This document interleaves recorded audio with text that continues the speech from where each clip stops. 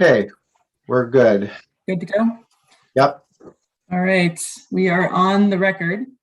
Good morning and welcome. This is a remote meeting of the Energy Facilities Siting Board regarding two agenda items this morning. The first is a tentative decision on national. All right, we are on the record. Uh-oh, just a moment. Yeah.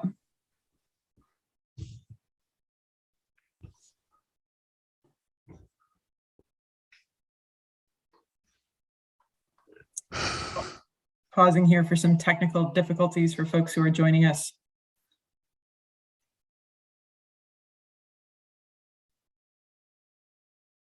Sorry. Okay, one moment, please. I think we do need to pause just for a moment here to allow the parties who are in the attendee group into the panel. I apologize for that oversight. No problem. And if my colleagues could assist me in that, I would appreciate it.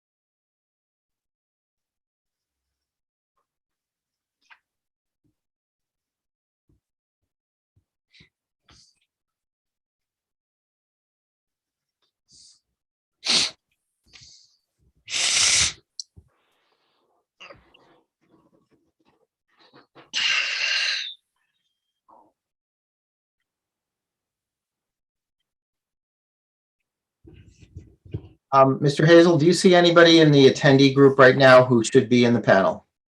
I do not. Okay, I think we've gotten that taken care of. And oh, I'm sorry, someone's raising their hand, and maybe we did miss somebody. Let's see. Karen Fogarty. I'm not familiar with. I think I'm here as in the wrong spot too. I'm a resident and I'm an impacted resident and I'm on the panel. Okay, well, we'll take you when it's time for public comment. So we'll put you in the attendee group for now. Great, thank you.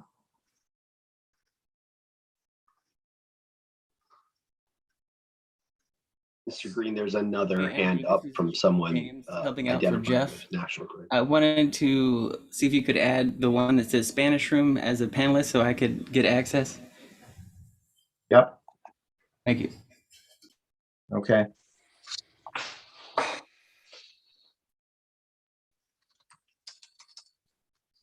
Let's see if there are any other housekeeping items.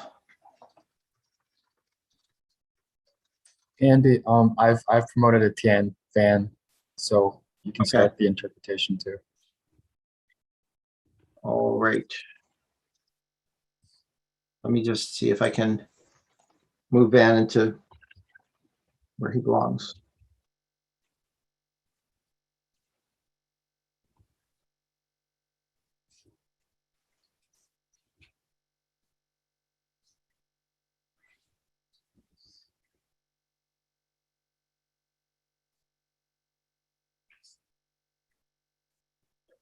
All right, we have gone live. I believe that Gabriel will be interpreting for us for the time being. Gabriel, you're with us, I hope. And I'll just remind everybody before we go further that you should select now the language of your preference using the interpretation button at the bottom of the screen. So if you speak and listen in English, please select English. Si hablas en español, coger español. Andy, am I Okay. good to begin again? Sorry for the delay. No problem. I just don't want to start too soon. Okay, so we are on the record. And good morning and welcome. This is a remote meeting of the Energy Facilities Siting Board regarding 2 agenda items. The first is a tentative decision on National Grid's proposed Beverly Regional Transmission Reliability Project in Beverly and Salem, docket number EFSB 19-04/DPU 19-77/19-78. And the second is to consider a tentative decision regarding a completely separate project, the Northeast Energy Center liquefied natural gas or LNG facility in Charlton, Massachusetts. My name is Katie Theoharides, and I'm the Secretary of the Executive Office of Energy and Environmental Affairs for the Commonwealth of Massachusetts and the Chair of the Energy Facilities Siting Board. With me today are other members of the Siting Board, and I will introduce them in a moment. Before we begin, I'd like to provide some scheduling information to help everyone plan their day. We do anticipate that the Beverly Salem agenda will conclude before we break for lunch this morning. Then we will resume at 1 p.m. to take up the Northeast Energy Center LNG agenda item. If more time is necessary for the Beverly Salem matter, we will begin consideration of the LNG matter sometime after 1 p.m. We will not start the LNG matter before 1 p.m. If you are attending the meeting only for the LNG matter, you can choose to come back at 1. However, if you're interested in the Beverly Salem matter, feel free to remain with us this morning. Until we begin the LNG matter at 1 p.m. today, or perhaps a bit later, this meeting will focus on the Beverly Salem project exclusively. There's some basic instructions we should go over on how to best use Zoom for today's meeting. We have interpreters who will be translating to and from English and Spanish. To select your desired language, click on the globe icon at the bottom of your screen and select a language so that you can hear everything said with interpretation as needed. Please do not check the box that says mute original audio. We recommend this so that you can still hear the voice of the actual speaker faintly in the background, but mostly you will hear the voice of the interpreter. Dial-in participants will hear the speaker's voice without interpretation. However, comments made by the dial-in participants will be interpreted. I'll ask the interpreters to provide these instructions in Spanish before we continue and provide you a moment to address your language settings now. Gabriel, por favor, empieza en español.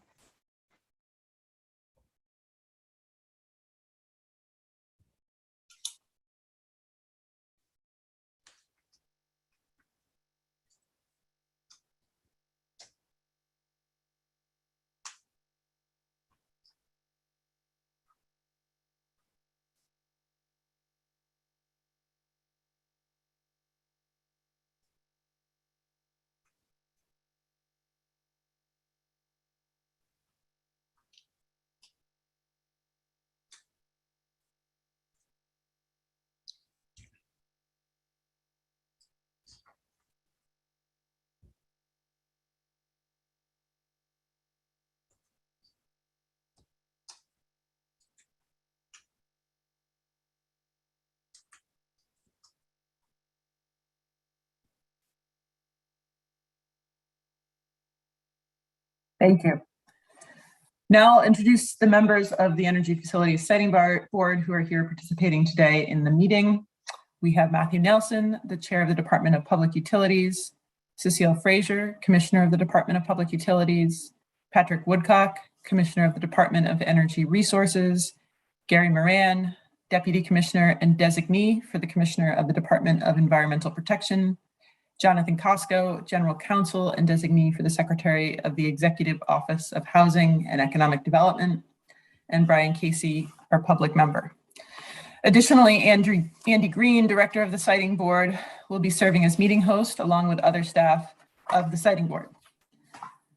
The Siting Board meeting today will be held remotely using Zoom. This meeting is being recorded and will be available on the Department of Public Utilities YouTube channel. This meeting is being conducted remotely pursuant to the Massachusetts Open Meeting Law, the Siting Board regulations, and recent legislation allowing the continuation of remote open meetings via video conferencing until April 1st of 2022. The purpose of today's board meeting is to listen to comments from participants in the siting board proceedings, from public officials, area residents, and other stakeholders joining us on Zoom. After listening to your comments, the board will begin its deliberations on the tentative decision, consider possible amendments to the tentative decision, and finally vote on the tentative decision. Using Zoom, you have an opportunity to see and hear everything said during this remote siting board meeting and to offer your comments. For those of you accessing the meeting by phone, you will also hear everything and have an opportunity to comment as well. The instructions on how to participate were provided in the notice sent to parties and mailed to all owners of property and U.S. mailbox addresses within 300 feet of the proposed and alternative transmission line route and existing substations, and within a quarter mile of the new switching station at the Wake Street in Salem. In addition, the siting staff sent the notice to various community groups in the area of the project. The notice was also posted on the EFSB website and the National Grid website and published in local newspapers. If you are having any difficulties participating, please call or text 857-200-0065 for assistance at any time. Again, that number is 857-200-0065. In conducting the meeting, I do want to note some important procedures we will be following. All board members must be audible to each other and the audience. If a board member becomes disconnected at any time, we will note that on the record. If there are significant technical difficulties, I will stop the meeting to allow the problem to be resolved. We've had a dry run of that already. Before we get to the substance of our meeting, let me mention that a stenographer is participating remotely, who will transcribe everything said to make an official record of the meeting. Board members and other speakers should mute their audio when listening and unmute when speaking. Everyone should speak slowly and clearly and allow the prior speaker to finish before you begin speaking. These procedures will help ensure an accurate transcript of the meeting and proper translation of the discussion. First, if you would like to present comments to the siting board today, you've hopefully pre-registered as described in the notice. If you would like to speak but have not pre-registered, we will do our best to accommodate you at the appropriate time by using the raise hand icon in Zoom at the bottom of your screen. For those of you dialing in, you can raise your hand and let us know you would like to comment by dialing *9. Our Zoom platform can accommodate up to 1,000 participants, which appears to be more than sufficient for all of those here with us today. Public commenters are asked to keep comments to approximately 3 minutes per person so that we can hear from everyone who wishes to speak, and we will gently remind speakers when it's time to wrap up about 30 seconds before the 3-minute mark and then at the 3-minute mark. Mr. Hazel of the siting board staff will hold up a sign to indicate when you are approaching the 3-minute mark. Mr. Hazel, can you please show the sign? I think you already did that.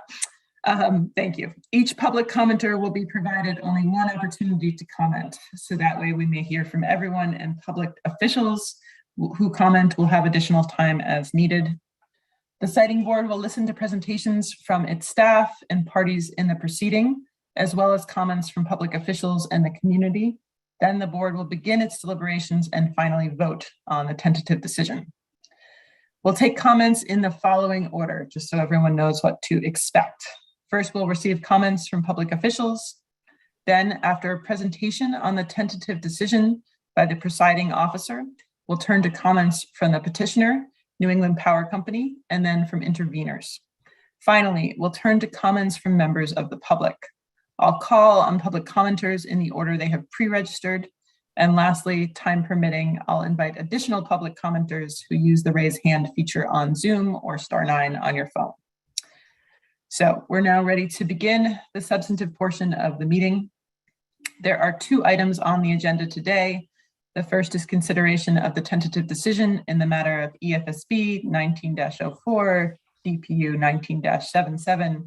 19-77/1978, New England Power Company doing business as National Grid, known as the Beverly Regional Transmission Reliability Project. The second agenda item is EFSB 18-04, DPU 18-96, known as the Northeast Energy Center LNG facility in Charlton, Massachusetts. As I mentioned previously, the LNG agenda item will begin at 1 p.m. this afternoon or soon thereafter, but not beforehand. So let me begin by calling on any public officials present who would like to speak today regarding the tentative decision. Madam Secretary, I'm not aware that we had pre-registered elected officials, but I do see that we have a Beverly City Councilor in the attendee group. I'm not sure whether Mr. Houseman would like to speak, but I do see that he is here and is describing himself as a Beverly City Councilor. Terrific. Well, Mr. Houseman, if you'd like to make a comment, you are welcome to. I'll move him into the panel just so we can see if that's the case. Okay. Mr. Houseman, are you with us? Unmute video, increase.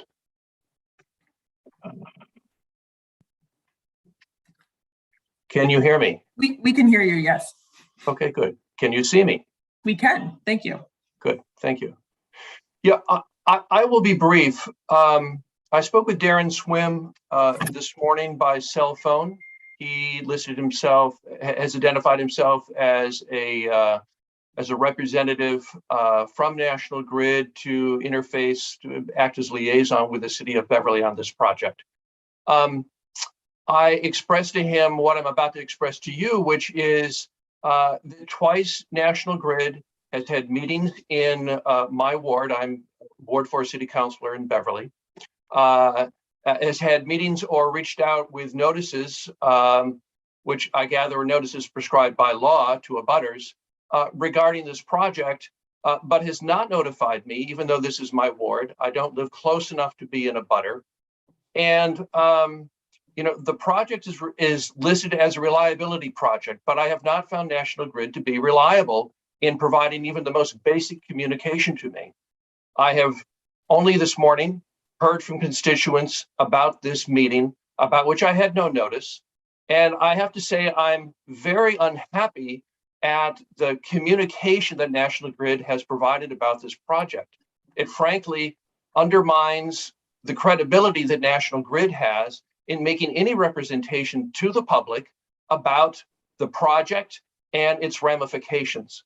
I'm not in a position, because I had no notice and therefore no opportunity to prepare, I am not in a position to have an opinion about this project and whether or not it impacts on public health and safety, and how this project might roll out you know, when and if it is permitted by this board. But I have to say, and I want to very strenuously enter my complaint and objection. I don't think this project should be permitted today, because I don't think there's been sufficient, if that is the intention and intent or procedure that's being undertaken this morning.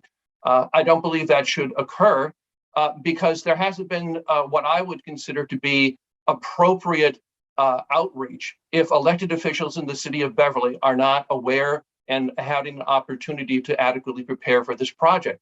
I've been in touch with the mayor's office this morning. This is not on their radar. I've been in touch with one other city councilor in Beverly, not on her radar, even though she is also a city councilor at large.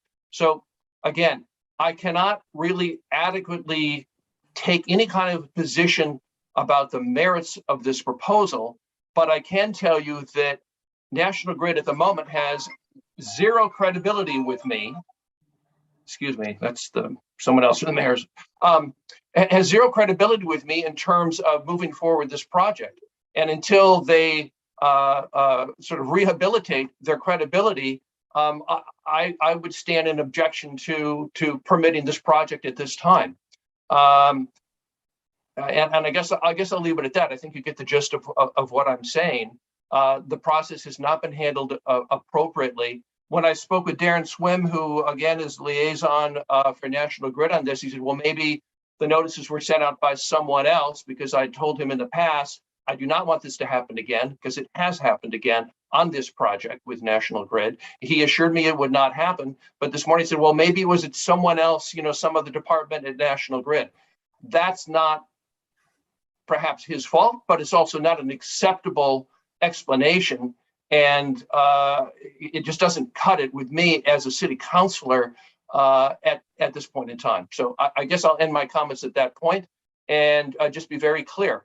I would object to permitting this project at this point in time until there is more appropriate and adequate public participation or opportunity for public participation by elected officials regarding this project. Thank you. Thank you, Mr. Hausman, and I can hear the evident frustration. I did want to give Mr. Shea, the presiding officer, a chance to talk a little bit about outreach for this project. Thank you, Madam Secretary. We noticed the project by publishing, it was published several times. There was a notice of the siting board meeting, the public comment meeting when this started, and that was published in papers and sent to abutters. And then as far as today's hearing, we sent out to the company a requirement to file a notice. The notice was sent to abutters, and it was sent to all parties, and it was sent to the Beverly Planning and Development Department. It was sent to the president of the Beverly City Council, and it was posted at the Beverly and Salem City Halls. So that was the extent of notice. We're not required to give notice to absolutely every municipal official in all affected towns. If it wasn't mentioned, and I apologize if I missed it, Mr. Shea, it was also published in the local Beverly newspaper within the last 10 to 14 days in a rather prominent advertisement. So it is both mailed directly to literally hundreds or even thousands of abutters, as well as published in the newspaper, posted in many municipal offices and locations. So we go far and wide to make sure that we get the word out, and it's also included on our website, the company's website, and many community organization websites that we do distribute the information to, in addition to all of the above. So certainly apologize for this not reaching you somehow, but we certainly do make a very good faith effort to try to make sure that these meetings are very well publicized. If I may respond just very briefly. I have one other point to make, and then Mr. Hausman, we also were communicated with, the Department of Public Utilities was communicated with by Grid that they were intending to do direct outreach to local officials. And when we get to the question and answer portion of the decision, and I will be following up with company witnesses on that process. So I just want to flag that as something that I want to bring clarity to, given the comments from Mr. Hausman. Please go ahead, Mr. Hausman. Yeah, I'll just respond briefly. I have no doubt that National Grid meticulously followed the legal requirements for notice. And it may be that there was a good faith effort made in order to provide, outreach to public officials. But I will stand by the fact that I have had explicit conversations with the person National Grid sent to the city council as the liaison for the city council. And with that liaison person, Darren Swim, been very specific that so just understand, this goes through my entire ward, okay, from one end to the other end.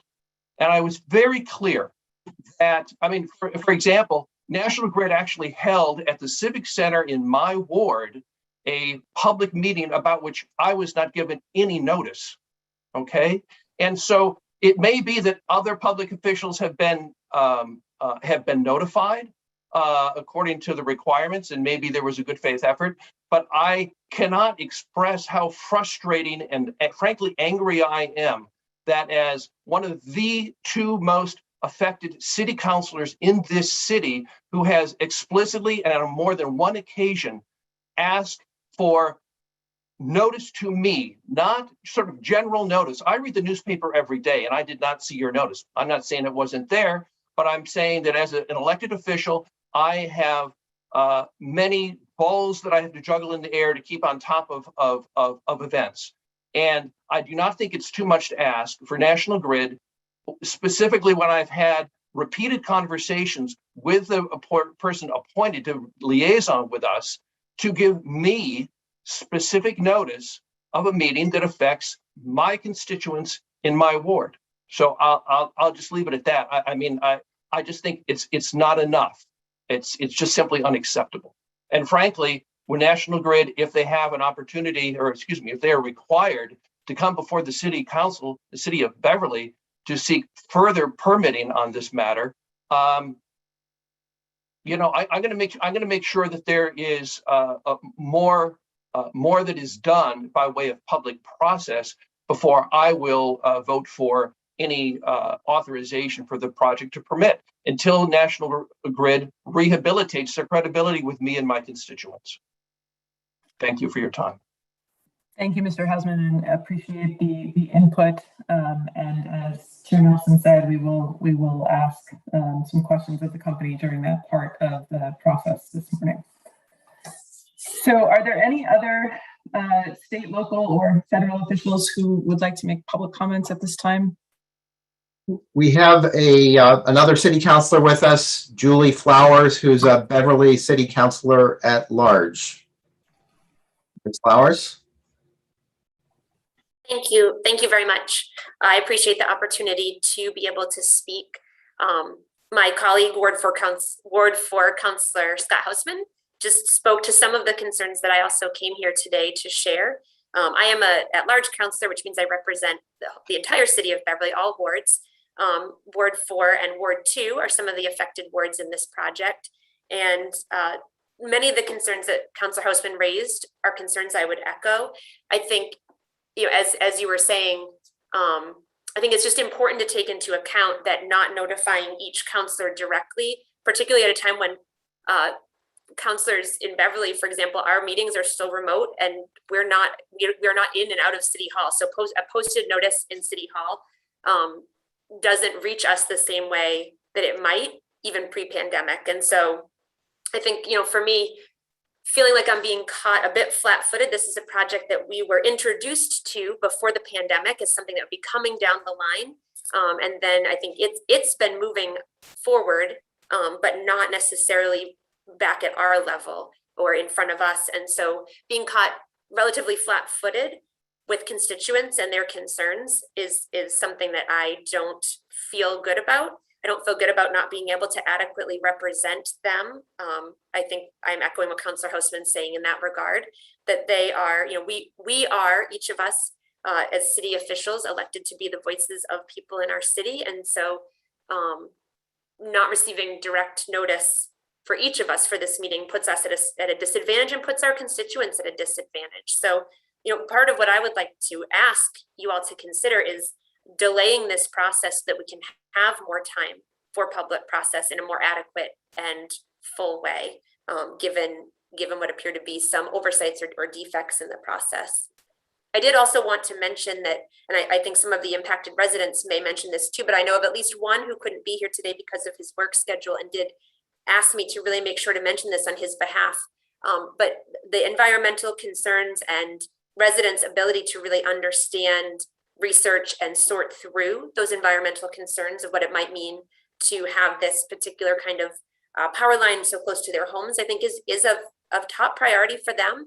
And particularly, for example, this resident asked me to share that there are some extenuating medical reasons why people might really want more time to be able to do research, like someone who has an implanted cardiac device that is affected profoundly by magnetic fields, and he's frightened that he just doesn't have the time or hasn't had the time to fully understand the impact that could have. And so I think what you're hearing from Councilor Hausman and I both is that we would like to be able to more fully help our constituents get that information, do that research, feel confident about this project if it is in fact safe and there has not been adequate public process for that to happen, in my view. So I would ask that there would be a way to delay this so there could be a more full public process. Appreciate the comments as well, Counselor. Are there any questions or follow-up from board members for Ms. Flowers? Mr. Green? We have another City of Beverly official, I believe, Irina Keefe, who is not on the panel currently. I've been trying to move her there, and I'm not sure I've been successful, but if she would like to speak, perhaps we can do that now and find out. Ms. Keefe, are you with us?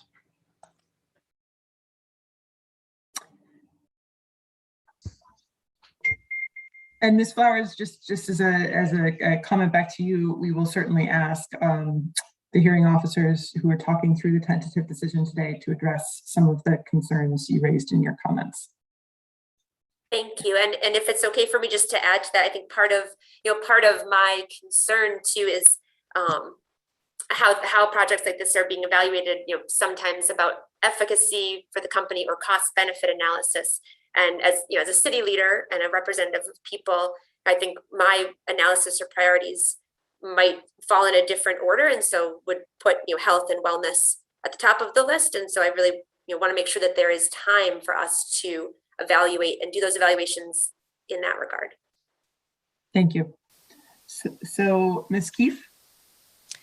Thank you, Secretary, and I'm sorry for the delay in my joining this meeting. This did just come to my attention, so thank you, Councillor Hausman, for bringing it to my attention. I haven't been as involved in this project as some other members in City Hall, but I just wanted to relay some comments from Mayor Cahill, who's currently in a different meeting, unable to attend, but he just wanted to relay and kind of reemphasize how important this project is, and that they had originally hoped that the project would begin earlier this calendar year. And because of the kind of age and the concern around the liability of the older line that should be serving as a backup, that this is a really important project to get moving on. So there is the mayor's strong support there. Thanks. Thank you, Ms. Keefe. And the board is certainly looking at the urgency of this project, given the reliability challenges facing the area. Are there any questions from board members for Ms. Keefe? Okay, we will keep things moving. Mr. Green, are there any other local officials or? I am not seeing any, and I am not aware of any additional requests by elected officials or other public officials. So unless I'm mistaken on that, we can turn to the pre-registered public commenters if they are with us. Secretary, if I could just ask, clearly we're going to move to discuss public outreach, but if Ms. Keefe could augment for the record the city's perspective on outreach, either now at a later time, of what could be done, I think that would be useful for the record. Obviously, we've heard from two councilors who are concerned, but it would be helpful to hear from the city as well. Hi, I'm happy to follow up with our kind of official stance here. I did just enter into this meeting partway through Councillor Hausman's comments, and it seems, what I'm hearing is a lack of communication directly with the councillors who are most affected and in the wards that are most affected. So yes, I think we would appreciate and would want for more kind of immediate and direct outreach to our public officials and public electeds and City Hall as well, to any changes, any public meetings that will be coming up. Thanks. Thank you. Mr. Green, don't we move to the EFSB? Yes, I stand corrected. I was jumping ahead a bit. Sorry. No problem. So I will next ask Presiding Officer Robert Shea to present the tentative decision. Thank you. Thank you, and good morning, Chair Theoharides, and good morning, members of the Siting Board. My name is Robert Shea, and I am the presiding officer for this morning's case, EFSB 19-04, DPU 19-77, and DPU 19-78. This case is a consolidation of 3 petitions filed by New England Power Company doing business as National Grid, which I will refer to as the company. In these petitions, the company proposes to construct a new approximately 3.73 mile long, 115 kilovolt underground transmission line, which is referred to as the new cable. The new cable would connect to the grid at a new switching station that would be constructed at 10 Waite Street in Salem.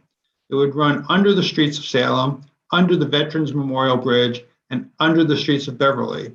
It would connect the existing Beverly number 12 substation, and it would also connect to and terminate at the existing Beverly number 51 substation. As part of the project, the company would upgrade the equipment at these two substations. Once the new cable is installed, the company would remove the existing cable that runs along an active MBTA right-of-way. With me today are other members of the Siting Board staff who are involved in the review of the company's proposed project and the preparation of the tentative decision. Dean Hazel, our Assistant Director, John Young, our Technical Director, and Dr. Enid Kuman, a Siting Analyst. Siting Director Andy Green and Siting General Counsel Joan Foster Evans also participated in the development of this decision. The company states that the project is needed immediately to maintain a reliable electric supply to customers in the Beverly Cape Ann area. The new cable would replace an existing cable. The existing cable is a self-contained, fluid-filled, direct buried cable that was installed more than 40 years ago. Like the new cable, the existing cable connects to the grid in North Salem and feeds the East Beverly number 51 substation. The existing cable has a long history of fluid leaks caused by both the age of the cable and dig-ins from construction along its route. Each leak requires the existing cable to be taken out of service. Presently, the existing cable has been out of service since April 6th, and it is likely to remain out of service until it is repaired, probably by the end of the year.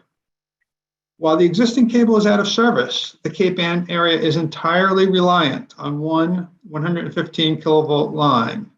The loss of this overhead line would result in loss of service to approximately 43,000 electric customers in the Beverly Cape Ann area.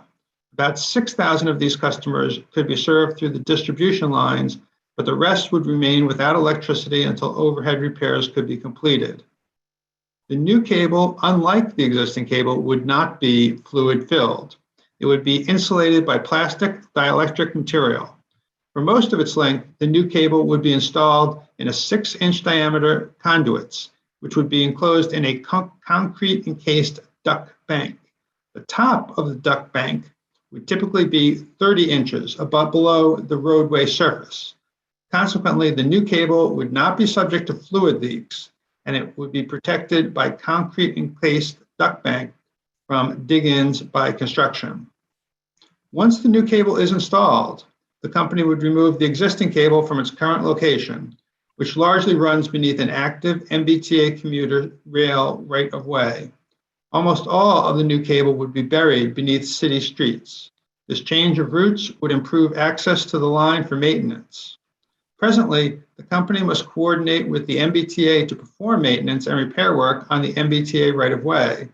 This results in limiting the repairs to a 4-hour window from 1 a.m. to 5 a.m. when the commuter trains are not in service. The removal of the existing cable would also be performed during those hours. The tentative decision finds that the project would provide an effective solution to this reliability risk. The TD also finds that the company considered broad categories of alternative approaches to meeting the need. The company did provide a noticed alternative route. The TD finds that in selecting the noticed alternative route, the company developed and applied a reasonable set of criteria for identifying and evaluating alternative routes in a manner that ensures that it has not overlooked or eliminated any clearly superior route. Furthermore, therefore, the TD finds that the company demonstrated that it examined a reasonable range of alternative routes, as well as a range of alternatives to meet the need. The TD considers both the project alternatives and the route alternatives in light of the board's mandate to minimize cost and environmental impacts while ensuring a reliable supply of energy to the Commonwealth. The TD finds that the project is superior to any alternative methods of meeting the need. Furthermore, the TD also finds that the route chosen, the primary route, is superior to the noticed alternative route when measured by the board's mandate. The TD also approves the use of a short workaround near the beginning of both routes, which is referred to as the Merrill Avenue variation. This variation could be used if planned construction on Pierce Street in Salem is precluded due to the need to maintain truck access to the Salem LNG facility. The LNG facility in question can be accessed through Pierce Avenue. There are only two interveners in this proceeding, Dr. James Rome and Mr. Charles Roque. Only Dr. Rome participated in the evidentiary hearings and submitted a brief. Both the primary route and the noticed alternative route use Weber Avenue, and Dr. Rome owns property on Weber Avenue. Dr. Rome objects to placing the new cable under Weber Avenue because there is also a gas line located there. He is concerned that an electrical spark from the new cable could ignite the natural gas from the line. Beverly and Salem are not parties to this proceeding. Both cities have executed memorandums of agreement with the company. In analyzing Dr. Rome's concern, the TD notes that the provision of the National Electrical Safety Code sets forth a 12-inch radial separation between underground electrical conduits and gas lines. The new cable on Weber Avenue would be located 21 feet away from the natural gas line, so 21 times the required separation. Furthermore, the new cable would be housed inside PVC conduits and surrounded by at least 3 inches of concrete. Therefore, the TD finds that locating the new cable beneath Weber Avenue would be safe. The TD addresses in some detail the effect of sea level rise on the project. Sea level calculations are measured using the term NAVD 88, which stands for North American Vertical Datum 1988. This is a more precise term than sea level, given that sea level varies from year to year and even from place to place. The present grades for electrical equipment at the existing Beverly number 12 substation range from 9.5 feet to 12 feet NAVD 88. The projected 100-year storm is 10 feet NAVD 88, and the projected 500-year storm is 12 feet NAVD 88. Therefore, the site is vulnerable to flooding during 100-year storm under existing conditions. Originally, the company proposed to install new electrical equipment at the Beverly number 12 substation at 2 to 3 feet above the 10-foot level. The company represented that this would protect the critical electrical equipment from a storm surge based on a 100-year flood at least through 2030. The company proposed using other flood protection measures, but it asserted that the adaptability of the Beverly number 12 substation was low. In other words, the company asserted that there was a limited amount that it could do. The TD, however, rejects the company's reasoning on this point. The TD notes that in light of the recent East Eagle case, the petitioner designed the flood elevation in light of the 500-year flood elevation, which would be 12 feet NAVD 88. The TD therefore requires the company to install all new equipment at the Beverly substation at a minimum elevation of 15 feet NAVD 88, which would account for 3 feet of sea level rise through the year 2070 and a projected 500-year flood elevation. The TD requires the company to construct the new Waite Street switching station also at the same elevation. The TD finds that construction of the project would be consistent with the health, environmental protection, and resource use and development policies of the Commonwealth. The TD also finds that the construction of the project justifies the granting of various individual exemptions from the zoning bylaws of the cities of Salem and Beverly, and the TD also finds that a grant of comprehensive exemptions from Salem and Beverly bylaws should also be granted. We received 7 comments on the TD. The company submitted comments, as did several Beverly residents. The company supported most of the TD, but not Condition D. Condition D requires that all new equipment is installed at the Beverly number 12 substation be placed at an elevation of 15 feet NAVD88. The company represents that doing so would be time-consuming, expensive, and would result in significant delay. Going to the other comments, Ariana Moran lives near the noticed alternative route and objects to the disruption that construction on that route would entail. But the TD rejects that route. Therefore, Ms. Moran should not be inconvenienced.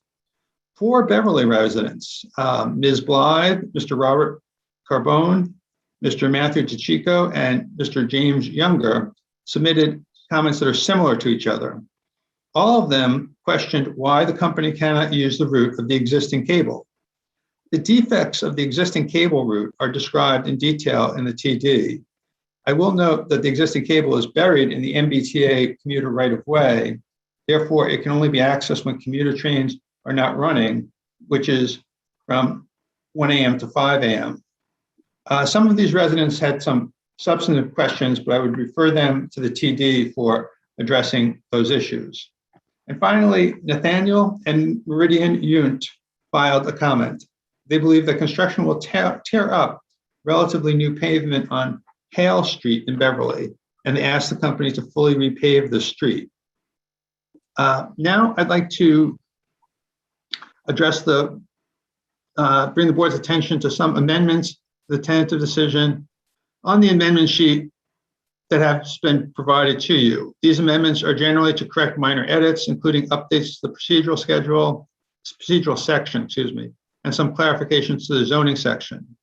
Staff would be glad to answer any questions on the amendment sheet.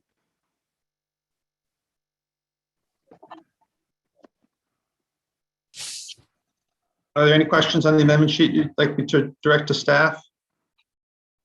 Let's see. Hold on one second, Mr. Shea. Sure thing, Mr. Nelson.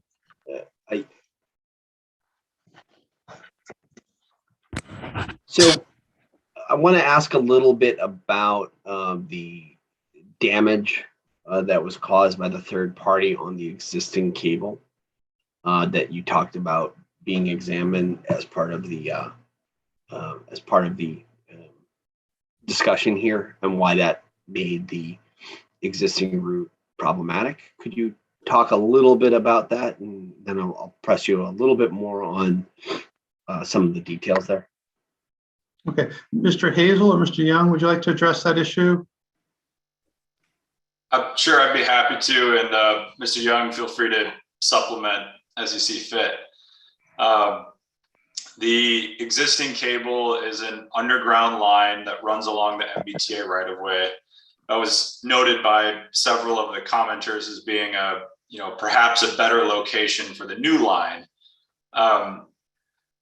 Over the past year or so, the MBTA has been implementing construction in that right-of-way, and they've actually drilled into the cable and physically damaged the existing cable a number of times. So the existing cable is not only a much older cable technology that would need to be replaced anyways, but it's also been essentially punctured so many times in the last 6 or 8 months that it's presently out of service, and the repairs to the existing cable are taking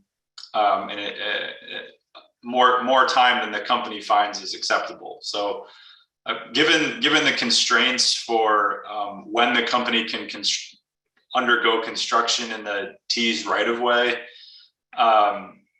they've elected to locate a different route that does not rely on the railroad tracks for the new project, and that basically will accelerate construction, which in effect reduces the overall environmental impacts because construction happens for a shorter duration, and it will allow maintenance to happen more expeditiously over the operation of the cable.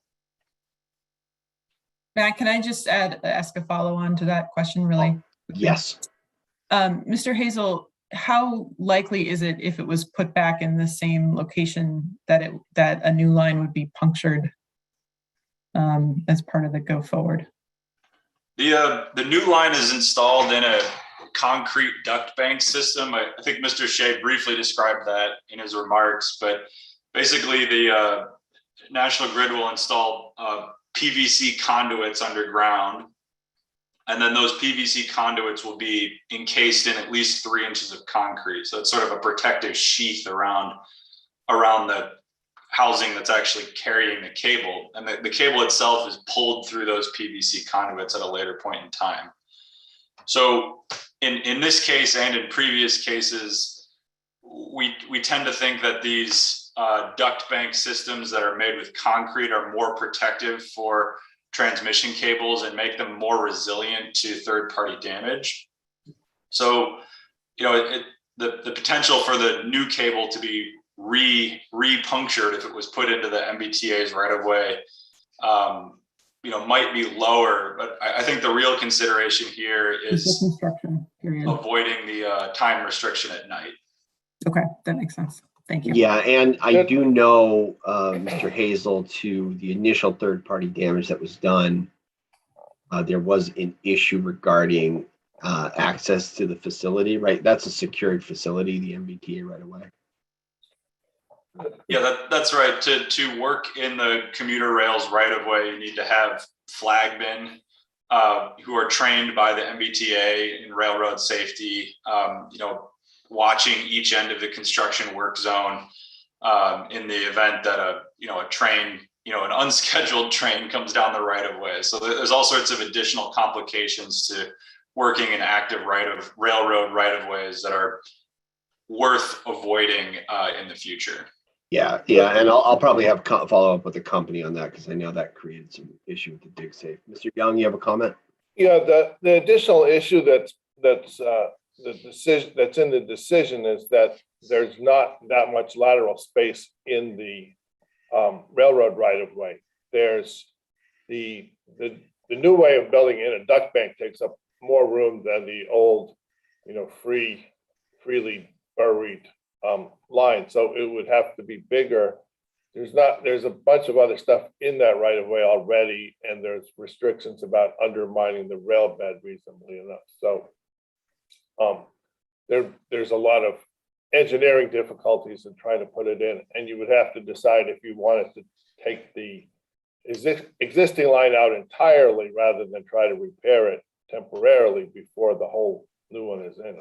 If you pulled it out, it would be a couple of years, I think, necessarily before with those time restrictions before you'd even have a replacement line. To clarify that, are you saying if it was built in the MBTA way? I'm trying to make sure I understand the distinction of the issue. The current line's out of service, so they could basically remove the existing line, but building the concrete duct banks is, you know, it's just the space there is problematic? Or is it that they have to build the concrete duct banks laterally to the existing line and then remove the existing line? I don't think there's room to put it in laterally to the existing line, so I think you would have to pull it out. And even if you did pull it out, there was concern from the evidence in the case that there wouldn't be room to put the replacement line in anyway. You might have to go outside the right of way into, you know, extend that into half of which would be people's yards, I think. And Mr. Hazel and Mr. Young, is your understanding the company's issue with, I believe it's Amendment 4, indicating that it would take more time? Is that related to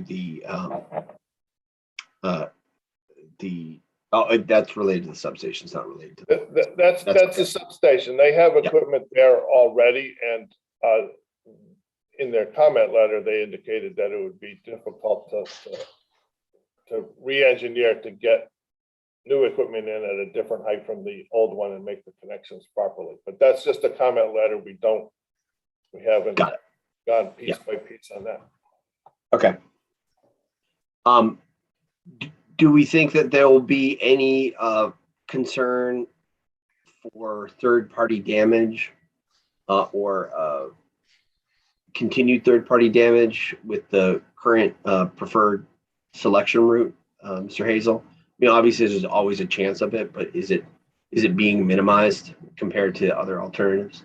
Yeah, I think really that protective duct bank, the 3 inches of concrete that's on the outside of the conduits carrying the cable is really what reduces the potential for third-party damage. That and the other thing that Mr. Shea mentioned in his remarks was sort of the radial separation from other utilities that are already in the roadway. So the fact that National Grid positions the line within the street so that it's not, right on top of existing utilities, that sort of reduces the likelihood that, if contractors are working on those other facilities, whether it's sewer or water lines, that they're not immediately on top of the new cable. So I think those two factors provide an additional measure of assurance that the likelihood of more damage in the future is lower.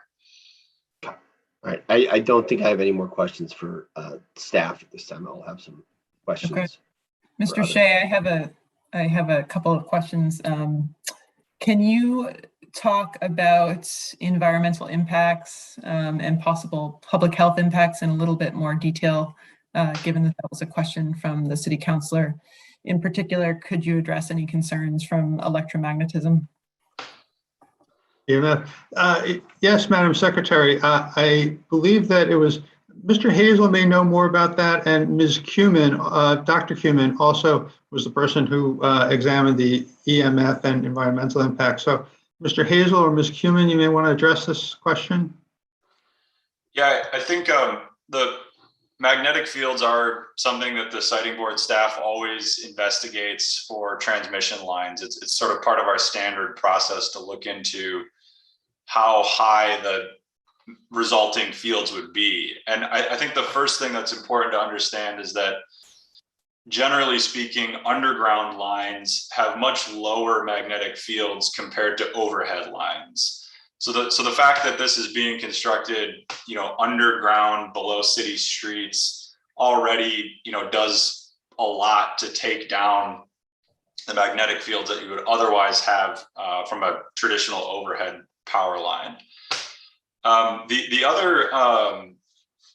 other factor that's important to consider is that the magnetic fields that result from power flowing through this line reduce rapidly as you move away from the center of the power line. So these are just sort of in relative terms, but if you're standing directly over the line, there would be a magnetic field of approximately 24 milligauss is the term. And if you move 25 feet away from it, it goes all the way down to 3.5. So, I mean, even if you don't have a great handle for what the magnitude of those numbers mean, I think what's important to observe is how quickly those numbers decline as you move away from the transmission line. Of course, these lines will be installed in city streets, so there is necessarily some separation distance from where residential structures or businesses are located. Do the concrete duct banks limit the EMF as well, or are those not relevant to the? I don't think the concrete duct bank is relevant to magnetic fields specifically. Sometimes if the cable is encased in a steel pipe, that can change things. But that's not the case here. And Mr. Hazel, can you give us a sense of what those magnitudes, is there some recommended magnitude of electromagnetic activity that would provide a standard to compare this to? Yeah, I think the company could probably provide additional detail on the specific standards that are recommended by the World Health Organization and other places like that. I believe that in Massachusetts and in the United States, there's not like a federally set level for what an acceptable magnetic field exposure is.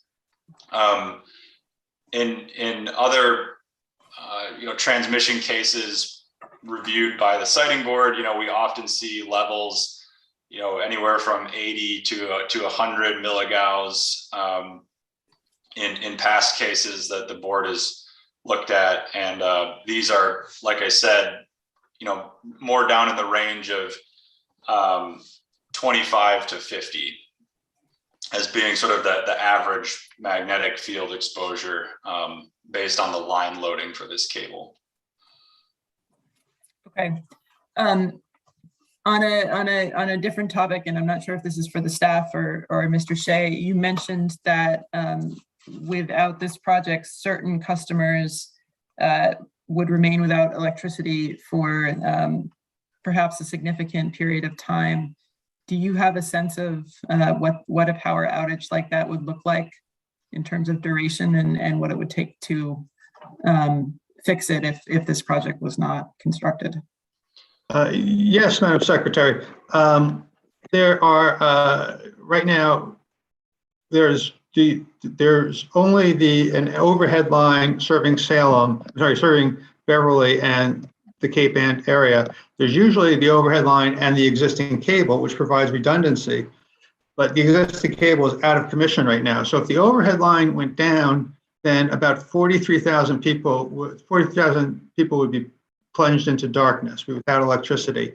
About 6,000 of those could be restored through using the distribution system, but that would still leave about 37,000 people without power. And then, so that would be until the existing line could be repaired. The existing cable that's underground is out of service at this point, and it's not expected to be repaired until sometime closer to the end of this year. So it would be significant in scope in terms of number of people inconvenienced, and it could be significant, quite significant in terms of duration. So those 37,000 could remain without power for some time? It could. It would depend upon how long it would take to restore the overhead line. But in a case where you get, for example, a severe storm where a lot of lines go down, that could be a significant period of time because there's only a limited number of people who are qualified to do the sort of work of restoring electrical power. Okay. And then one final question, and I'll turn it over to other board members. The length of, so the lifespan of this equipment, I know was something that the staff considered in the decision related to sea level rise and ensuring long-term resilience of these components. Can you speak a little bit to the average lifespan of the kinds of components that are being put into the electrical system here? I think Mr. Hazel or Mr. Young might know more about that than I do. For the substation specifically, the tentative decision states that the company expects this equipment to basically be good for 40 years. The exact parameters of how they come to that 40-year estimate are involve a lot of assumptions and things like that. But for planning purposes, they say that when a new piece of equipment is installed at a substation, you can kind of count on it being there for 40 years, assuming you're doing things like routine maintenance. You'd have to ask the company specifically about the lifespan of the cable itself. I'm not as familiar with that off the top of my head. Okay, well, we can follow up on those pieces if needed. Thank you all. Are there other board members with questions? Yes, did have a question, just if you could clarify, and it may be a question for the company. In terms of, you referenced the company cited a problem with elevating the new equipment to 15 feet due to the adaptability being low. Was there any further detail provided on what that means? And just to clarify, they're saying that it's a problem to elevate the new equipment to 15 feet because the existing infrastructure, the adaptability is low for, that you can't do much with that, and the connection is a problem. If you could just clarify what their response was. Yeah, the existing Beverly number 12 substation is quite old and has some legacy facilities that National Grid has operated there for quite some time. So unlike where you would be building a new substation on a vacant property and you can kind of design everything to modern standards from the ground up. They're faced with the challenge of integrating this new equipment into an older facility. And, especially with electrical equipment, there's all sorts of standards for separation distances and things like that. And, based on the company's comment letter, it sounds like there are some practical engineering constraints for how they might be able to integrate that new equipment with the existing. Great, thanks.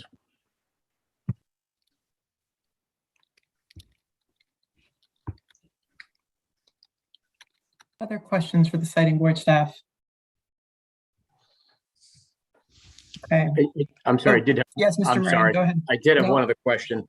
And I think it's one of my regular questions for these decisions. We have a requirement regarding noise for the study, for the company to evaluate measures to further reduce the noise at a particular property. And then submit, or basically submit to us what their plan is. Does the board or staff at that point have the ability to take action to say that is appropriate or to require more? Perhaps Mr. Shea or maybe even Mr. Green could speak to the board's ability to take up those compliance filings. I'd be happy to jump in. So obviously the DEP noise policy that stipulates a 10 decibel incremental noise relative to existing conditions is kind of the baseline for the analysis that we do in these cases to make sure that we're at or below that. And we do try to stay well below, because sometimes actual constructed equipment can vary from estimates performed in advance. And in this case, the record information indicated that we were below the 10 decibel DEP threshold significantly. So we did not have any risk of exceeding the existing DEP noise policy, which is generally, perceived as the relevant standard for noise impacts in the community. Ideally, we like to see noise as low as possible and the magic number really is a 3 dB increase, which I don't believe we were able to quite get to, but that's a level where noise is essentially imperceptible to the human hearing. So I don't think we are quite that low, but we are definitely well below DEP and its 10 dB threshold. Yes, and I guess the question is just specifically, we're requiring them to evaluate additional measures that would further reduce the noise. Do we have the ability to then evaluate whether what they did is sufficient, whether the board or staff does? We do, and there have been many instances where we have nudged down the noise anticipated impacts below what was initially proposed by applicants. Okay. In this case, I'm not sure we have re-engineered the facility to any appreciable degree to do that. We tend to balance the desire for lower noise with cost and time implications, feasibility. And in this case, I think we felt that the right balance had been achieved, but perhaps again, one of my colleagues could provide greater specificity if you're looking for the details of noise mitigation. Condition G says the siting board directs the company to use portable noise barriers wherever practicable to further mitigate the noise impacts of removing the existing cable from the MBTA right-of-way on abutting residential areas. Because the cable is in the right-of-way of the MBTA railroad tracks, but there are residences that abut those at that right of way. So there is that additional requirement.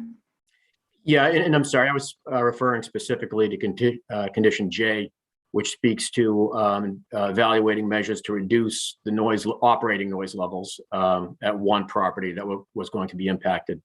And it's really was just a question of whether, when the company evaluates that and submits a report to us, whether the board of staff has the opportunity to look at it and see whether they have done enough, or if they are perhaps not implementing what might be an economically or technically feasible measure to reduce that one residence, which I think was a little above 6 decibels above background.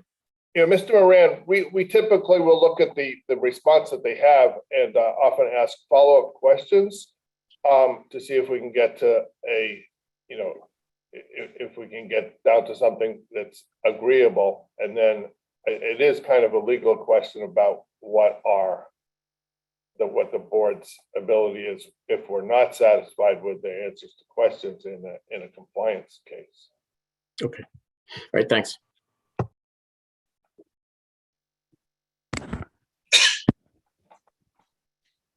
If there are no more questions, I'll go on to the conclusion of my speech.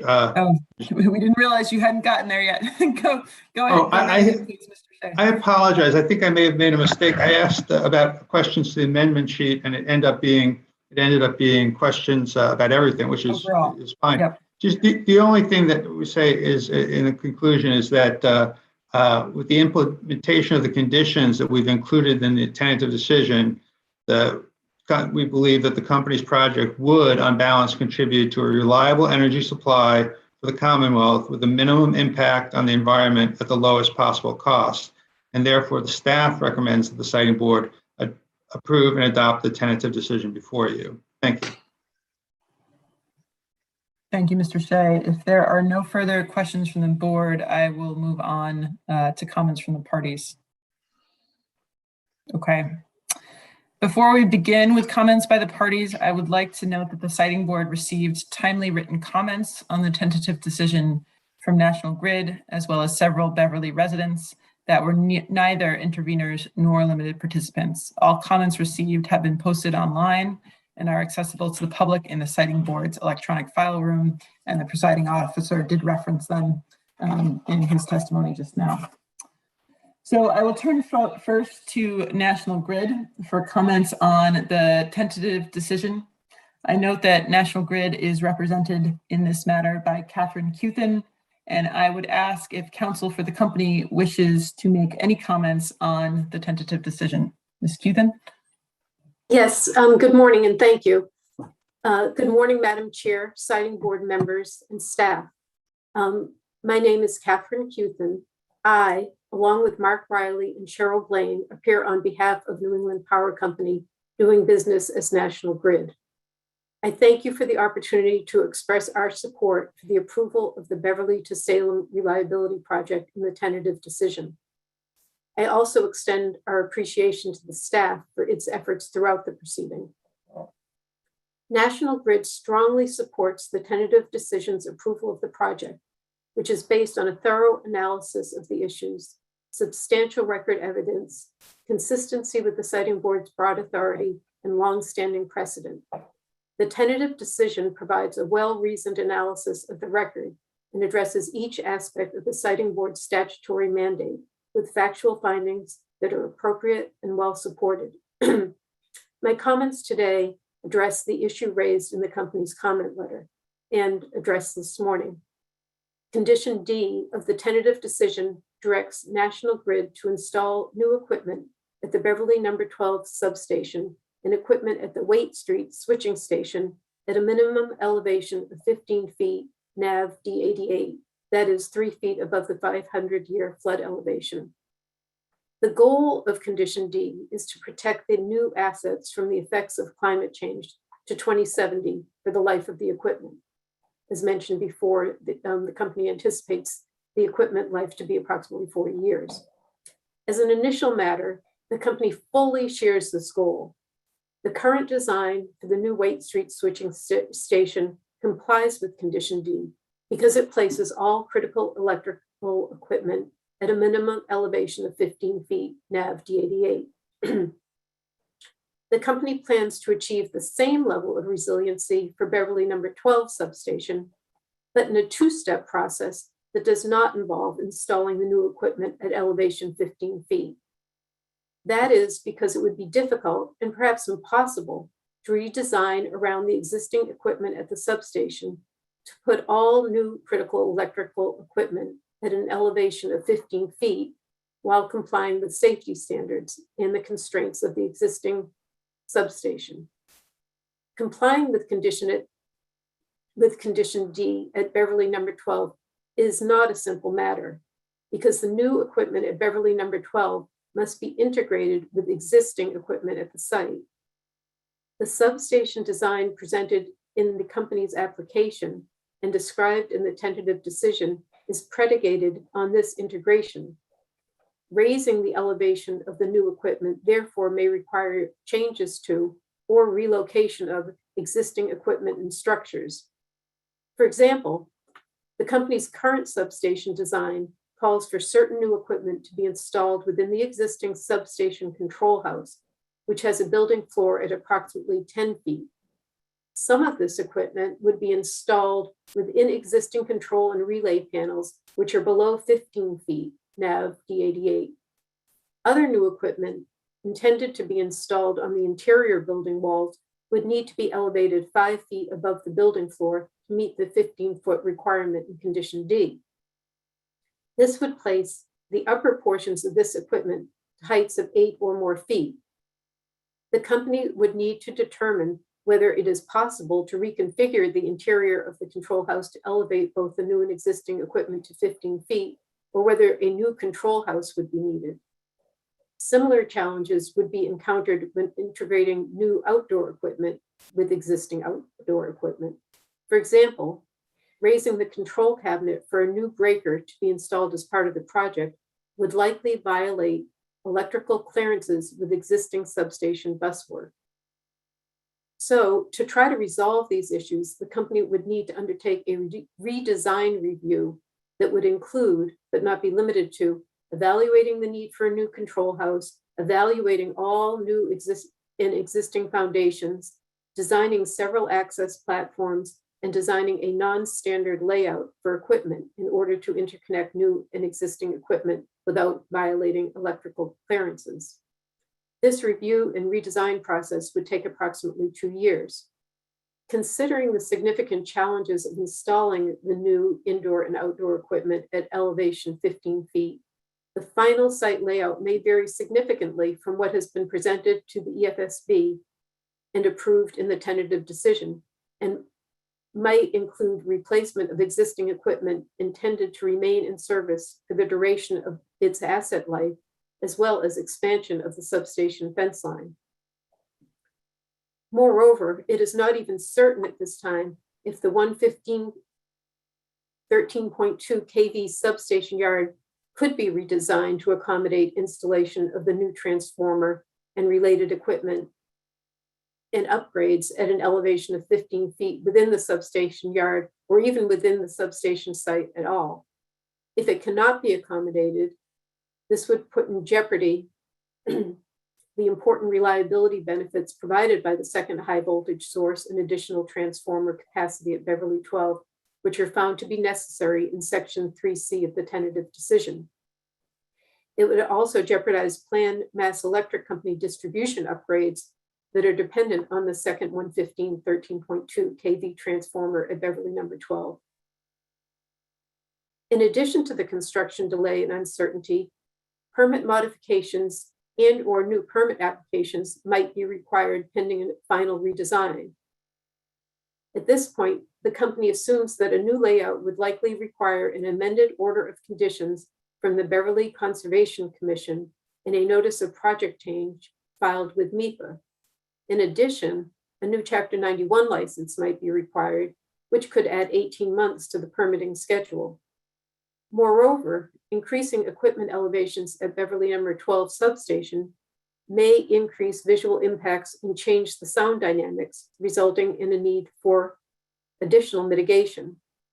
Finally, the redesign and replacement of existing equipment, the extent to which is unknown until the redesign is complete, would substantially increase the cost of the project.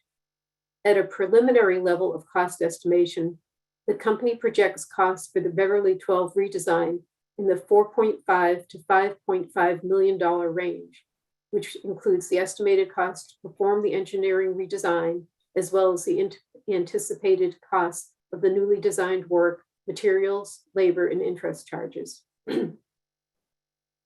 As discussed in the tentative decision, the company has proposed a plan to bring Beverly 12 to the same level of resiliency as condition D through a two-step approach that would completely avoid the uncertainty, delay, and cost associated with condition D. First, during construction of the project, the company plans to install the new critical electrical equipment at a minimum elevation of 13 feet NAV D88, which will protect it from climate change impacts until at least 2030.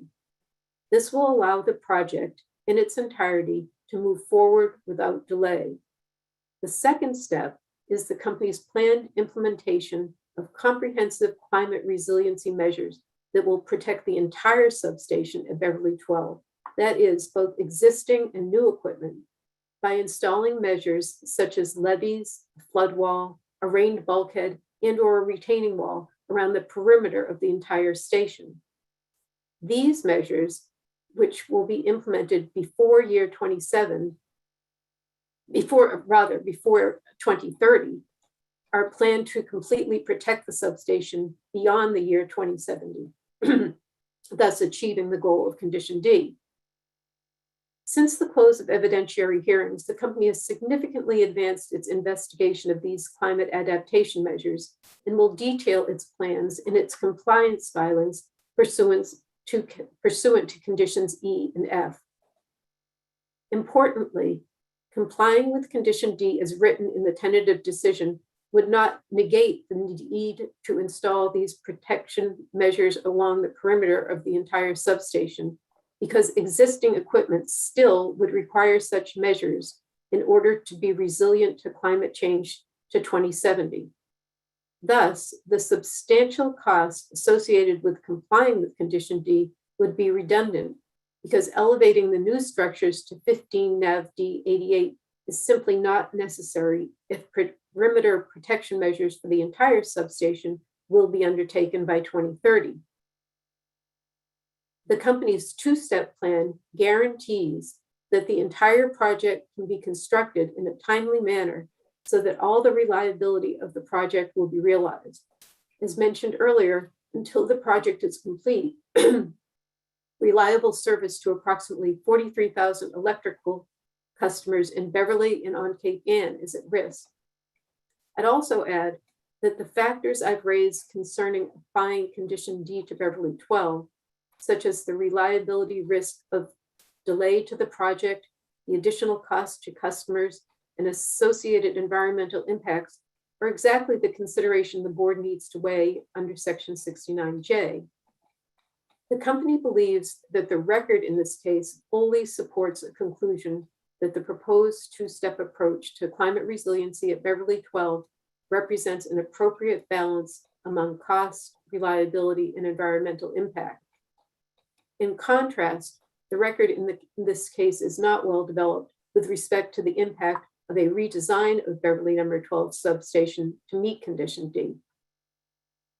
Accordingly, if the board is not inclined to modify condition D to require that the company install critical equipment at Beverly 12 at 13 feet instead of 15 feet, the company recommends that the board include a compliance requirement in the final decision that directs the company to file a report that presents a resiliency analysis for Beverly 12 that would detail alternative approaches for achieving the board's objectives and the implications thereof in terms of cost, delay, impacts, and reliability. We believe that such a fact-based approach is the appropriate way for the board to evaluate the implications of condition D and alternatives thereto in accordance with statutory criteria. The compliance requirement should be framed in such a way that would allow the company to proceed with construction of the critically needed replacement N192 cable while the company undertakes this resiliency analysis. In sum, applying condition D to the existing Beverly 12 station would at best require significant redesign of the new and existing equipment, which will result in delay in construction of the Beverly 12 improvements, as well as delay in completing the project. It will also add costs and could increase visual and noise impacts. At worst, it may not be possible to redesign the station to accommodate elevation of new electrical equipment at the resulting new electrical equipment given the resulting impacts on existing equipment, which would significantly diminish the reliability benefits of the project. On the other hand, the company's two-step plan will achieve the same level of climate resiliency for both new and existing equipment without adding uncertainties, risks, and unnecessary costs to a needed energy project. Questions raised this morning regarding the company's outreach efforts are taken very seriously by the company. I want to emphasize that outreach is of the utmost concern to the company. In addition to following all statutory requirements, the company has worked closely with both the city of Beverly and the city of Salem and has engaged in extensive outreach efforts throughout this project in its development. If the board would like, at the conclusion of my comments, the company's lead stakeholder specialist, Daniel Aretz, could address this issue in greater detail. With that, council and other company personnel and consultants are available to respond to any questions the board may have regarding the information that has been presented. In closing, the company respectfully requests that the board adopt the tentative decision, including the staff's proposed amendments, as the final decision in this proceeding, with a modification to condition D to allow the company to install equipment at the Beverly number 12 substation at a minimum elevation of 13 feet NAV D88. Thank you.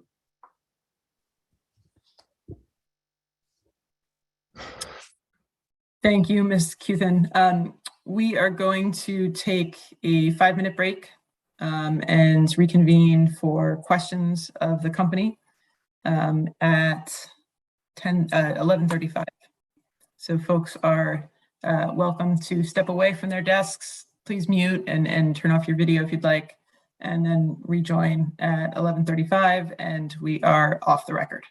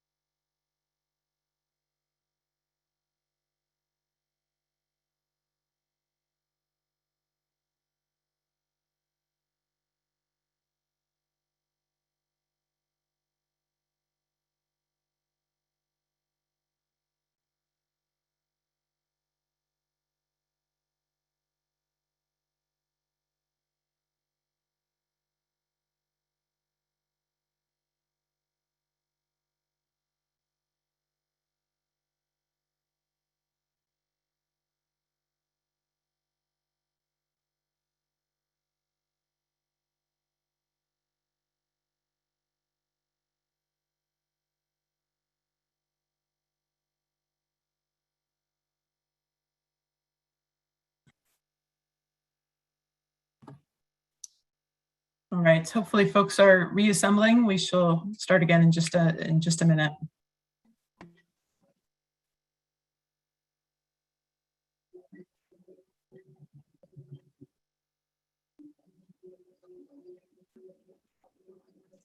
And while we're still waiting for folks to come back, I just wanted to note that Mayor Cahill is now on the line, and I believe is still in an attendee mode. So if it would be possible to promote him to a panelist, he may be able to provide some comments. Thanks. We just moved the mayor into the panel so that he may speak. Mr. Green, on just a process point of clarification, should we let the mayor go first as a public official before we turn back to questioning of the company? I think we could do that. Okay. Mr. Mayor, would that work for you? Yeah, sure. Thank you, Secretary. Okay, And let's wait 1 minute till we're back on the record, and then we'll get right started. All right, do we have, I think we're waiting on Mr. Costco and Mr. Casey. Thank you, Mr. Casey.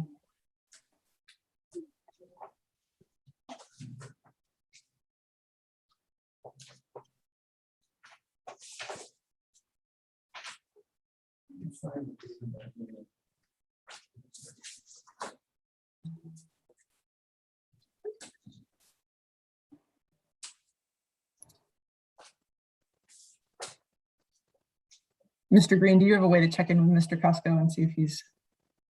I certainly do. Thank you.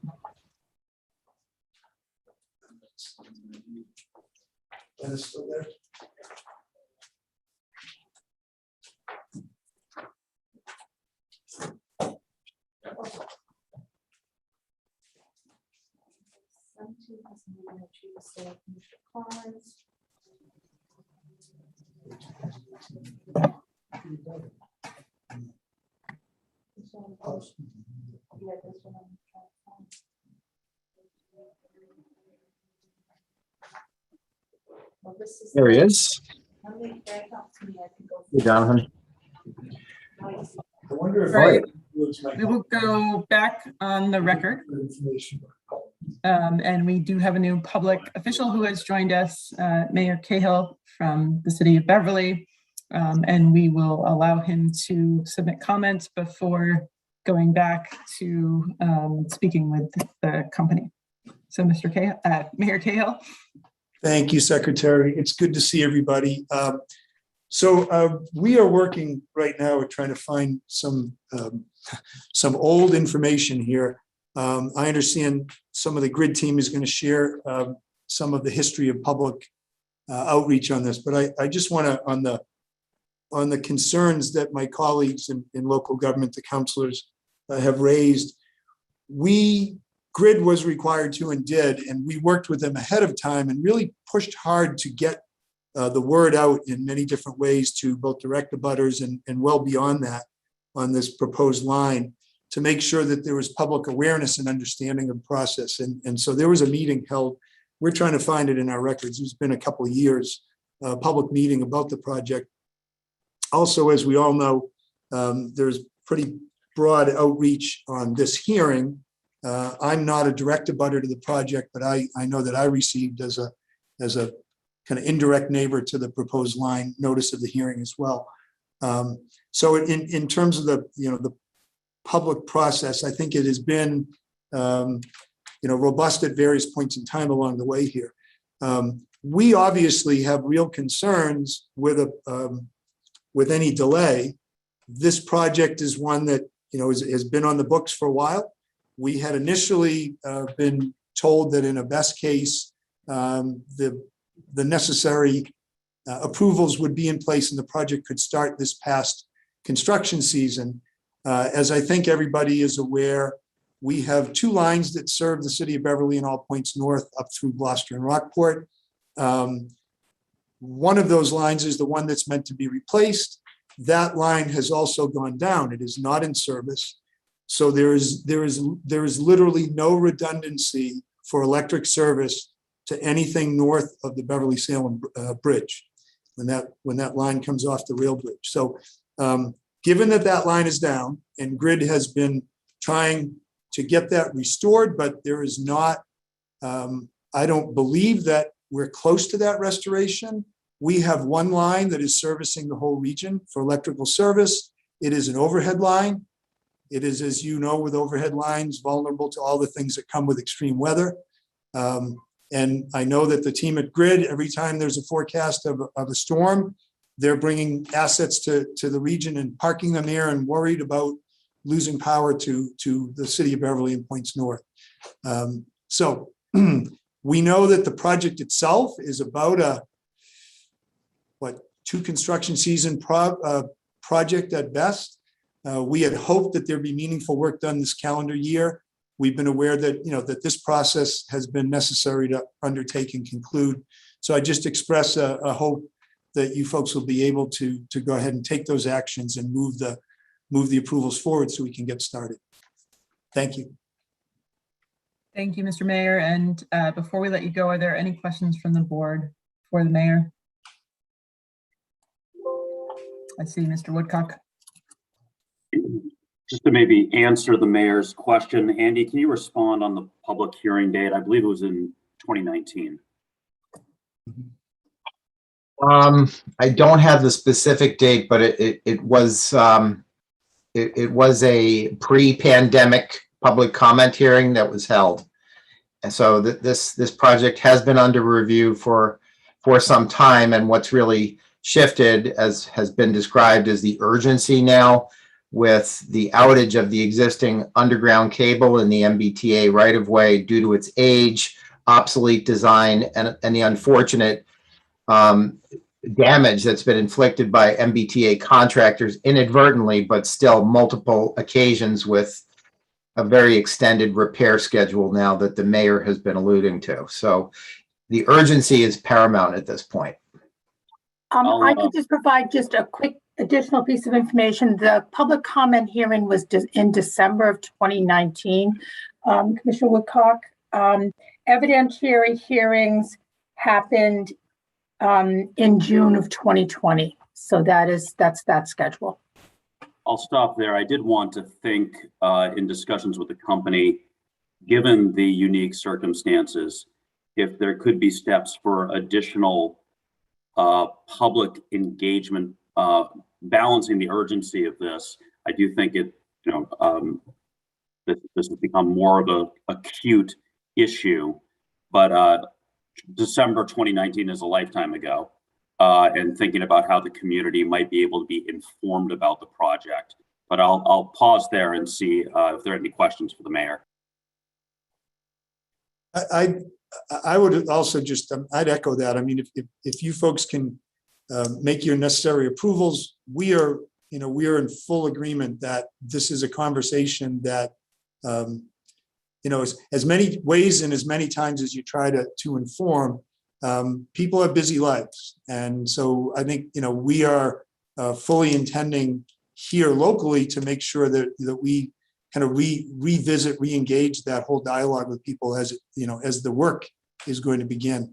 But certainly the approval needed now, and if it can be done today, that would be ideal. Thanks. Thank you, Mr. Mayor, and thank you for the comment and question, Mr. Woodcock. I will move us back to Ms. Cuthan and National Grid for questions. So does the board have any questions for the company at this time? I know I do, but I will turn to the board first. Mr. Nelson? Sure. I will take this opportunity if the communication folks from Grid are available to ask them a couple questions about outreach that was done to the city. Sure. Actually, I think the best person to respond about the company's outreach efforts is Sean Downey, if you could allow him in as a panelist, who has really been among the boots on the ground and can provide details about the company's outreach efforts throughout the project.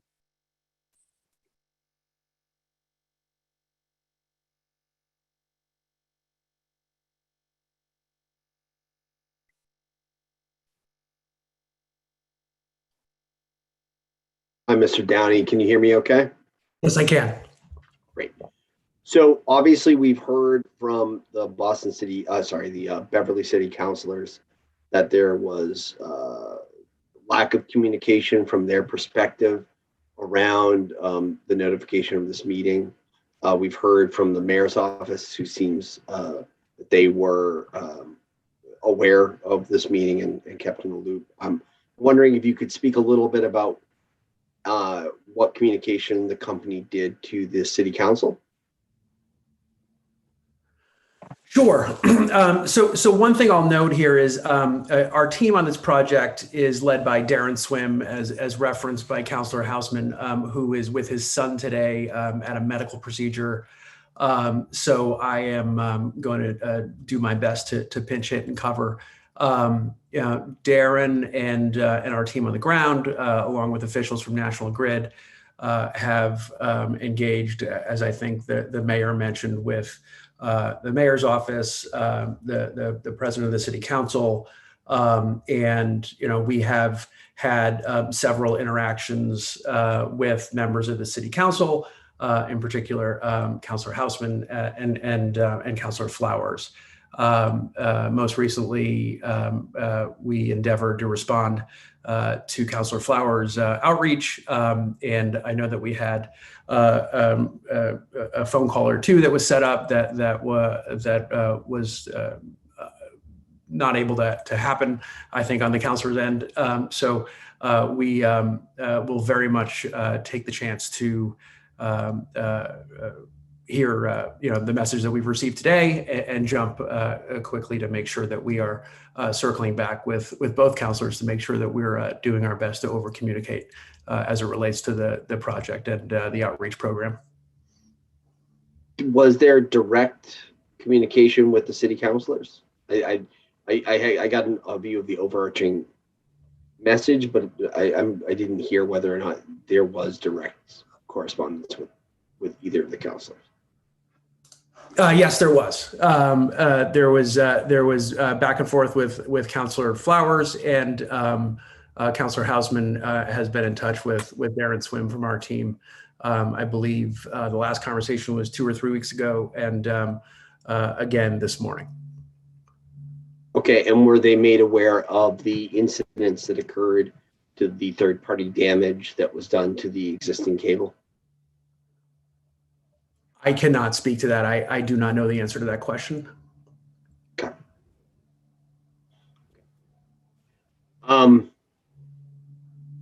Thank you for at least sharing your side of the story. It is disappointing to hear the councilors coming with lack of awareness of the meeting. Certainly substantive issues we can deal with at the council, but transparency of the process is paramount to making sure this runs smoothly. So I'll move on to more substantive questions, if that's okay with you, Madam Chair. I don't know if we're out of order. I noticed both Councilor Houseman and I have our hands raised. I don't know if there's an opportunity for us to clarify, because my communication with National Grid was not about this site hearing. It was about just general check-in about the project we hadn't heard in a while. And in between, Councilor Rand, Ward 2 Councilor, was able to offer the neighbors just some of the general update that I've been looking for. The communication was not around this meeting. Okay. And if I may just very briefly say that my most recent conversation with Darren Swim was explicitly about making sure that I receive notices, because in the past I had not received notices, and wanted to make sure that that never happened again. And of course, in this instance, it has. So just to be clear about that.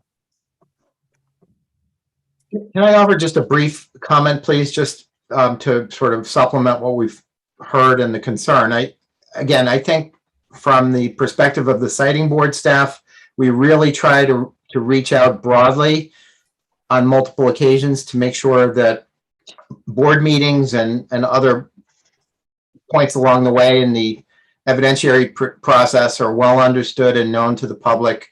And there really is never too much outreach that can be done. And we have been increasing the efforts in recent years to go way beyond our historical practices. And yet, it is possible still not to reach everyone who really ought to know and have an opportunity to prepare and have input. And I'm very glad that the two counselors are here with us today. So at least we didn't miss hearing from them. And that's a good thing.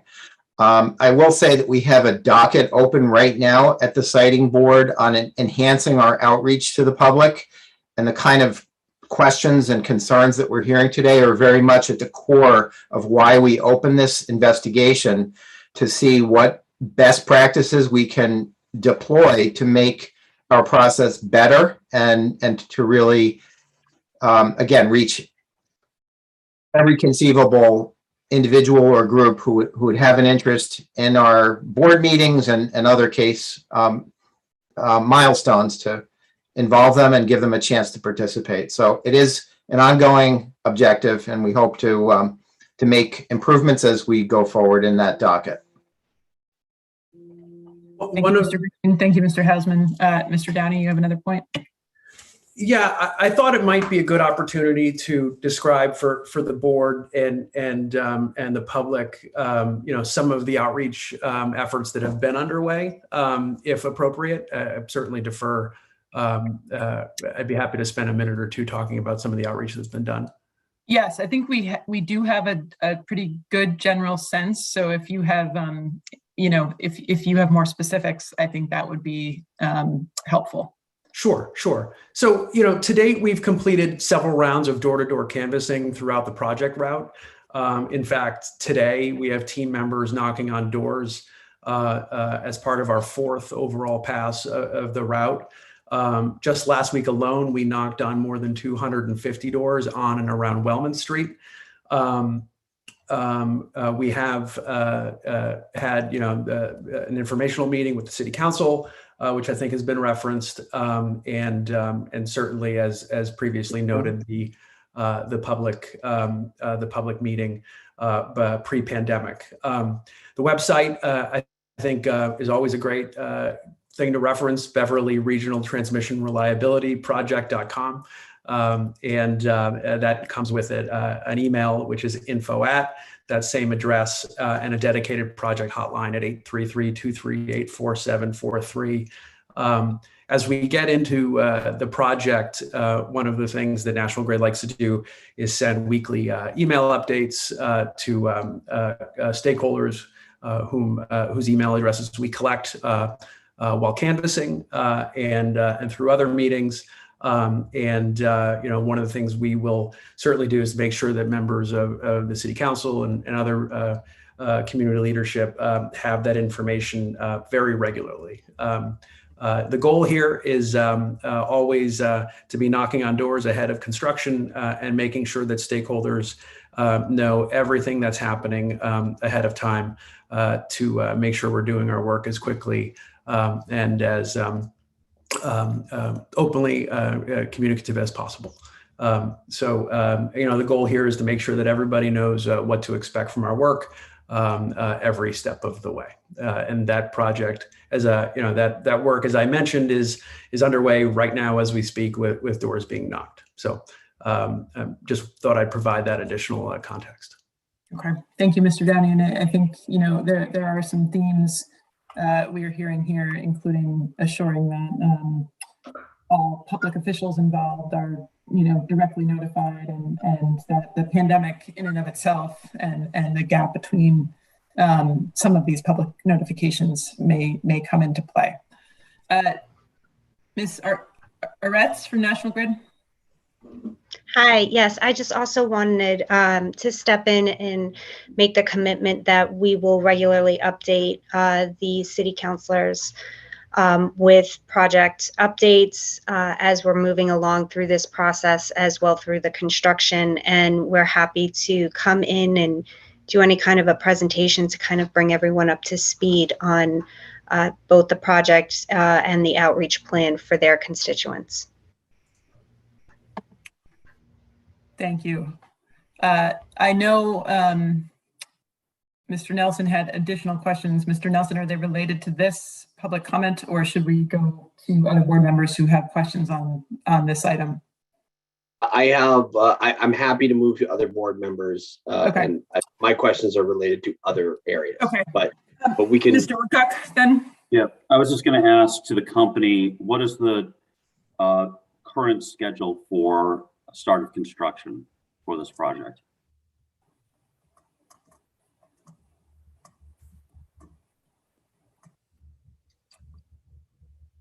I believe the company, once the tentative decision is, the final decision is issued, the company will move forward as quickly as possible. It has most of its permitting in place and wants to move forward as quickly as start of construction.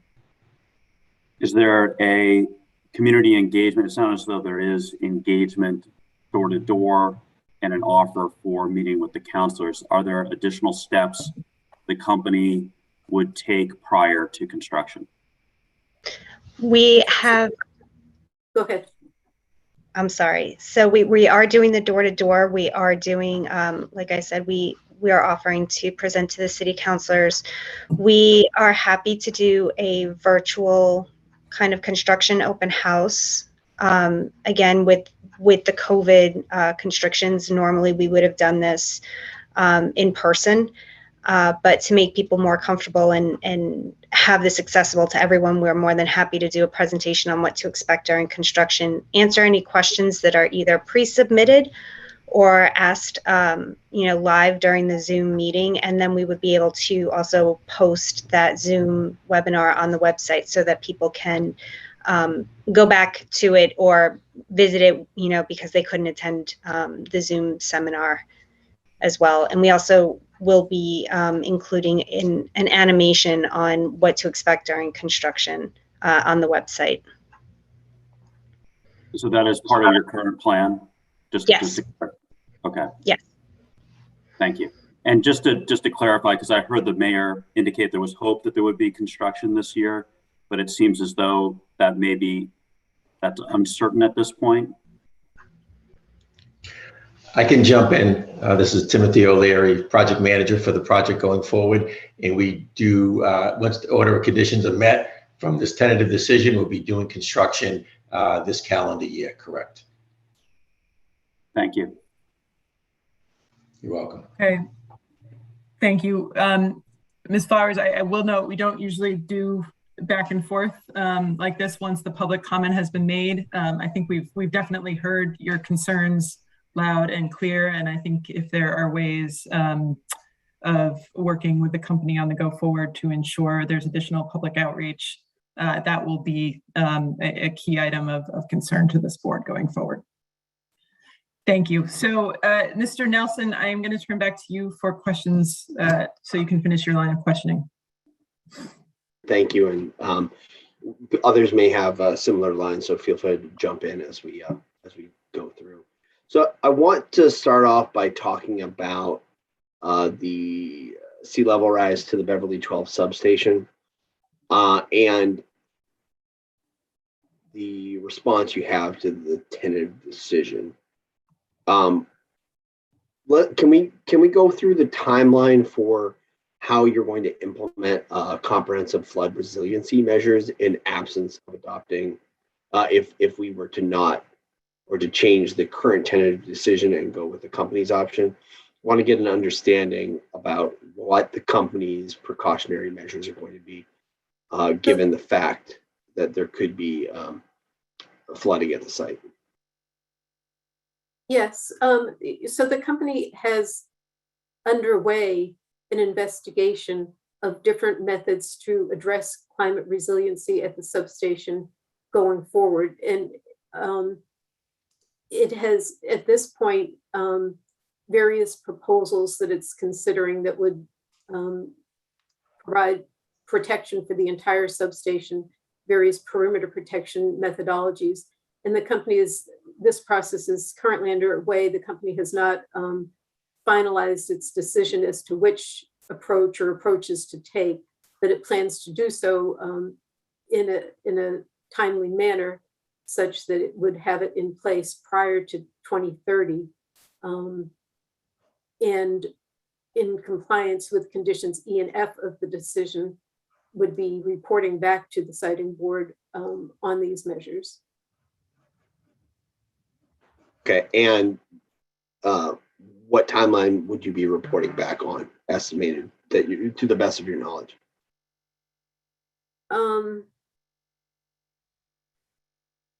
Prior to completion of construction? Yes, I believe that's correct.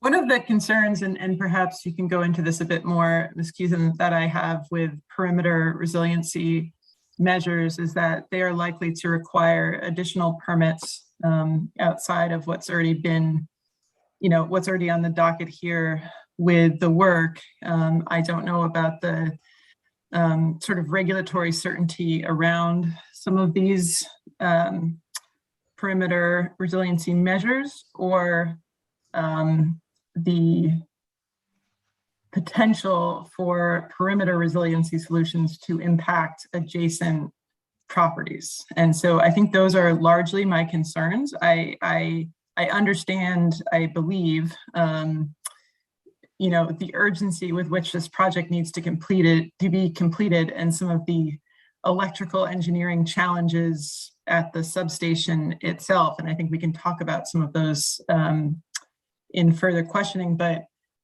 I do have real concerns about how real these perimeter solutions are. I think giving us a list of, sort of a laundry list of potential solutions that the company might implement does not give the board a lot of certainty about the resiliency concerns that we have with infrastructure that, has a 40-year lifespan, but really is only being addressed at this point in terms of resiliency for the next 10 years. I guess addressing your question now and what was asked before, actually, in terms of when we would be reporting back to the siting board regarding our progress on implementing or deciding on which measures to implement. So condition E of the tentative decision requires the company to submit a report no later than 30 days before commercial operation of the Beverly 12 substation, with a description of the flood control measures that the company plans to implement. So that would be the timing of it. In terms of other permitting, the measures that I can't speak in detail to that, but the measures that the company is contemplating implementing all are, I believe, within the company's property in the substation. So it does not believe that it would, involve cooperation, I guess, from other third parties. Mr. Moran, calling on your expertise here, but there might be permitting required for things that alter floodwater. Yeah, under current regulations, there may be some permitting requirements related to some of the measures you would implement. I think you mentioned bulkheading as an option. Even some of the perimeter structures, depending on where they're placed, could come into jurisdiction and require permitting. And that's under current regulations. Never mind if we're looking further out. We don't know what the regulatory landscape will be then. We are looking at potential changes in some regulations pertaining to land subject to coastal storm flowage. So I think the permittability of the issues is something, it's just not clear at this point. I would assume that if you're doing an evaluation of resiliency measures you could use, that would need to be part of the consideration the company would look at. I mean, please be assured that the company would obtain all necessary permitting for whatever measures it implements. In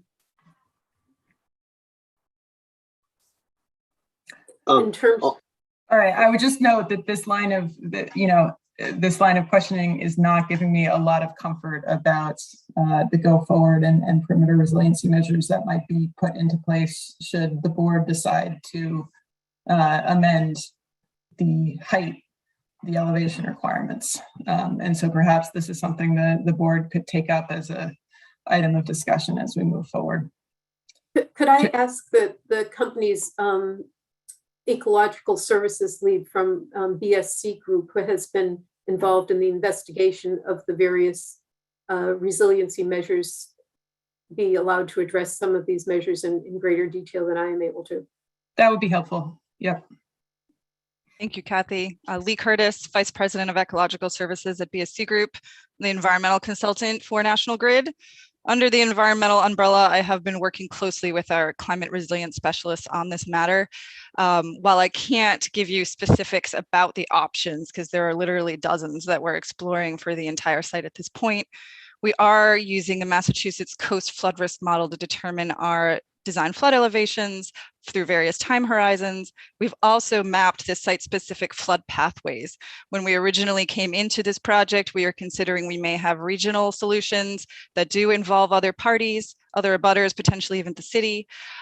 Since we've mapped the flood pathways, we have realized that it is primarily National Grid site. Probably 95% of where the water is coming in is through National Grid site. That is why the perimeter control option is heavily weighed on at this point in time. There are various options, though. There's the permanent options. We did talk about the land subject to coastal storm flowage, so we will also be taking into account, in the meantime, the temporary deployable flood barriers, which National Grid does use on various coastal stations. It's a temporary solution, but permanent solutions are the flood barriers, various combinations of levees with flood walls, raised bulkheads, terraced living shorelines. The hybrid combinations of all of those are literally in the dozens, and it's requiring a lot of conversations with various stakeholders that operate at that site. But they are all currently accomplishing the goal of protecting that site through 2070. Of course, we have to dig into every single one in a lot of detail. They've only been preliminary engineered at this point. But I did want you all to understand the modeling that we're using and the data that we're taking into account as we go through this process. We still have a lot of work to do once a process or a top three are chosen, and permitting, timelines, and living shoreline versus bulkhead, all of that is going to be taken into account as part of the evaluation when we come up with our top three options. And so are you indicating that most of that there would not be that there would likely not be impacts to adjacent property because of how much of this is on the site itself? Correct. Could be engineered. We're going to continue to evaluate that as we go through more complex engineering, but as of right now, the majority of the water is coming in through Beverly site and will be contained with the measures that we're actually proposing at this time. But yes, that is one of the things we're going to continue to look into going forward, but it is primarily this site that's taking on the water. And what level are you modeling the floodplain to? I think you said that at the beginning, and I missed it. We're not modeling a floodplain. The Massachusetts Coastal Flood Risk Model does take in various inputs into account, not just one storm, but hundreds of storms. But we are working right now. What we're talking about right now is through 2030, but down the line, we are going through 2070 or beyond. So we're working with National Grid to figure out if 2070 is going to be appropriate for this project and the remainder of the assets on the site, or if we need to model beyond that. Yeah, and so I think that was one of the questions I had outstanding, which was just getting a understanding from the company. 2030, given the life of the assets, seems like a very narrow window of time for the functioning of the substation. And I just want to understand what phases of engineering the company is intending on pursuing, knowing that 2030 obviously would not extend beyond the measure life of the expected useful life of the substation. So is there going to be a multiple phases of engineering? Just before Ms. Curtis speaks, I would just like to clarify that for 2030, the company believes that raising the elevations to 13 feet will be sufficient to protect the equipment through 2030, and that by 2030, the company will have these additional mitigation measures in place, which will protect the substation, the entire substation, to at least 2070. What Ms. Curtis was saying a moment ago was that the measures might protect it I guess the company is in the process of determining whether to implement measures that will protect the substation to 2070 or perhaps even beyond that. But the 2030 is only what the company is prepared. It will protect the equipment, the new equipment at the substation that it is proposing for this project. That will be protected through 2030 by implementation of the project as designed, elevating the equipment to 13 feet. So the new equipment would be protected through 2030. This also seems like though there's an opportunity to protect existing equipment that's not being elevated, prior to 2030, given even the flooding that's anticipated between now and then. Is that part of this analysis is being completed now for not just the new equipment, but for the existing equipment? Yes, and I can speak to the options in general, but not the specific solution at this point. And I know we do have substation engineering on this meeting as well, if they want to add. Of course, National Grid has been using temporary deployable barriers, so that's available to them right now. If we happen to have any storms, we can get that on site immediately. And the site is in it is in land subject to coastal storm flowage. So I'm sorry, I just can't understand you. The land is in what? Land subject, sorry, land subject to coastal storm flowage. It is in the floodplain, the coastal floodplain at this time. So it is one of the substations that they would already have taken into account for deploying some of these measures, which they have done before. On the more, I guess I'd call it somewhat permanent or an interim measure, some options have been evaluated, like strategically placing pieces of flood wall or flood barriers within the station to protect critical equipment. We haven't chosen exactly which one of those options we have, but there are several depending on the layout inside the actual site. And then down the line, it is looking like the perimeter control will be the way we go, but we don't know yet. It could be a combination of those types of measures, flood walls, flood barriers, et cetera, with movable gates inside the station and some form of perimeter control as well. So at least in the meantime, probably some form of temporary barrier, deployable barrier, and some strategically placed flood walls, gates, or barriers that may be required for the existing equipment. That's all still being evaluated.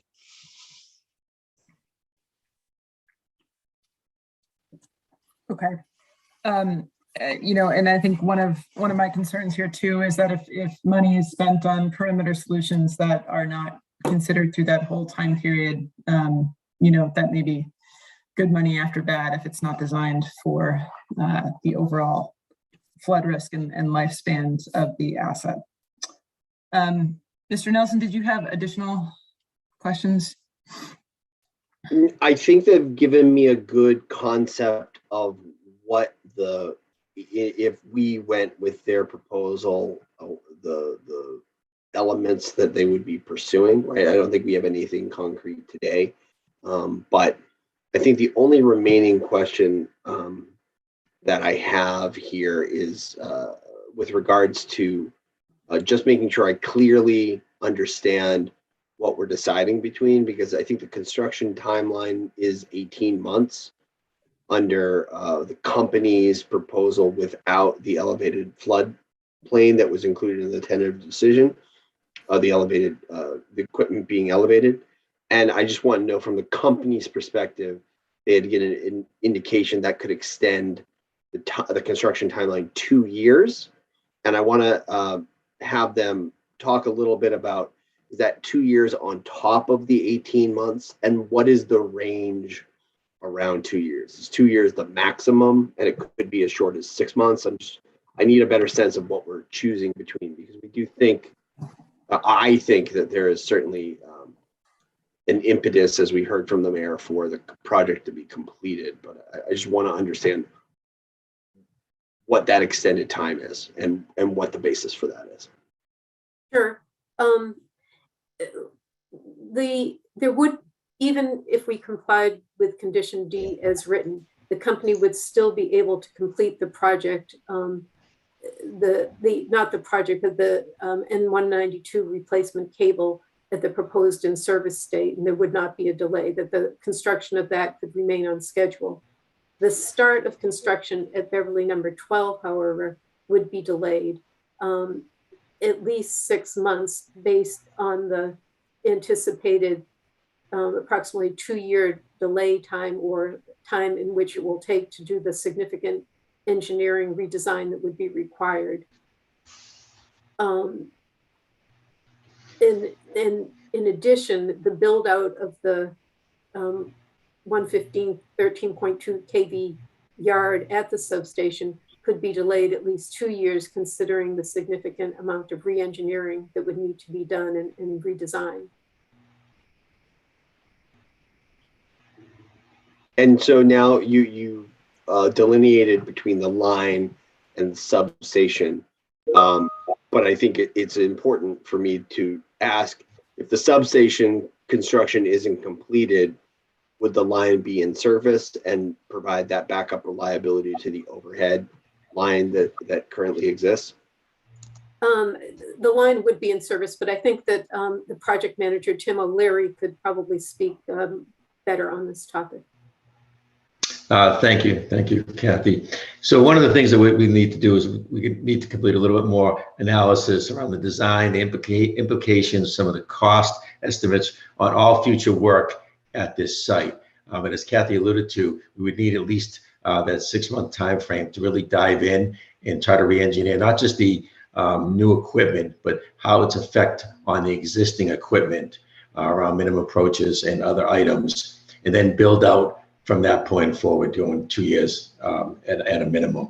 The cable condition and the new installation of the cable of the N192 going through the yard could still be completed.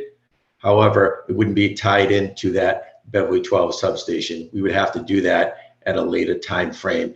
Take that new cable out of service at that time to then tie into whatever we have as a redesign and manufacture and construction process at that time on the site. And if you don't tie into that new substation, what's the risk there, right? Understanding, I know that's an old substation, right, that you're upgrading, and it's got old equipment. I'm just wondering if that lowers the capacity or that plays into any load considerations for the Cape Ann area. At this point, Matt Spofford from our substation group, he can answer a piece of that question. Yeah, absolutely. So if we are not able to tie in with that second transformer at Beverly 12, the reason that we built that into the project is that it adds increased reliability to the Beverly Cape Ann area. We have multiple projects actually following this one, involving the completion of that build out, which would increase reliability on our 4 kilovolt system as well, by reducing the reliance on the 23 kilovolt lines that we have, which are also in a similar condition to the N192 cable, nearing the end of their asset life, and beginning to become unreliable. What area does the 4 kilovolt service serve? I can't say for certain. That is handled by our distribution planning department. I believe it covers some of the same area as the 13 kilovolt system. We have different customers served by both 13 and 4 kV in the Beverly area. But it does mainly cover a good portion of the city of Beverly. And Tim, I'm still, it was something you said, I think didn't tie up to something that was said by Keenan, which was the time. I'm sorry, said by who? The attorney from Keegan Worland. Trying to frame this right. You said there was 6 months of engineering, re-engineering, correct? Is that correct? That is correct. We would need that time frame at a minimum. Okay. And then you had said there was a minimum of 2 years construction from that 6 month time period? It certainly could be up to 2 years, but at this point, until we see what the redesign would be, the implications and other factors, it's really hard to pinpoint exactly how many months into the years we would need to go with our construction. Okay, and am I comparing that 6 month plus, let me call it 2+ years from your testimony, And I'm comparing that to the 18-month current construction timeline. Is that correct? So the current construction time, I can't say that that's correct or not. And Mr. Nelson, the current construction time is really for the cable installation. And at the same time the cable is being installed, then the substation upgrades were occurring until we see what that redesign is. And if it's even possible to go ahead and build it out and raise this cable into that substation, we're not really sure if it's even, there's a lot of factors that have to be looked at, but it would be up to a minimum of at least probably 2 years more of construction timeframe once a redesign is completed. Could it be done in a little bit of a shorter time frame? Possibly, but we really don't have enough information. So it's apples and oranges. The 18-month is related to the cable and the reliability, the N-1/-1 going to Cape Ann. The 6 months and 2 years is related to the substation under the proposed tentative decision. Absent the tentative decision, what is the construction or the substation? The same time frame as the cable. So 18 months. Correct. Okay. If I'm doing my math right, there's an uncertain timeline that would add about 6 months to the timeline preferred by the company, which sounds like it has more certainty associated with it as well, given that you have already engineered the plans for the connection to the substation. I'm sorry, given that what? I couldn't hear you. Sorry, I don't remember what I said, but given the plans have already been drawn up for the equipment upgrades at the substation at the 13-foot elevation. Secretary Theoharis, your microphone seems to have cut out a bit. Okay. Thank you. Not sure I can do. I will try my best. I'm just trying to compare it to understand the comparisons between these timeframes. I understand that the 2-year period is uncertain in terms of, is this even doable? Might it take much longer than that? And the other period is during that 18-month window, and there's certainty because it's already been engineered. Is that correct? That's correct. Okay. The uncertainty is whether even the substation can be configured in such a way to allow for this. If it can't be, then it would be basically a whole new solution at Beverly number 12. Okay, thank you. And my last question on this is there, and perhaps this is for the substation engineer, but is there a likelihood that the other equipment at the substation would need to be replaced or upgraded in the near future? So we aren't anticipating any of the equipment being replaced in the near future. That's one of the drivers of the need for the flood mitigation. The equipment will be replaced at the end of its asset life, but the substation was built, I believe, slightly less than 20 years ago. And as we put in our filing, we expect most of this equipment to be in service for up to 40 years or longer. Okay. Thank you. There are questions from other board members?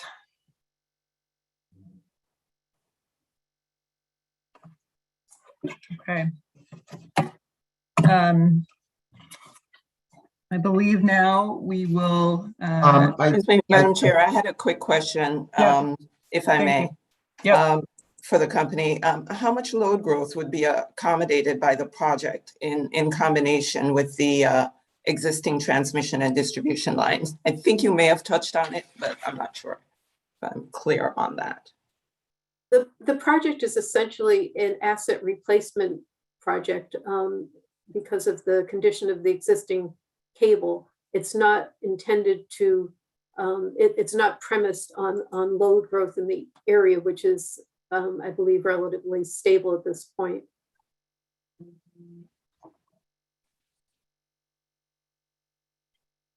Thank you.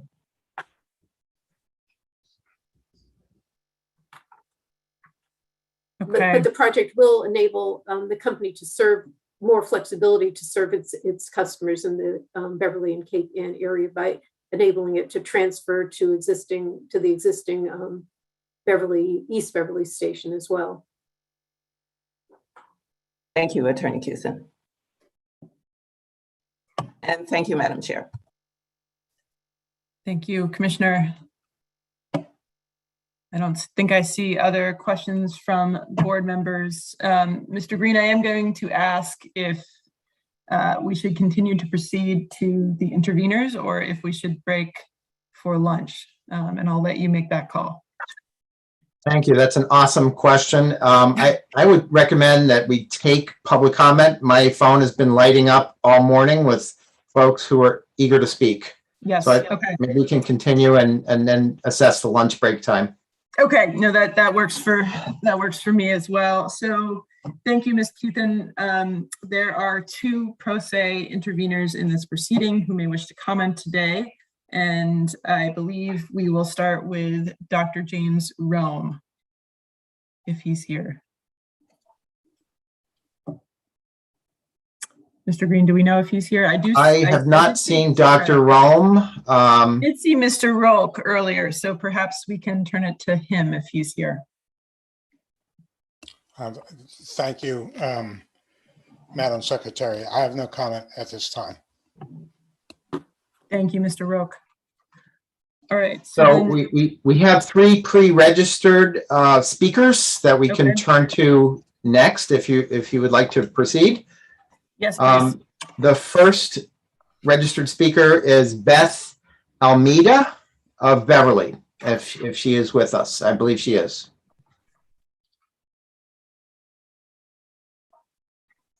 Ms. Almeida?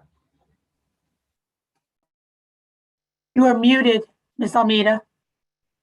Could you unmute yourself, please?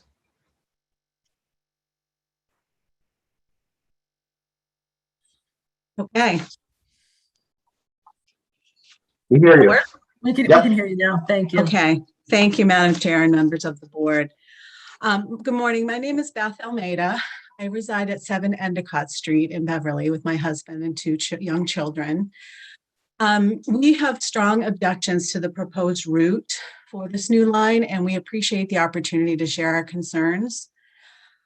Our residential neighborhood, although we're very close to Beverly's main thoroughfare, Cabot Street, is nothing if not quiet. I'm actually sitting here with my windows open right on the street, and you can see that it's a neighborhood where kids can walk around, ride their bikes safely. Adults can the opportunity to peacefully work at home. We share our block with elderly and affordable housing whose residents also value the quiet enjoyment of our streets and public spaces. I understand that the utility claims this project will provide a public benefit to some 50,000 customers across Cape Ann, but those of us living along the proposed route are the ones who are going to experience all of the disruption, both in the short term and any negative impacts in the long term of this proposed project. I urge this board to reconsider its tentative approval in order to reduce impacts to our quiet residential neighborhoods that will be traversed by this proposed line. I do not believe that the utility's economic analysis and perhaps environmental analyses adequately accounted for the detrimental negative externalities that will result from the proposed siting. As a taxpayer and a ratepayer, I have additional specific concerns regarding the transparency of the siting process and lack of disclosures in public notices and in the tentative decision explicitly. For instance, why are manhole locations not explicitly disclosed in the 148-page tentative decision? From reading all 148 pages of the TD, I learned that manhole installation and construction will be among the most disruptive aspects of this project, requiring a solid month of working time at each location, assuming no delays. Each manhole is approximately 10 feet wide, 26 feet long, and 10 feet tall, buried 10 to 12 feet below grade. In short, it's akin to burying a school bus 10 feet in the ground. So, and 12 of these huge structures are going to need to be installed along the proposed route. But where? I, as a resident, as a citizen, as a ratepayer, as a taxpayer, do not know. I believe those of us along the route are owed a plain language disclosure of these locations before approval is given, along with details on mitigations that will be required of the utility before work can proceed. Similarly, why isn't information disclosed to property owners regarding the proximity of the proposed construction and the high voltage line to residential structures? There is information in the TV regarding the width of streets, but that doesn't address the issue of proximity to structures. I'm talking about, in the case of my neighborhood, 100-year-old historic homes that are nearly feet from the street. Homes that can be compromised structurally with fieldstone basements by vibration, storm water runoff, etc. I have 3 specific requests for the board's consideration, should you allow this to proceed. First, I hope that the board will require the utility to cover the cost for those of us along the proposed route to document the condition of our property before work commences in the event of property damage caused by construction.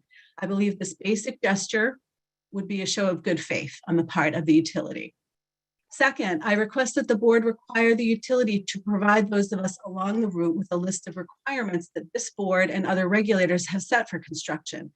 Things like no vehicle idling, covering storm drains to keep out debris, so that we can be educated residents, and also have information on to whom and how we can report violations if and when they're observed, so that those can be quickly addressed and mitigated.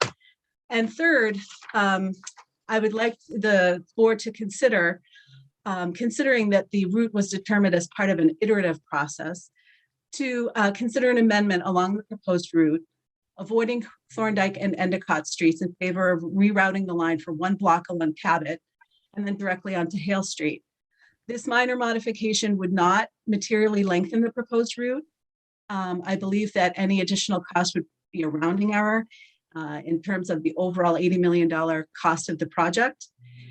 And this modification, though, importantly, would have the significant benefit of bypassing all of the residential structures impacted along this segment, instead routing the project in front of commercial or public structures. This small, inexpensive modification would not only mitigate disruption to the residents, including elderly and disabled residents of the Harbor Lighthouse, but importantly for public safety, it would minimize disruption to the operations of our central fire station, which is, I think, an important consideration. Thank you for your attention and your consideration, and thank you, members of the board, for your public service. Thank you, Ms. Almeida. And I'll just note for all members making public comment, the board won't respond to your public comment directly at this point, but we will consider it as we move forward and deliberate on these matters. Thank you. So Mr. Green, can you call our next? Justin D'Amato, who I believe is in the panel. All right, nice. Can you guys see me? Can you hear me? We can hear you. We can't see you. Okay. I'm not sure how do I, start video. Okay, here we go. One moment, I'm sorry. Well, while I'm playing around with that, I don't want to waste my time. So my name is Justin D'Amato. I live at 174 East Lothrop Street. I own the house. My wife and I, we bought the house in 2009. It is a great neighborhood to live and raise our family. We walk to parks, beaches, downtown, and the school. We have a 3-year-old son and a 5-year-old daughter who just started kindergarten at the school down the street.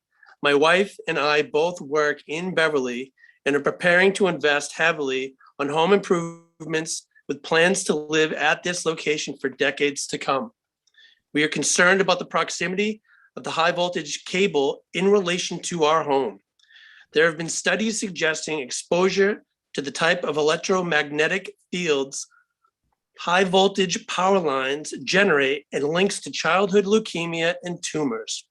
The International Agency for Research on Cancer, which is a part of the World Health Organization, classified ELF, extremely low frequency magnetic fields, as being possibly carcinogenic. The location of this cable is being run so close to our house and through miles of residential housing that over 500 homes will be living within this magnetic field, in our homes and yards 24 hours a day, not by choice and many unknowingly. Our property will be within 20 feet of the proposed cable, our home within 35 feet, and many families are much closer than that. I am scared for my family's future health and well-being. We would never purchase a home this close to a high voltage power line, and never would have bought our current home if we knew this cable was going to be added to the neighborhood in the future, essentially in our front yard. The idea that this is happening to our neighborhood and our home makes me sick. I have a couple questions here. Can you please explain the calculated magnetic field levels in table 9 on page 100 of the TD and what this means for families' exposures at the distances used in relation to the power line? Also, what are the precautionary measures that would be used to minimize exposure to magnetic fields from transition lines referred to on page 101, section C? My understanding is that nothing can mitigate exposure, only distance from the source. So your references to mitigating the exposure sounds like hogwash. Also, will the proposed peak load ever be increased through these structures as demand increases in the future? Most of our neighbors along the primary route have no idea this proposed project is underway. And I believe the methods of communicating to the public listed on page 6 of the TD were intentionally designed for low community awareness and attendance. Very few potential resident stakeholders can be expected to read through all the proposal information, gather knowledge on the topic, and reasonably communicate their concerns while working full-time and raising a family. And I believe this meeting itself is a prime example of that. I've been sitting here for 2.5 hours while watching my 3-year-old, and I have to pick up my 5-year-old from kindergarten at 1:30. And the roundabout almost feels as though you guys are running out the clock on the actual people who are going to be affected by this project. The outreach has been inadequate. Statutory requirements are simply checking a box on your behalf. For examples, published notice for 2 weeks in Salem News and Beverly Citizen. Are you kidding me? Who subscribes to the newspaper? Postings in the clerk's office in the public library. Our library was closed to the public for months due to the pandemic. Somebody's made references to placing documents on the company's website. Why would anybody be going to the National Grid website to read a 148-page document? Like just for light reading? Also, mailed copies were sent to all the abutters within 300 feet. Mailings were brief, resembled junk mail, and the map on the back of the TD is an illegible map. I work here in the city. I understand where the roads are, but anybody else, even with a magnifying glass, could not look at the names of the roads. Also, the public comment hearing, which I did not hear about on Wednesday, December 11th, 2019, and today, October 6th at 10 a.m. Very few people have a schedule that can accommodate this meeting. I think this is deliberately done. Also, just on a side note, another concern is property values. I can't imagine the abutting property owners' homes becoming more valuable now that a high voltage power line is going to be laid within feet of their front doors. I believe this could dramatically hurt home values. I was a real estate agent in a prior life, and we had to disclose any funky disclosures that happen to be going on with the property. Is that going to be now my future if we decide to move from the house?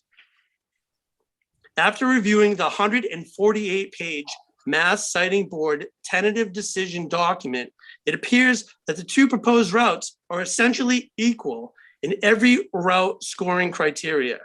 I would like to ask the Siting Board to please reconsider your recommendation for choosing the primary route and reevaluating using the MBTA commuter rail right-of-way footprint for this project.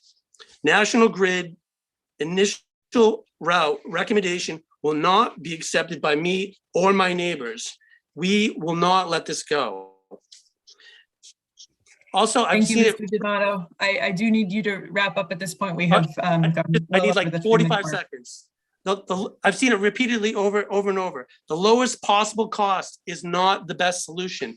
And I just want to address a couple of the things that were brought up earlier.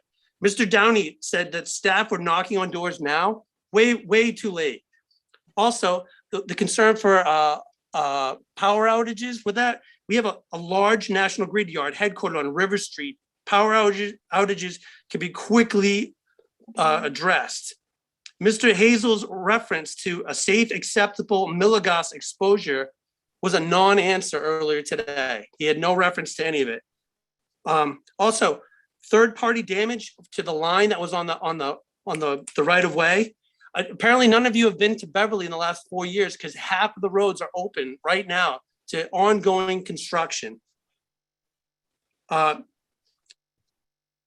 Mr. D'Amato, I was going to ask Mr. Hazel if he could provide a bit more information on. Before I do that, let me get the last two out. Well, I'm not going to have time to do both.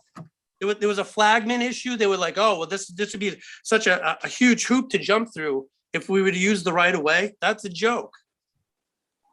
Also, the railroad right of way, somebody mentioned earlier, I think it was Mr. Shea, railroad right of way might lean into people's backyards if they were to use the existing right of way.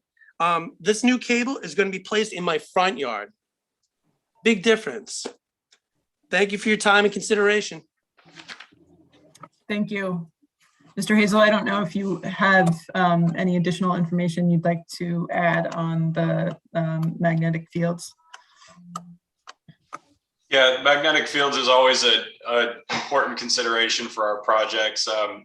There's a whole range of sort of standards and guidelines that have been published by various health organizations. I believe the World Health Organization's exposure level for magnetic fields is as high as 2,000 milligauss. But there's a whole range of various standards around the country and around the world. And it's worth noting that the Commonwealth and the United States at a federal level don't have a hard line exposure threshold that is acceptable for magnetic fields. It appears that like the research that's been done is inconclusive that it does result in cancer, but by definition, doesn't that mean that it's also inconclusive that it does not? I believe so. We are going to keep moving at this point. Mr. Green, thank you for your comments. Mr. D'Amato, can you? Thank you. Yes. Next speaker is Ms. Raymond Reed, who is with us. Thank you. Alyssa Raymond Reed. I am a resident. I'm a neighbor on 163 Lothrop Street. I also know some of you with my professional hat as an environmental advocate. I was formerly vice president and Massachusetts director at Conservation Law Foundation. So I've engaged with some of you in other proceedings as well. I've been in countless public processes. And so I have to say, I'm speaking as a resident in this capacity is really different for me. Also as a mother, as a neighbor, as somebody who has experienced cancer in my family and who's terrified of just the immediate impact, economic, health, and environmental on my family.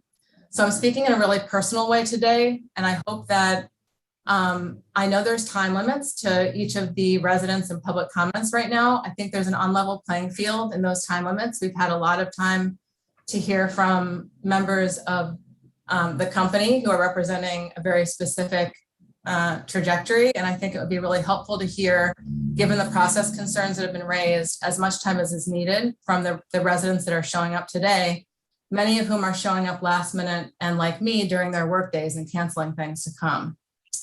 I also hope that there's more time that's given for this proceeding, and my request, in case it gets lost in my somewhat more emotional than normal comments today.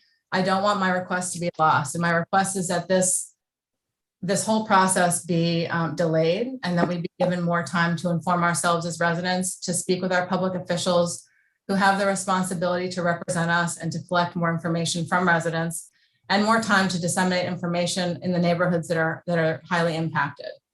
It is really clear, and it's been basically admitted during the comments today, that this has been a deficient process.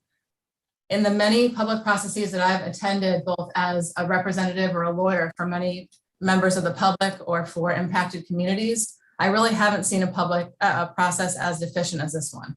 This started pre-pandemic, 2019, December 2019, you heard. As Justin really illuminated, and as you've heard from some of our counselors, there has been very little meaningful effort to communicate in a way that's understandable and translatable to members of the public about what's going to happen in their front yards. In my case, just very specifically, I live right on the street. And if you can picture this, where this will happen is about 10, 15 feet away from my children's bedroom window. The lack of specificity that is given both in the written documentation and today here, lack of citation available for those of us trying to research, is really appalling and not appropriate. It does not allow me as an environmental and civil rights attorney, with the knowledge I have and the privilege I have in my work schedule, to take the time to even follow up and generate a response. We were given the last notice it arrived on September 28th, which happens to be my birthday last week, so I didn't look at it that day. And then the written comments were due on October 1st. That's obviously not enough time to research a 100+ page document. And then, as Justin pointed out, and as others have pointed out, this is occurring at 10 o'clock in the morning when many people work. Not to mention all the expertise needed to translate all of the materials that are presented. It's people's in National Grid's day job to present and persuade this board of the efficacy, legitimacy, and the studies that they're using. That's not my day job, although maybe more than others, but it's mostly not our day job. And we need our public officials to be able to represent us. And as you heard, our city councilors who are representing the impacted communities were not notified. When asked for specific communications, we've heard some references to some communications. I'm not hearing those specifics. In particular, I noticed the dearth of information in the section of the report on environmental impacts and on human health. I don't see a downstream analysis of what's going to happen if conclusory studies are done that show carcinogenic effects of the magnetic fields, what will be done to mitigate those future harms. As was very articulately stated by Beth earlier, there are very little mechanisms for mitigation, both in the immediate and in the future sense. And so there's really potential third-party liability here that I don't think has been adequately addressed. I appreciate the meaningful questions that have been raised by members of the board and by the Secretary and Commissioner to think about resiliency. I also think Beverly is uniquely situated on the coast, and there ought to be a much more thorough analysis that I, as a resident, get to look at and to be able to consult expertise and look at the citations in the studies. I mostly want to speak to you as a mom. I just want to say it's really hard to succinctly, I feel like I have so much to say about this, wearing my professional hat. I can't do it. I can't do it because I have not been given adequate information in this process. And just by that standard alone, you cannot have a just result without a just process. So I want to ask you to halt now and let us have more meaningful input. But I want to say, as a mother, there is no way I'm going to let this go. In the context of my local community, I will be fighting this. I will be sitting on my road in protest. I want more information, and I want the chance to be impactful in that decision-making process. Thank you for listening. Thank you. Our next speaker, I believe, is, I'm going to say, not Donna Wetmore, but perhaps Mr. Wetmore. And you're on mute.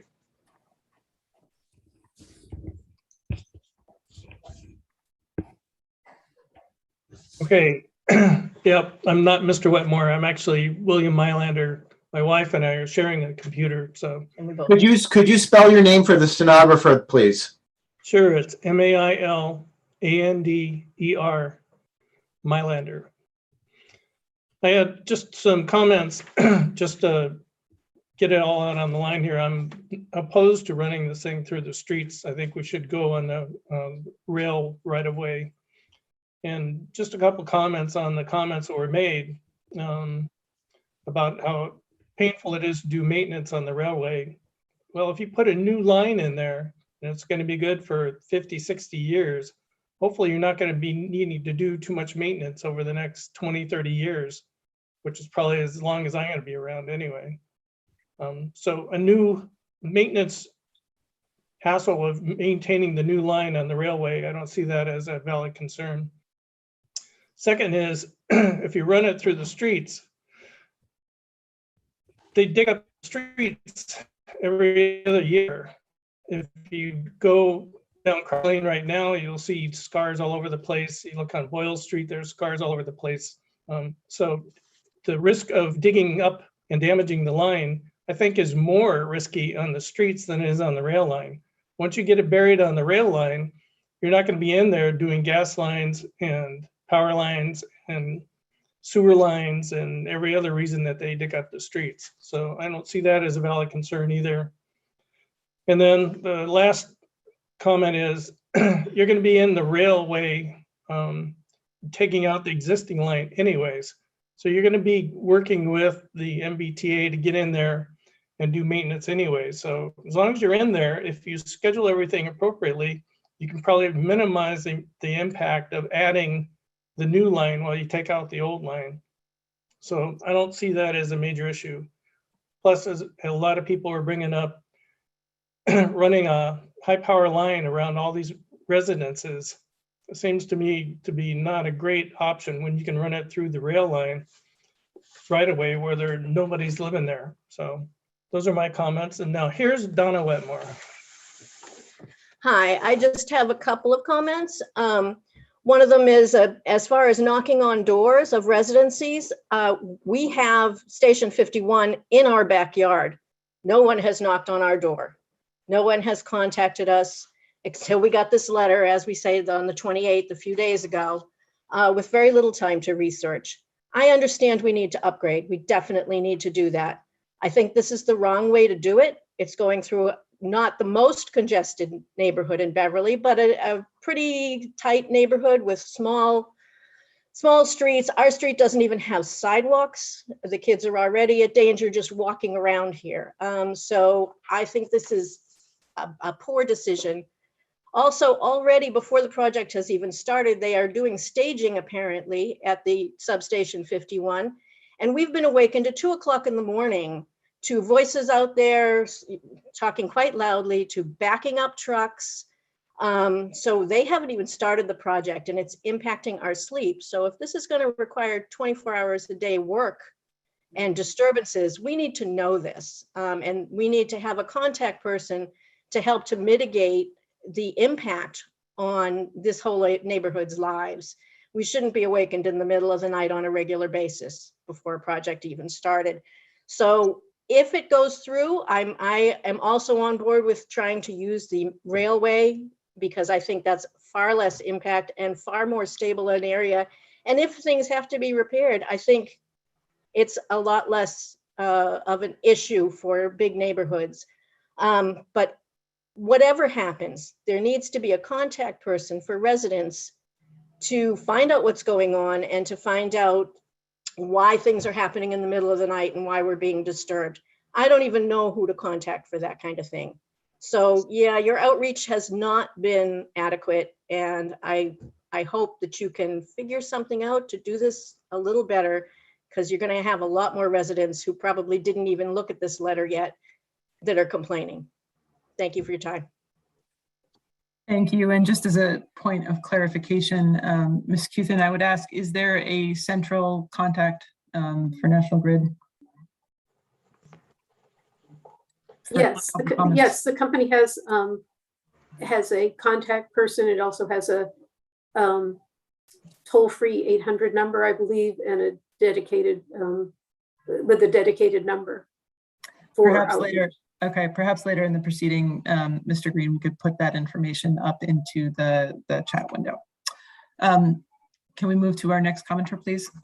I do not see a next commenter. We do not have another registered commenter, and I see no hands raised right now among the attendees. There are some people in line who I know are in line. Yeah, I see Karen Fogarty. Yeah. Oh, I'm sorry. She's already on the panel. Right. I'm in the panel, and I also pre-registered and got a confirmation reply email. So I don't know. I apologize. My error. On your list. Okay. Go right ahead. I wanted to, first I want to thank all of my neighbors and fellow Beverly residents that have spoken prior to me. They've said many of the things that I would have said if I spoke before them. So I'm not going to belabor that point. I do want to mention on the issue of notice, it was interesting. I had to answer the door about 20 minutes ago. And I went to the door because your canvasser came to my door today with this piece of information. Somebody must have made a call that said, oh, the people in Beverly are upset about not getting notice, so go knock on the doors. That's not acceptable.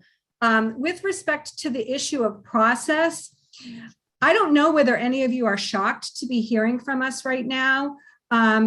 We have a lot to say, and Councillor Hausman and Councillor Flowers both referenced efforts that they had made at the beginning of September on behalf of many of the people who are speaking here, who reached out to them to find out what was going on, and your failure to keep them apprised of what was happening and rely on this bare standard of notice has really placed us in this position. The utility and the board may have complied with the letter of the law regarding notification, but they certainly did not comply with the spirit of the law. I have been paying attention to this project since they first started marking the street in front of my house in early 2018. And at that time, nobody even in the Department of Public Works or City Hall could explain to me why there were people from National Grid marking up my street.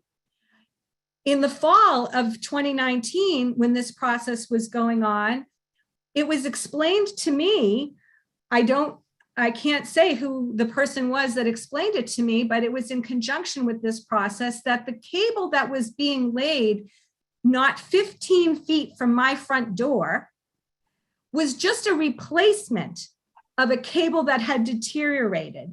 And they led me to believe, I believe intentionally, that there was no substantive change to what would be in the street. It would just be a repair. And I am shocked to find out that, in fact, there is no cable that's being replaced there. Yes, I'll wrap up shortly. And this is a brand new cable that is coming here when you could, if you could work out your issues with National Grid and MBTA, continue to use the existing right-of-way and replace the cable where it sits presently.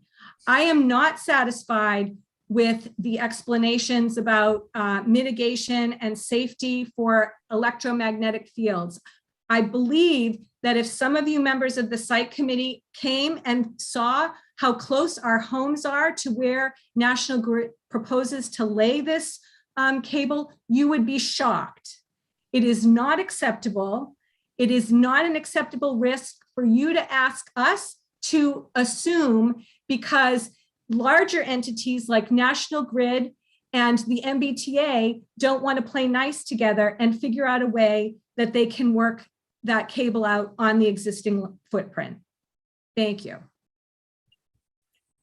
Thank you.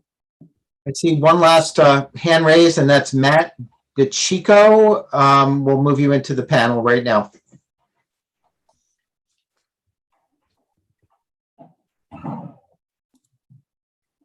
Please unmute yourself when you are here.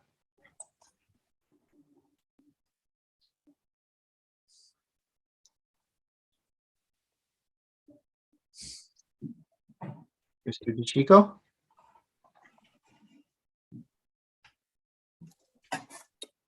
Okay. Can you unmute yourself, please?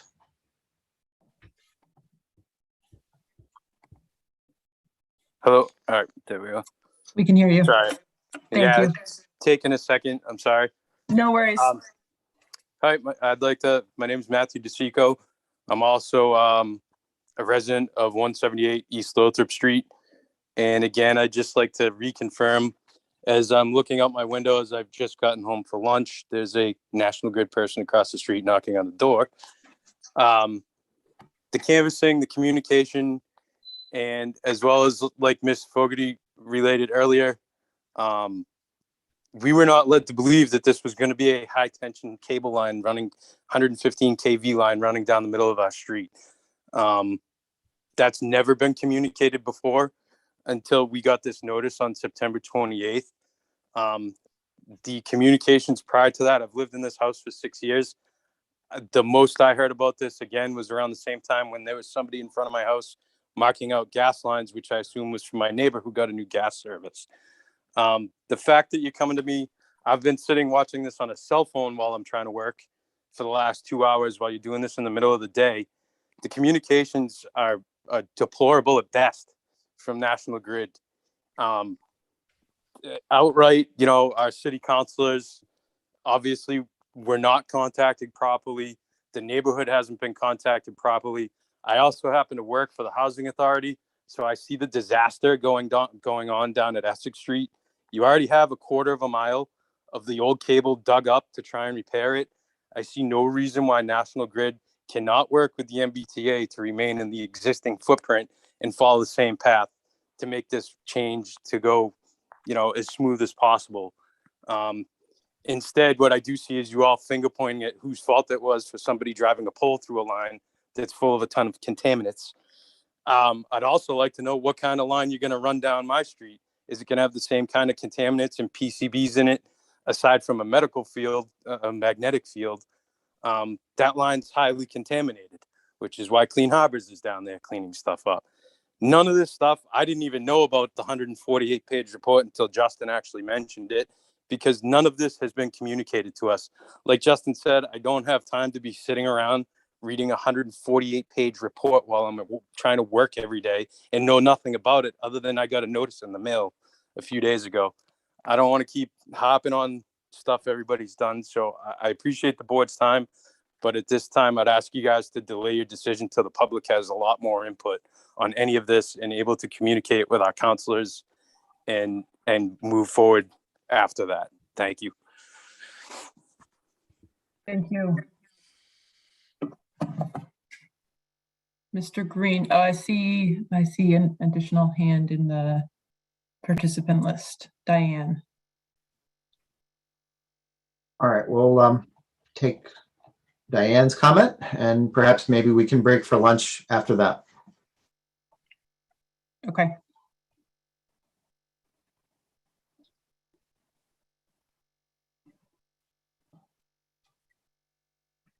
I believe she should be joining the panel now. Diane, when you... Diane?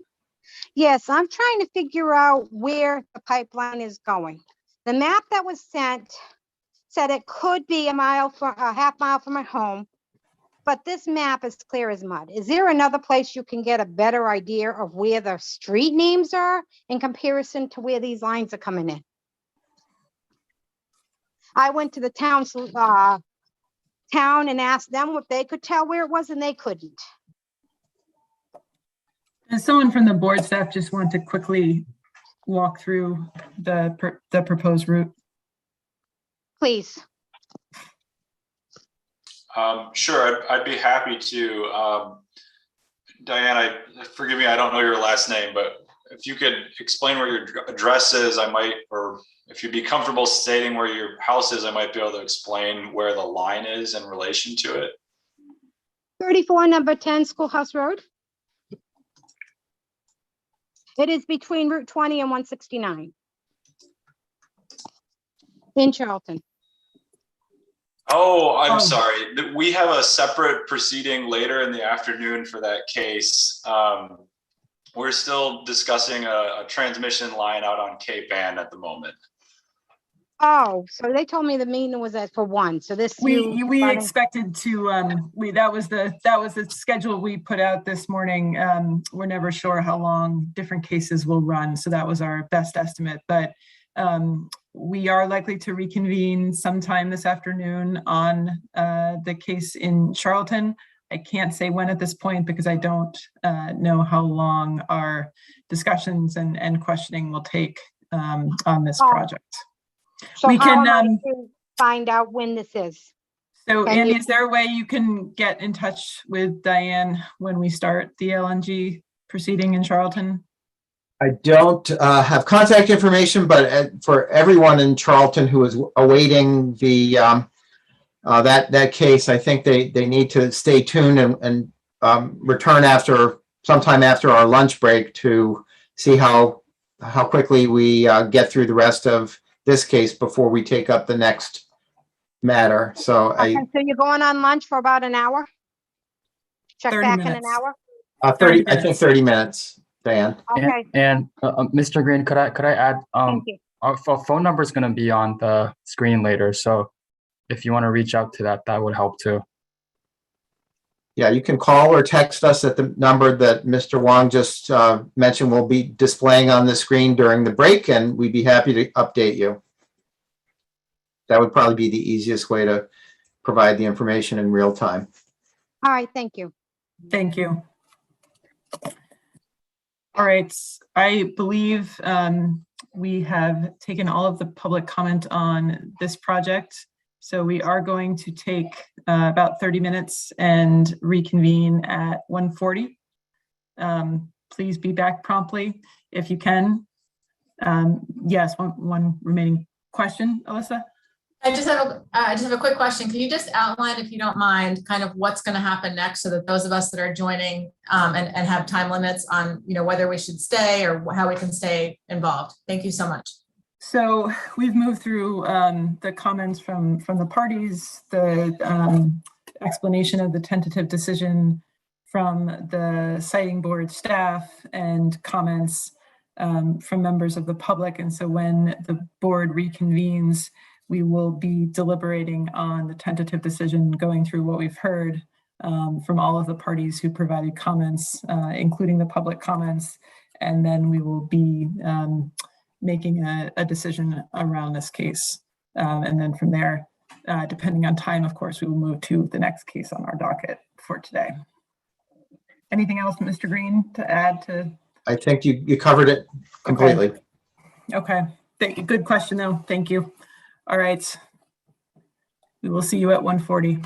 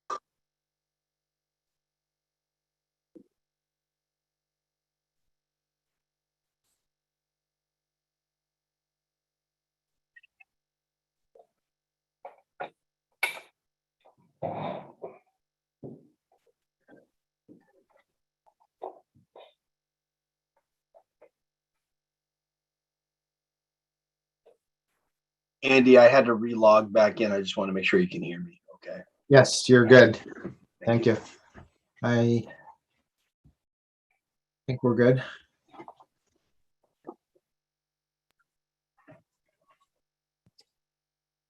Looks like you and the secretary are in the same room, at least We are. by background.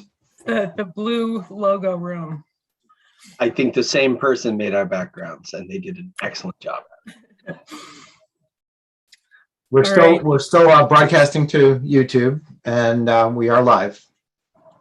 Good. Well, we are just waiting on a few more board members and folks tuning into this and parties to log back on, and we'll get started again in a minute.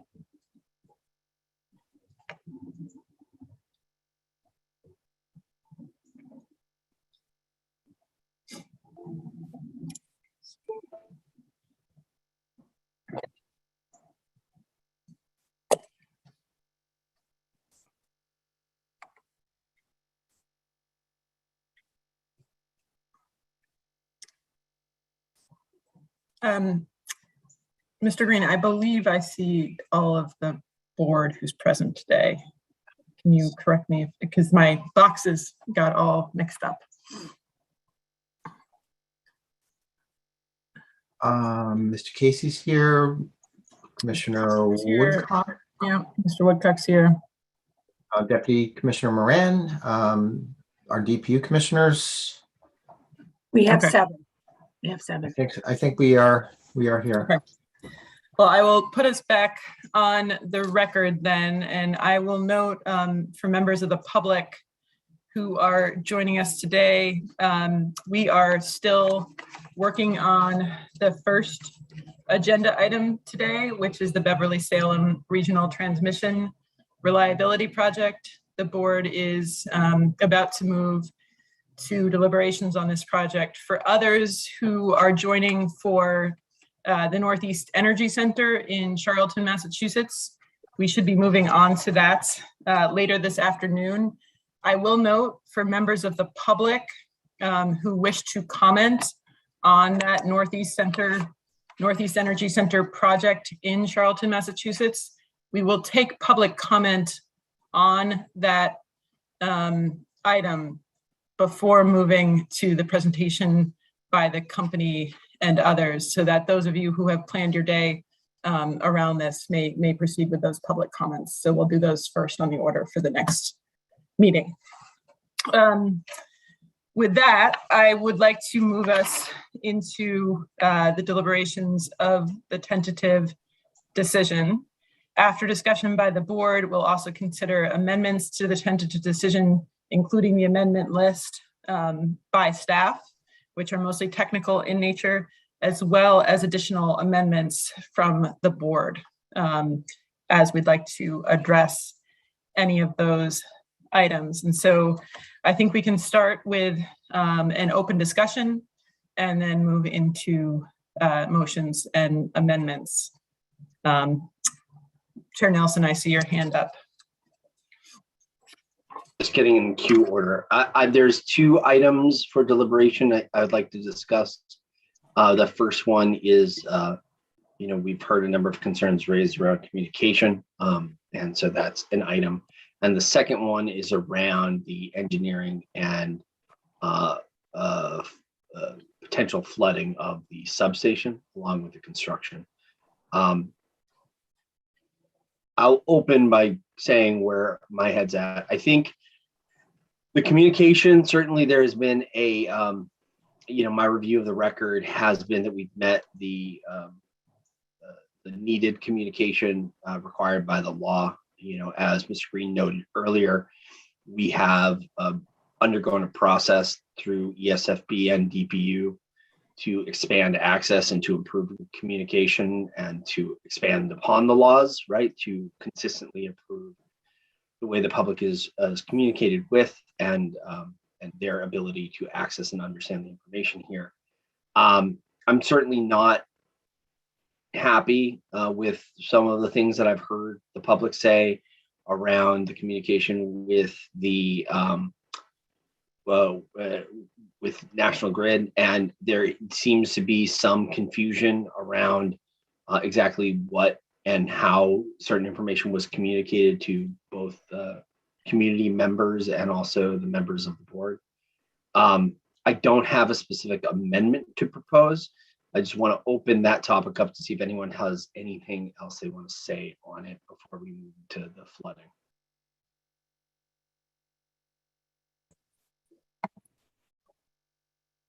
Well, I'll just again reiterate that I also share your concern about what we've heard from the public commenters today, as well as the city councilors in Beverly. And I think perhaps an action item for the future for the board would be to expand our required notification list beyond city clerks, mayors, town managers, planning boards, conservation commissions, which are the usual recipients of notices for meetings like this, to include perhaps all elected officials at the municipal level that are affected by a project. And that is something that we could certainly do.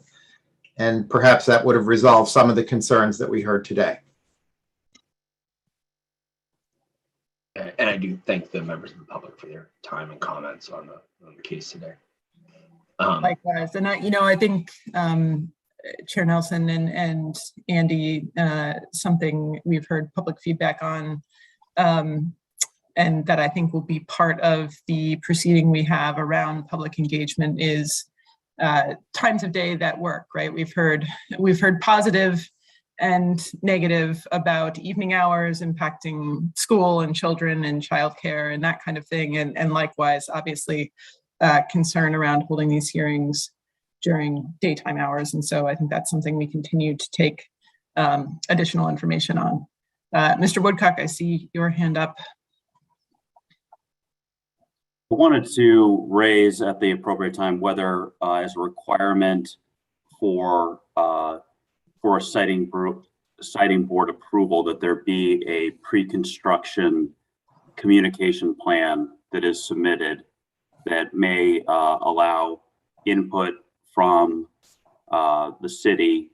And I do that one. I think it is one, this has been through a pandemic period, and two, really just to prepare the residents and see if this could be done in a way that mitigates some of these concerns that we've raised. Obviously, they won't mitigate them all, but really try to have something clearly articulated of what the company will be doing to engage with the community prior to construction.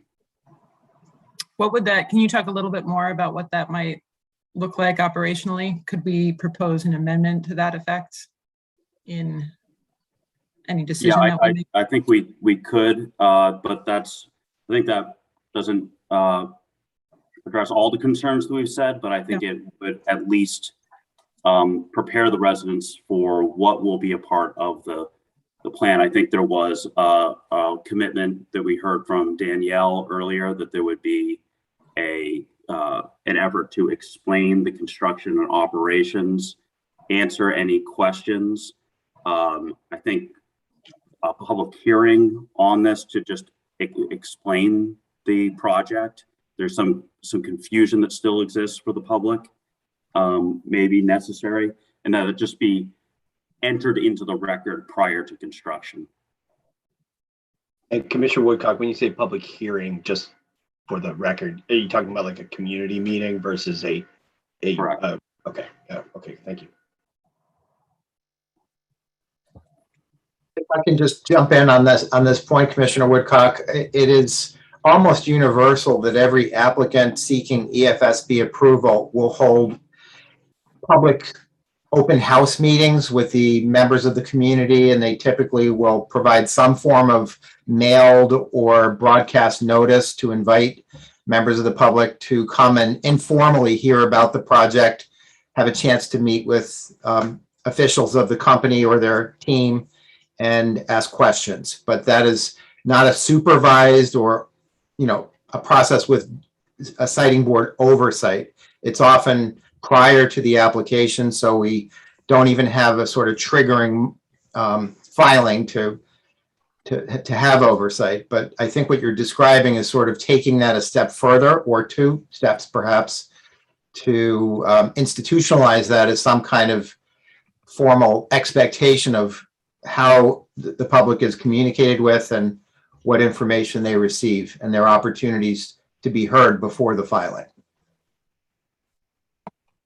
And that would fit in very nicely with the docket that we have open right now on enhancing public participation in our entire process, end to end. So I think that's a very apropos comment for what we'll be doing in that docket. But to the extent there are concerns that we have not seen that in this case, I don't know how we can retroactively solve that problem.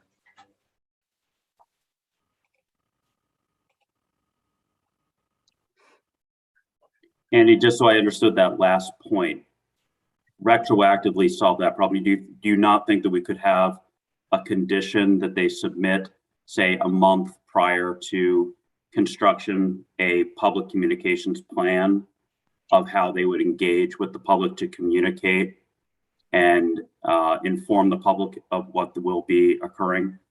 Maybe I misheard you. No, that we could certainly do. I was really referring to the sort of notion of pre-filing communications, since this case is, as you noted, been around for quite some time. Okay, sorry, I misinterpreted that. No, that we can absolutely improve communications going forward. It's just the past is what we can't change. Ms. Evans, you might have a comment as well. We could craft a condition about a comprehensive outreach plan going forward. We have done that in the past, and we could do that here. Matter of fact, we are putting together some language right as we speak. Okay, appreciate that. I think that would be appropriate as well. Thank you. And I think one of the pieces that I heard and that I'm cognizant of is that while this might be part of a formal requirement, the language and the tools that are used should very much seek to not be formal.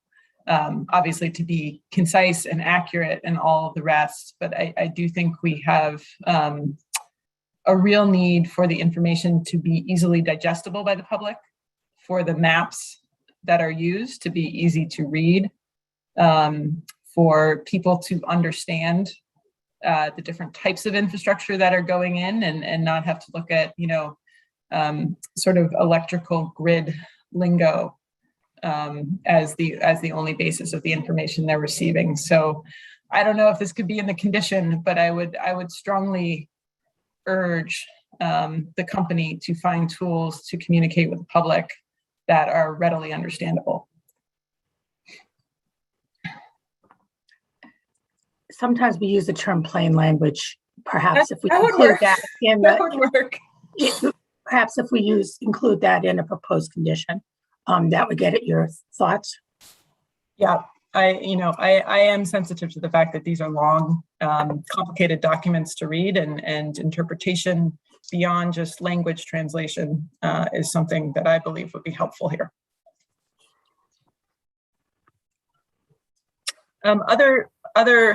Other comments on the communication piece in particular before we move to other items? I mean, I certainly did hear a need for the company to increase its coordination between different groups on the ground. And so I would certainly hope that increased coordination would be part of the effort going forward. I was just going to say I'd be happy to share with the board the draft language that we put together quickly here. Okay. I mean, if it's a matter that the board feels is straightforward enough for staff to address, we could address it offline. Otherwise, I could preview what those sentences would actually look like. Dean, perhaps we should do that once we get to deliberations, the formal deliberations, and have a motion on the table. I think we then would be the right time to share that. Okay, thank you. That makes sense. And just to orient folks who are participating in the discussions today, we are having an open discussion now. Later, we'll put a motion on the table related to the tentative decision, and then the board will discuss amendments to that decision. So that's sort of how the process moves forward. The other piece I wanted to discuss in detail was the issue that the company has raised in terms of the resiliency requirements around elevating components of the substation. I think, I'm still not entirely clear on the process that's required by the company to assess the elevation at the substation. I think my understanding is that it would take 6 months to do engineering design work to understand if it's even feasible, and then might take as much as 2 years. I think the mayor and others, including the siting board staff, have obviously raised the significant reliability issues if this transmission project does not get completed, and I'm very mindful of those. I am also mindful of the opportunity for perimeter solutions, although I feel like those are still poorly formed by the company at this point. And so I think I'm very open to ideas from the board as to how we could help continue to advance the real reliability challenges while making sure that we are better addressing some of our concerns around the resiliency issues. Chair Nelson, I see your hand. Or is this an appropriate time to go through some of those issues? Okay. So I think that if we're going to break this down to the cable and the substation, I think those are two separate things subsumed in this project. I think that moving forward with the cable is of paramount importance, and I think we've heard from the mayor, and we know that the negative benefits and the situation we're in, where if the overhead line that is currently the only line feeding the Cape End area is damaged or knocked out, that could create a situation in which we have long-term outages for many thousands of people. And so I think ensuring that we have redundancy given climate change and the way storms have been happening is still of paramount importance. So I do think that making sure that the transmission line stays on that schedule that is outlined here, which is a accelerated timeframe, is appropriate. But my understanding of the testimony and the comments that were given today from the company delineated that there was the line can move forward. Well, the substation has a couple more checkpoints to go through. And the tentative decision where I support it is, I think it outlined the fact that given our requirements and given our desire to ensure that equipment we're investing in long-term is safe from flooding, that the raising of the level to meet 1 in 100 storms, meet the levels outlined in the tentative decision is appropriate. But I did hear from the company that their engineering analysis, which could take up to 6 months, would need to see what the redesign would take to meet that requirement, and if that requirement was even possible. So I guess, I'd like to hear from other members of the board and the staff as well. But my thought is that the tentative decision could stand with the provision that the company undertakes the engineering analysis. And if it is determined that the engineering analysis is not feasible, then the alternative path that the company suggests could be explored at that juncture around what, in lieu of raising the level, if that's not engineeringly feasible, I don't think that's a term, is if it's not technically feasible, then we could explore other alternative options. But it seems that we can separate the line project from the substation project, move forward with the line, and have the substation try to meet those standards to be resilient to potential flooding that could occur. Commissioner Frazier. Just wanted to get, thank you, Madam Chair. Just wanted to get some clarification. Thank you for your comments, Chair Nelson. So if the line proceeds and there's a 6 months assessment on what can be done at the substation, just so I'm clear, where are we in terms of reliability, maintaining reliability in terms of the overhead line? And, you know, potential outages there, just not clear how that sort of lines up. Are we still in the same place where we are now, sort of waiting for the 6 month redesign on the evaluation of redesign on the substation? Does that make sense?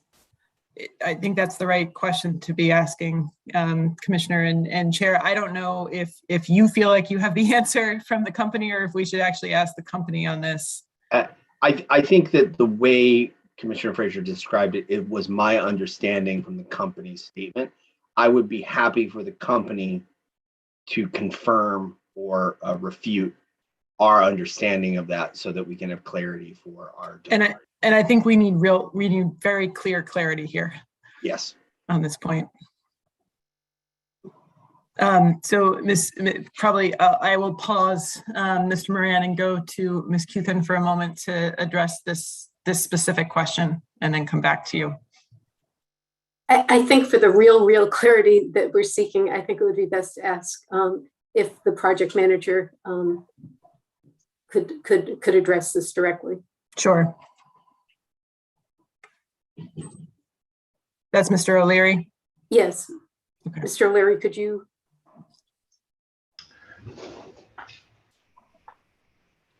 I'm sorry about that, Mr. Nelson. Can you just repeat that last piece of it? Sure. I think what the board needs to understand is I stated that the cable can be constructed and tied into the system to provide redundant reliability to the Cape Ann area. And that can be done even if there is a delay in construction at the substation. Is that correct? Correct. Actually, Mr. O'Leary, if you'd prefer, I think that Deidre Matthews, the company's principal in terms of major permits, could address this. Perhaps she could take a first.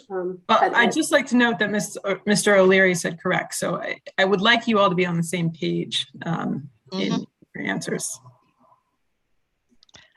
I'm going to provide a summary answer that I have discussed with Mr. O'Leary, and Mr. O'Leary can contradict me if at any point I have misunderstood what he has said. But I've been with the project from the beginning and intimately involved in the assessment of reliability, and perhaps have a little bit more knowledge than he does on that specific issue. So if we are allowed to go ahead with Beverly number 12 at 13 feet, the new N192 cable will be placed in service on time. The new 115 kV to 13.2 kV transformer, which is part of the project, will also be placed in service timely. Follow-on planned distribution upgrades, for example, the new 13.2 to 4 kV yard referenced in the tentative decision, will be advanced once the project is complete in the mid to late 2020s. And the long-term flood mitigation plan designed to protect the entire substation, including existing, and there's really quite a lot of existing equipment, and future equipment will be installed on or about 2030. If we pause now to evaluate the possibility of elevating the new critical equipment at Beverly 12 by 2 feet, there will be minimal impact to the in-service date for the N192 cable. However, The new 115 to 13.2 kV transformer will be delayed by about 2 years based on the need for substantial redesign of the Beverly 12 substation. And during that period, the Beverly 12 substation will continue to have only one source of transmission supply, which is the existing overhead M191 line. So we lose a critical piece of the reliability that was to be provided by the substation portion of this project. The new N192 cable will supply only the East Beverly cable substation, not the Beverly 12 substation. Our plans for using a new 13 kV feeder to back up East Beverly for loss of one of its transformers will be deferred. And similarly planned, further planned upgrades that will also serve Beverly will be further deferred until the engineering for the 115 kV to 13.2 kV yard is complete. Did that help? I think it provided more clarity along the complexity here. And I just want to break that apart so I have full understanding, because I think that's what we're really trying to make sure we have clear before we render our decision. So the issue at hand is there's the overhead line and then the new underground 115 kV line. Is that correct? Those are the two that you referred to? Yes, currently the Cape Ann Peninsula is served by the overhead line and the underground line, which is currently out of service and which is going to be replaced by the proposed project. Correct. And those so lines, go ahead. The underground line that is going to replace the damaged line that is out of service needs the transformer at the substation to exist before that line can go in service. Is that true?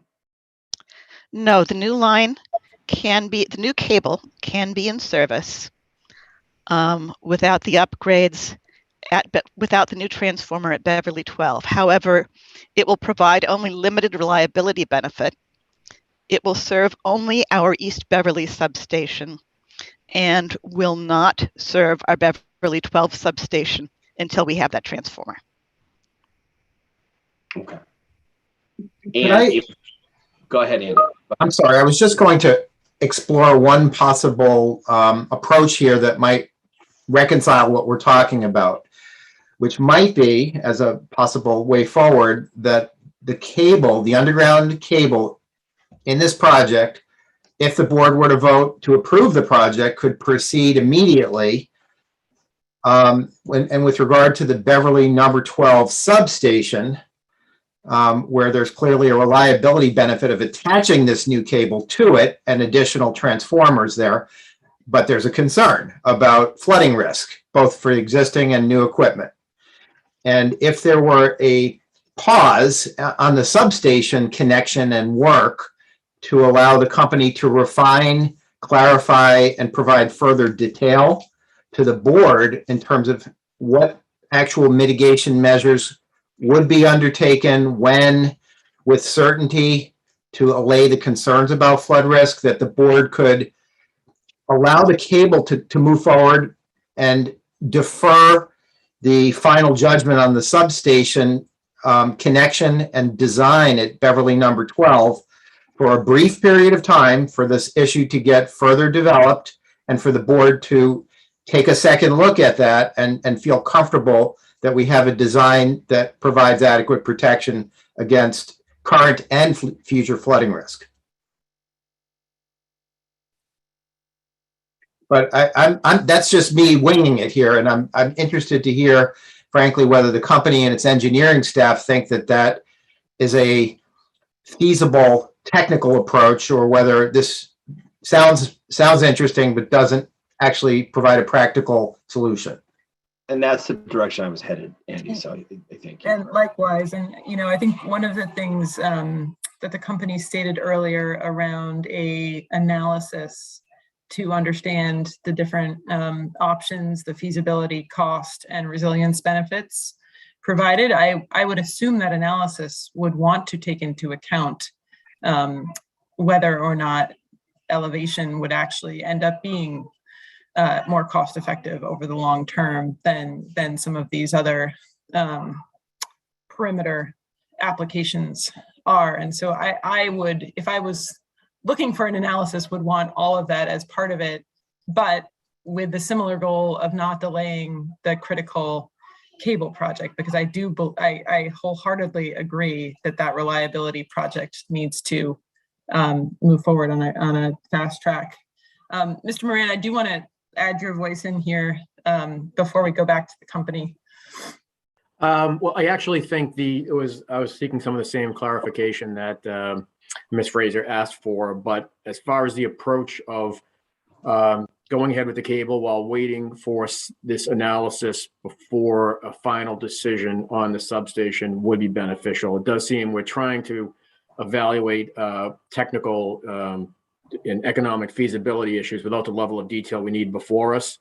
So if that can be done in a relatively brief timetable, I don't think we're delaying the full project that much.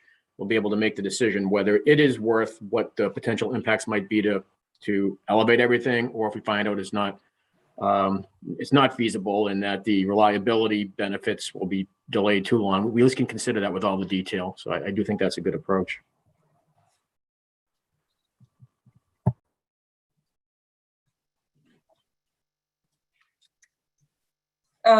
Andy, what would that look like from your perspective in terms of a timeline and a regrouping situation for the board, et cetera? I think we'd need to add some language to the tentative decision as an amendment that would allow potentially the cable to begin construction upon approval of the board, with the substation component at Beverly number 12 being deferred pending additional analysis and a compliance filing to the board for its review to explain in more detail the specifics of the approach that they believe is appropriate to take in connecting the line to the substation, and what the design and flood mitigation measures are that they believe are advisable for the board's review. So that could be a condition that we could develop in probably a brief recess, I hope, and include that for the board's vote on the overall tentative decision. Sounds like a good solution to me, given the lack of clarity we have on this. Ms. Evans, do you have a comment? Just the compliance filing would let us actually have the company establish a record on this. We've had a lot of discussion during this meeting. A bunch of this discussion's not on our record here. That always concerns me. And so this would allow us to establish a record on the cost benefit of raising the substation. I would say that there would need to be some kind of process after we receive that compliance filing. We would have to determine what that process was also. Just to give you a little bit more idea of what that might be, the board has various mechanisms to review compliance filings. The sort of more mundane compliance filings are often reviewed by staff. When they go to the board, they can either be dealt with at a board meeting, or they could be dealt with through a paper review process that we have in our regulations, if the board is comfortable with that.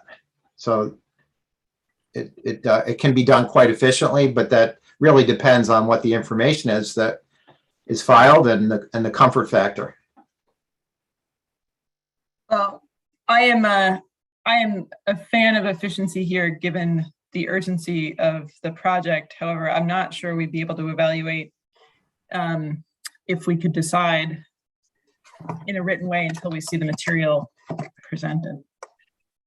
Could I suggest, though, that we give the company a chance to respond to this, potential way forward, and see if they share the enthusiasm that I'm hearing from several of the board members? Well, if they don't have to share our enthusiasm, but it would be good to hear their perspective at least, or if they have questions or thoughts. Hi, this is Mark Riley. I'm a Assistant General Counsel in the U.S. Siting Group in Legal. And we have two options being proposed. One is just stick with the current condition D. The second one is what was just being discussed by Mr. Green, to allow us to do some engineering and then do a compliance filing. I just want to propose a third potential option here would be to modify the condition so it reads like a performance standard that basically says, you know, NEP must achieve or implement by 2030 its comprehensive climate resiliency that would get, you know, through 2070. So you would have that, and it wouldn't specify that 15 feet is the way to get there, but allow us to use what we're saying are our comprehensive flood control measures. That would be coupled with current conditions E and F, which already require compliance filings along those lines.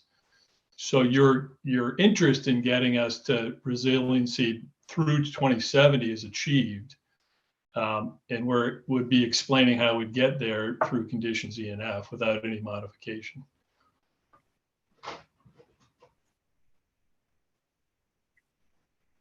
With that, go ahead. Sorry, Chair. I said under that proposal, right? It's an outcome-based proposal, so you're meeting the requirement.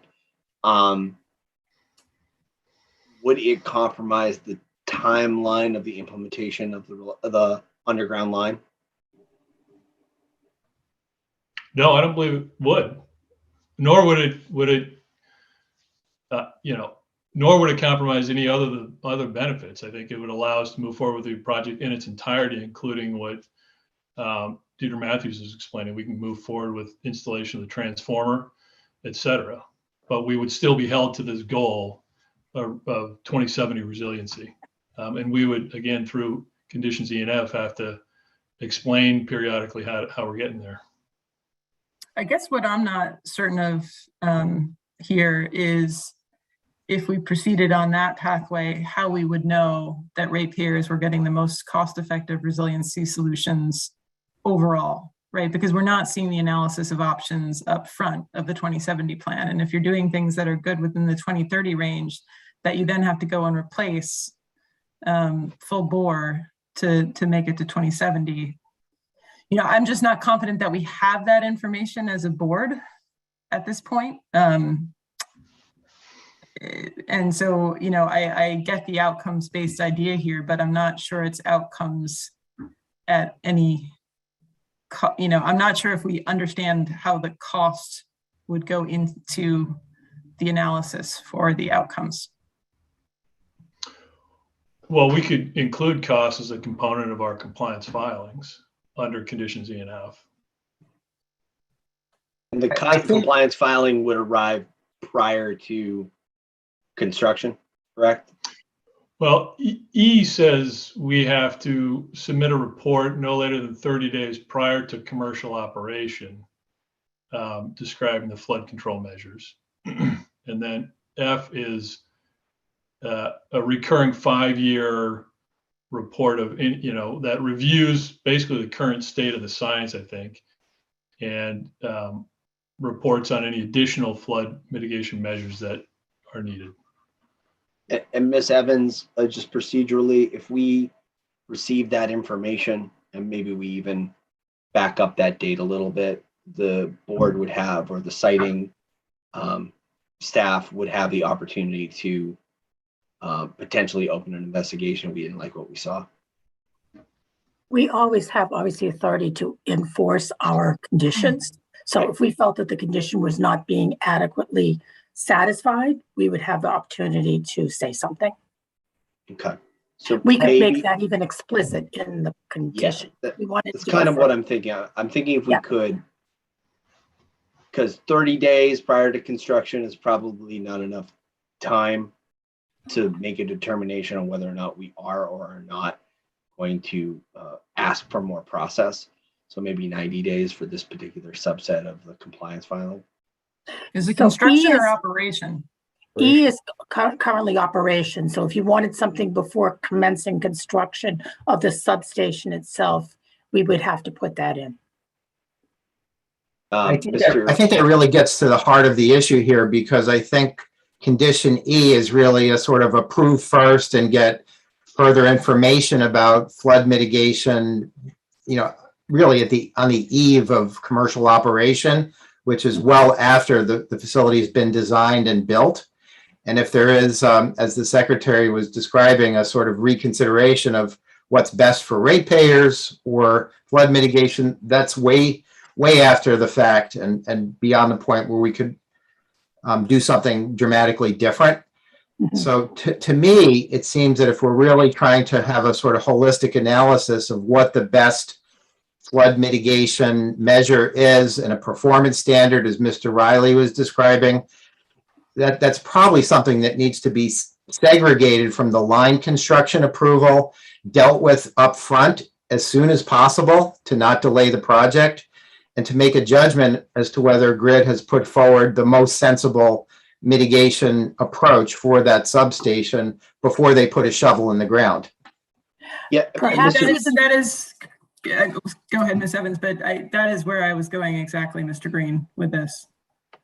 Perhaps the way it should read is not 90 days prior to commencing construction of the Beverly number 12 substation, but 90 days from the date of this decision, if that's something that the company can do. Back it up even further. My issue is right now, and it's not that I don't believe what's in your comment letter in terms of the potential difficulty in engineering, but you're asking us to believe, based on very little information, that the engineering would be more difficult and more costly. And I think what we'd like to see is that full analysis. Are the engineering upgrades at the substation going to be, in fact, more costly than what you're going to have to do on the perimeter? Will they be, what will the impacts be to adjacent sites? What is the longevity of these solutions? And by 2070, do you actually need to be doing both pieces of this, and you have to go in and actually replace the substation infrastructure again? So I do think a fuller package that would help us understand this prior to the construction at the substation would be helpful, if we can do it in a manner that doesn't jeopardize the reliability aspects of the rest of the project.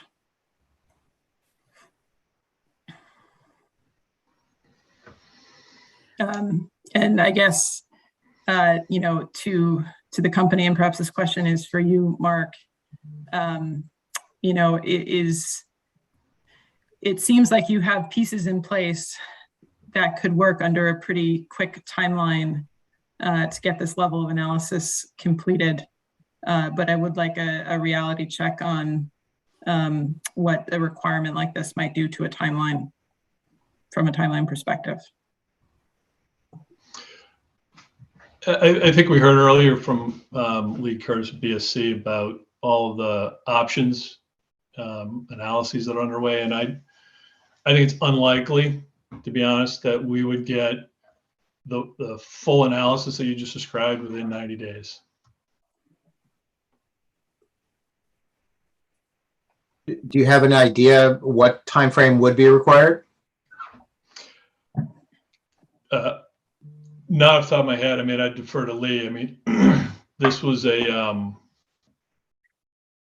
is not something that we've been evaluating through the application process. This is, sort of a surprise at the end here. So we have not had an opportunity to muster the resources to figure out exactly what would be needed, how long things would take, what the cost would be. So for doing the perimeter design, I'd ask Lee to jump in. It's sort of off the cuff, I know, but and I'm sorry, if I could, just before we get into before we get into the discussion about design of all the alternatives, right now it looks like obviously the strong preference is if you could elevate it to 15, the new equipment, that's what we'd like to see. We're being told that due to a technical or economic infeasibility, that can't happen. Getting that information to demonstrate what's behind that infeasibility, how long would that take? Putting aside a full alternative analysis on all of the measures, just to get more information that we can see to see why the new equipment couldn't be elevated with the existing substation. Do you have a sense how long that may take? Matt or Tim, can you jump in?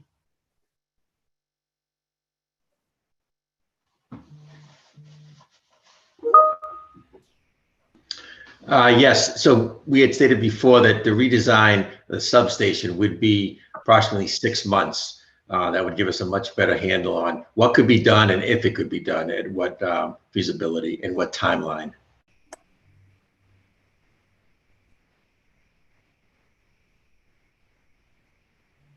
So in lieu of 90 days, 6 months, is that what you're saying, Mr. Riley?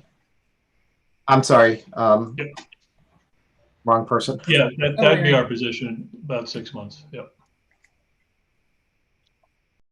And would that give sufficient time for the other team from BSC to be working on sort of the costs and feasibility of the perimeter solutions?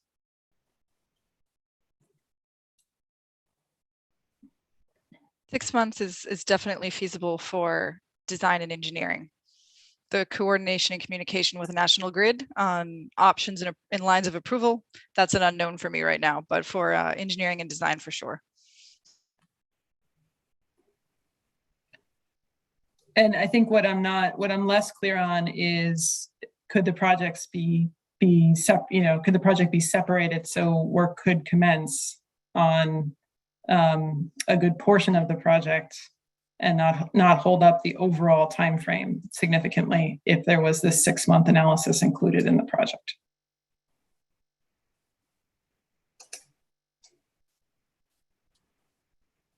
According to what I heard earlier, is certainly the construction of the line and getting everything through the roadways can be done on a separate track. Is that correct? Has that changed? That's correct. Correct.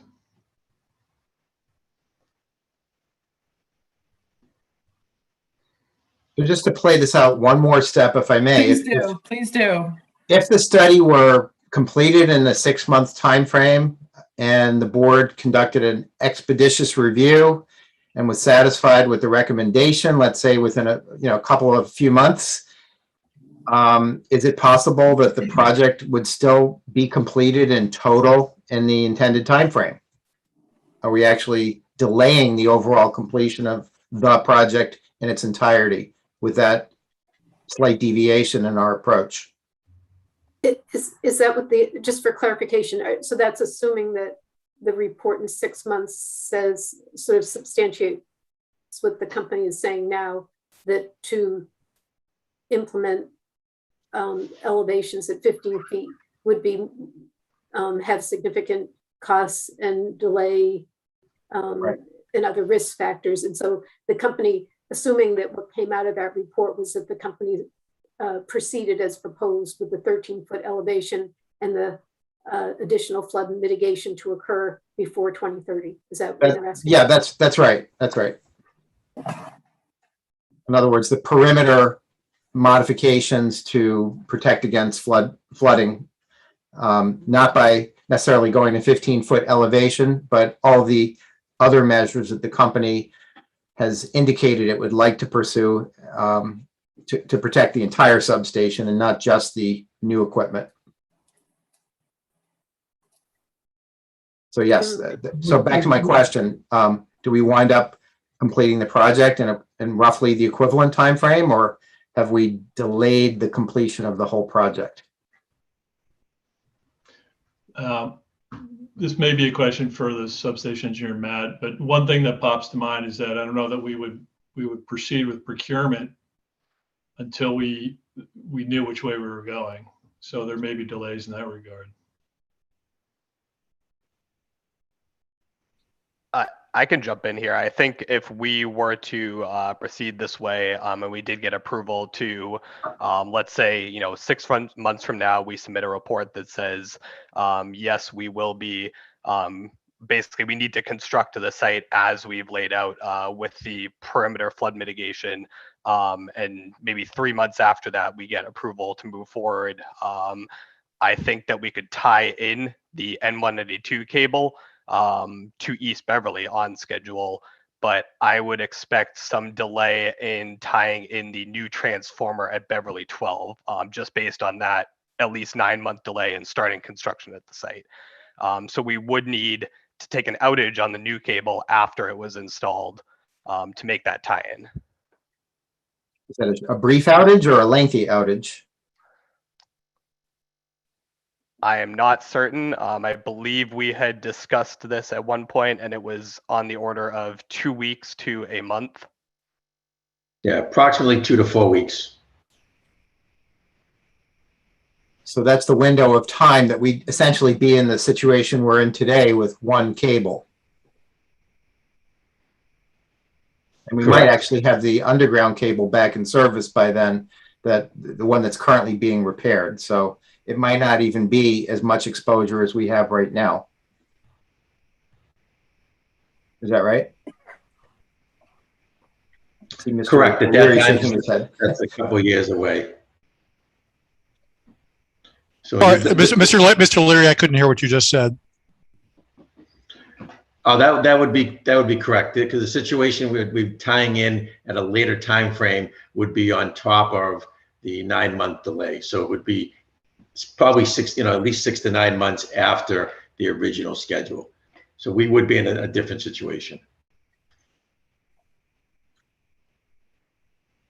I do think it's interesting to at least realize that once the East Beverly substation, which is the other substation that's part of the project, is connected, we may have solved a substantial amount of the reliability problem that we're dealing with in this project, not necessarily all of it, which does hinge on what happens with Beverly number 12 substation, but there's a huge incremental benefit just connecting to the East Beverly substation, at least from what we understand in the record. So we've made substantial progress, but not the complete solution that the project envisions. And again, if I'm incorrect, I would certainly like to hear from the company on that point.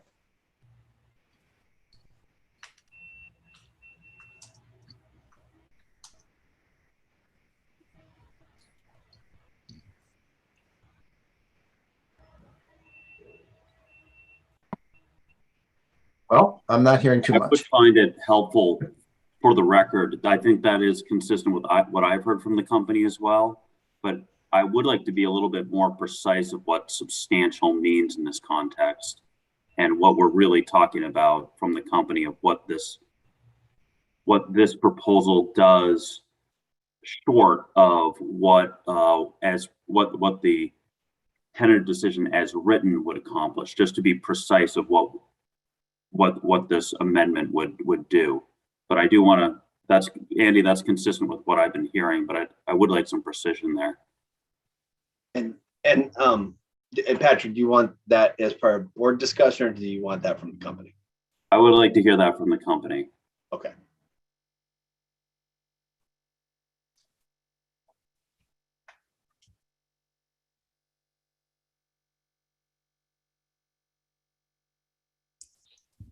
If I could, I don't know if this will help or not. The reliability benefits that we gain from placing the new N192 cable in service, but not connected to the transformer at Beverly 12, are that we have re-established 2 transmission supplies to those portions of Cape Ann which are served from the East Beverly substation. What will be missing is a second supply to the Beverly number 12 substation, which, correct me if I am wrong, Josh or someone else, primarily serves the city of Beverly.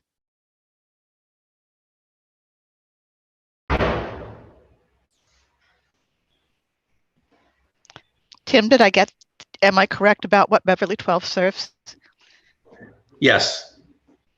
So Beverly 12 will remain with a single supply, being the overhead M191 line, until such time as we get that second transformer installed at Beverly 12. Okay. Patrick, is that what you needed? I think that is clear. I'm gonna try to go back and help.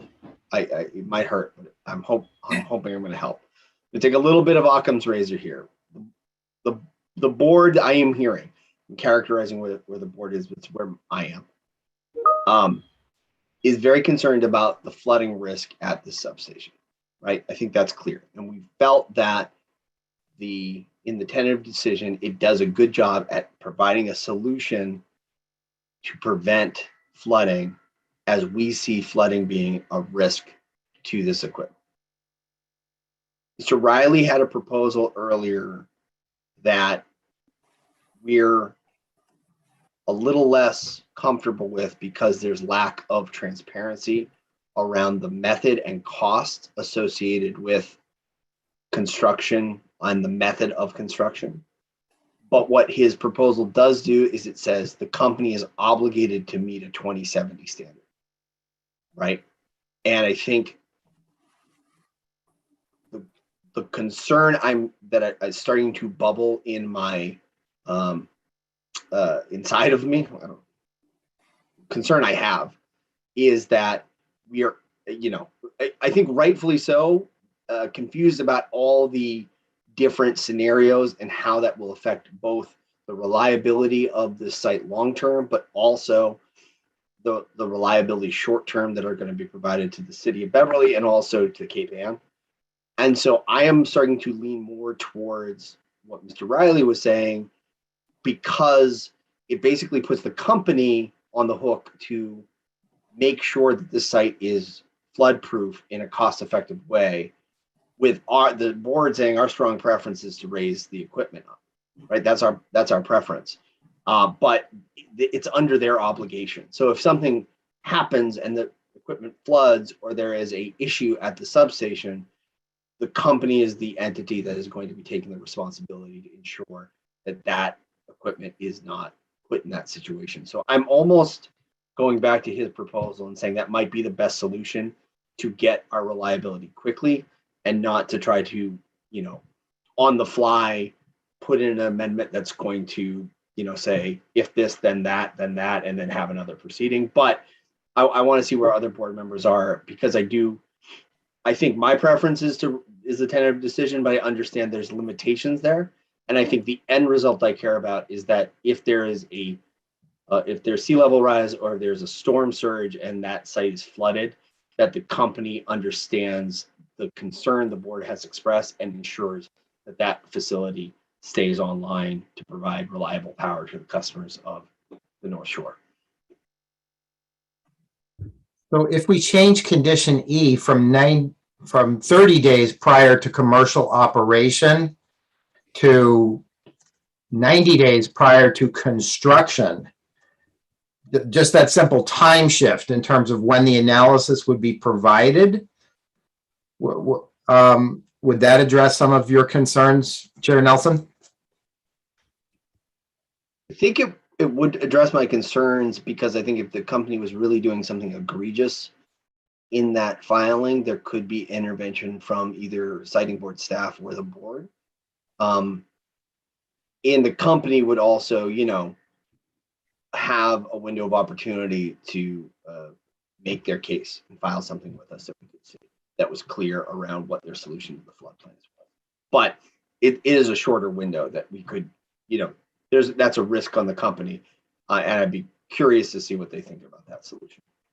I mean, I like the 90-day prior to construction component of it. And I do wonder if we could get an analysis from the company that was not, a full engineering plan for the substation, but at least a little better understanding of an estimate of the cost of the upgrades. I mean, I think the letter, gave us very broad terms. I don't know that we need a full bore engineering study that would take 6 months to sort of prove out the math here. But I think what you are hearing, at least from me, is some concern that we are just looking at the cost benefit economics very clearly in terms of the resiliency measures we're implementing. And I'd be the first to say, if elevating is going to be much more expensive than perimeter solutions, we should use the perimeter solutions. I just think I haven't been, I would like a little bit more clarity on the math, and I think that could be included in a 90-day pre-filing before construction. I know, Mr. Casey, you've been waiting, so I'd like to let you speak. Thank you. I was just, just to echo the points on the board. I mean, I'm in the industry, and it hasn't been clear to me yet what needs to be done at that substation. It's clear that the 115 line, that's a replacement one for one, kind for kind, improves overall reliability, but it sounds like it's really an expansion at this new station. And that when we address these resiliency concerns about 70 feet above sea level, I forget who it was from the company side indicated that where we start to bounce up against the bus bar and sub-transmission line, so we have a limited amount of clear height basically to deal with. And I don't know if the board is indifferent on whether it's a perimeter solution or a raised solution. I would think we would be indifferent as long as it can handle those resiliency concerns. Is that correct? I think I'm indifferent as long as the cost is not Yes. excessive. Sorry, that's the caveat. That's the caveat. Yeah, Cost. and as long as it doesn't have an impact on other aspects of the adjacent land area. And I don't think it's unreasonable to ask the company to give this group a schematic level design with a budgetary capital costs on what those different, scenario A, scenario B is. And I'm sure Andy, who's magical, can write that into the decision somehow. I can? Oh, yes, I can. Yes, you definitely can. I think Mr. Casey, I think Mr. Casey's right. I think we're giving the tentative decision enumerates that we think we need to protect against sea level rise, and raising is the most logical way to do that. The engineering of the site, again, there could be lots of constraints. I think we just want a permanent, cost-effective solution that protects against sea level rise. And I would also doing just things say, twice. I don't like doing things twice. If we can do things once, let's please do it once. yeah. And I will say, for those scrambling to maybe write this amendment, I would say no later than 90 days, because I think if the company gets this engineering analysis done in 6 months, wants to submit it with us, that's fine, right? They might want the lead time to get to have more certainty around what the board's decisions are. Could I just put a question to my colleagues on the staff, whether, again, just a simple time shift in the required submission for condition E could address what we're shooting for here? Again, to change it from prior to commercial operation to at least 90 days prior to construction. Would the rest of that condition still make sense in this context? I don't think it just, I'll butt in, Andy. I don't know that condition E has the clarity I would want in terms of sort of the cost benefit analysis and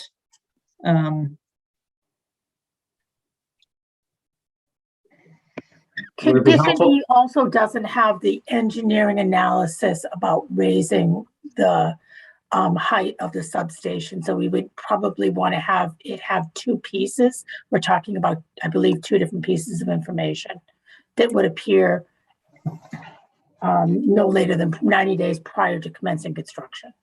So we would need to put both parts in.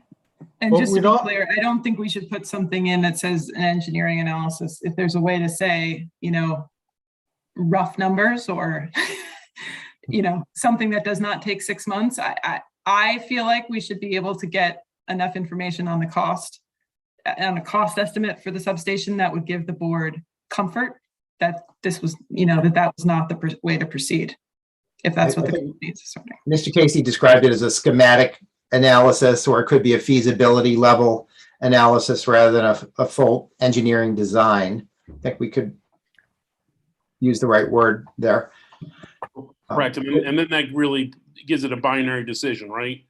Because if we get a schematic level, planning level design or analysis, and it shows that one's better than the other, and then, then they can proceed to actually get a full design on that path.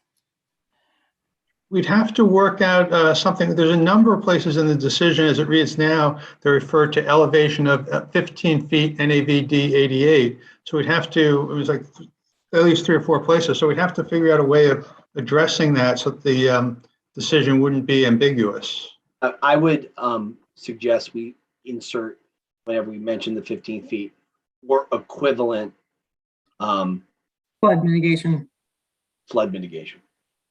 Therefore, we're allowing flexibility in the ultimate solution as long as it would sustain during a 15-foot elevation.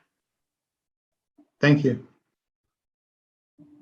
I think we, realistically hearing that we have a little bit of word smithing to do, we might need a brief recess to try to draft that and come back and present that in real time to the board so that you could see if we have it right. And may I suggest that when we do come back, we'll put I would suggest putting main motion on the floor and going through that process.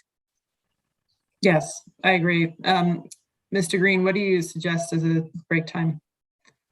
I think we might be able to put something together in a 10 or 15 minute time frame. Okay, and I imagine we don't have enough staff to start. No, I'm not even going to say it. Start trying to figure out how to be efficient this afternoon. I don't think there's any way around it. Let's take the full 15 minutes and reconvene at 3 p.m. Thank you. Okay. Does Thank that you. work? All right. Yes. Thank you.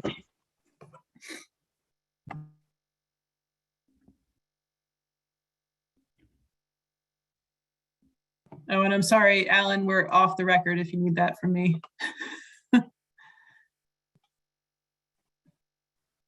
Secretary said we were off the record. That's all.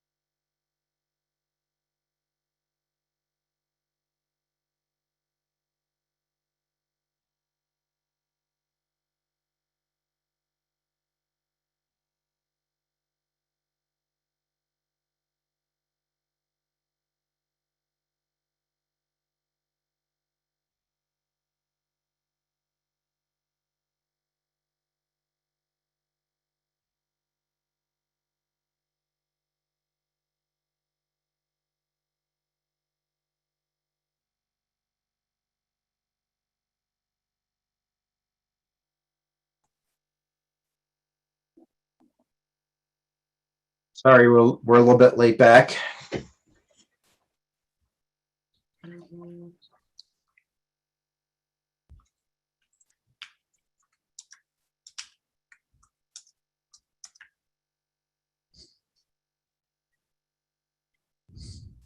Okay. Just 1 second, please. Yep. You have to put paper in your machine, right, Alan? No, thank you. That was the old days. That was way old. We will go back on the record. I see we are potentially waiting for a couple folks to get back. As we do, I would like to ask for one of the board members so we can begin deliberations to put out a motion to adopt the tentative decision. Are we on the record? Yeah, I said that at the beginning. Yes. Thank you. Sorry about that. That's okay. I second the motion. Okay. So we'll leave that on the floor and we'll vote on the motion with all of the amendments at the end of deliberations. So I think where we left things was with the staff to come back with an amendment for us on the resiliency analysis that would be completed prior to construction. And we have one to present, and if Mr. Hazel could perhaps share his screen with the board, we can provide that. I should be sharing my screen. Yes, we do see it. So this is the language that we crafted just on our recess to try and address the concept that the board was discussing. Maybe take a moment to review it. We may need to read it into the record because otherwise it will not be in the transcript at some more appropriate time. All right, I can read it. Happy to do that as well. Okay, I'll read it. To address the above concerns and given the pressing need for the new cable, the siting board directs the company to start construction on the new cable, the Waite Street switching station, and upgrades to the East Beverly number 51 substation. Is number 51? Yes. Yes. Okay. The siting board also directs the company to undertake a feasibility planning level analysis hereafter the resiliency analysis that describes the environmental impacts, costs, and reliability of implementing measures that would achieve flood mitigation, resilience measures, I think outcomes is probably the word you want, equivalent to placing new equipment at an elevation of 15 feet NAVD 88, i.e. the 500-year flood plus 3 feet of sea level rise through the year 2070. The resilience analysis shall consider and compare measures including, but not limited to, 1, raising new equipment proposed for the Beverly 12 substation to an elevation of at least 15 feet NAVD 88, and 2, other protective measures, e.g. levees, flood walls, living shorelines that would protect the entire Beverly 12 substation. The resilience analysis shall also assess the potential for any detrimental effects on parcels neighboring the Beverly 12 substation as a result of flood protection measures proposed for the shoreline of the Bass River. NEP shall submit the resilience analysis to the board no later than 90 days prior to commencing construction at the Beverly 12 substation. The siting board will review the resiliency analysis report and determine whether any of the additional flood mitigation measures are necessary and appropriate and shall be implemented. This condition applies only to construction of the Beverly 12 substation.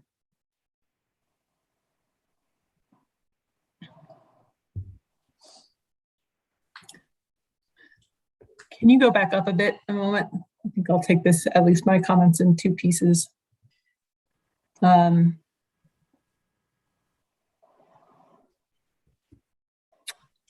right, so you have environmental impacts. I mean, you know, I generally have a preference for soft resiliency structures where feasible. It's not always feasible for critical infrastructure like a substation, but I would want that to be considered in the analysis. It looks like it is.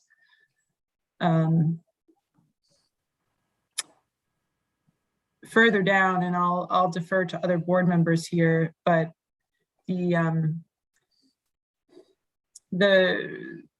the review and the go forward is a little bit unclear. I'd like it to be, you know, something that would be easy to understand what the timeline, what the decision and go forward is, to not hurt the project implementation, you know, the implementation of the reliability.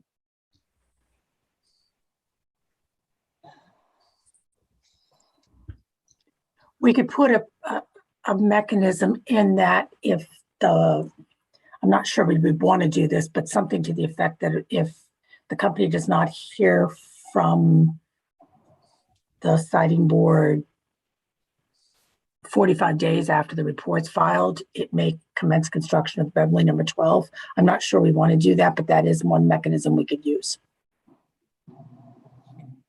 I'm not sure we want to do that either. I'm trying to think if this gives enough of a timeline certainty for procurement purposes and other things that might delay construction. I think this is sort of falls into the good faith category, that given the urgency that's very clear to all of us as to the need for the replacement cable and the overall project, that is just going to simply be incumbent on staff and the board to review the filing quickly and make a decision as quickly as possible. And that's just inherent in this situation. It's hard to describe that in any other term. Okay. Those are my major questions with this. If you'd like to add the word expeditiously review, that maybe that makes it a little bit clearer what our objective is. Expeditiously? Yeah, I don't know that it makes a material, you know, I don't know that we need it. Andy, on that process question, so if I understand, we will expeditiously review. I don't mind that. Yeah. And is it the board or is it staff level? Is it a paper process? I suspect this would probably be something that the board would want to take up. And again, as I mentioned before, it could be a supplemental meeting, or it could be other procedures that we have available to us to get a board decision on the acceptance of a compliance filing. So the action by consent mechanism is available to the board, and that requires unanimous approval of the board. Or the board could delegate the decision on this either explicitly to staff, or because it's not really a final decision, or explicitly to the chair, if we wanted to put that kind of mechanism in. Got it. Which is what we did in the CBA for East Eagle. I'm sorry, I couldn't hear you, Joan. What did you say? I'm sorry, which is what we did with the CBA in East Eagle. CBA being the Community Benefits Agreement.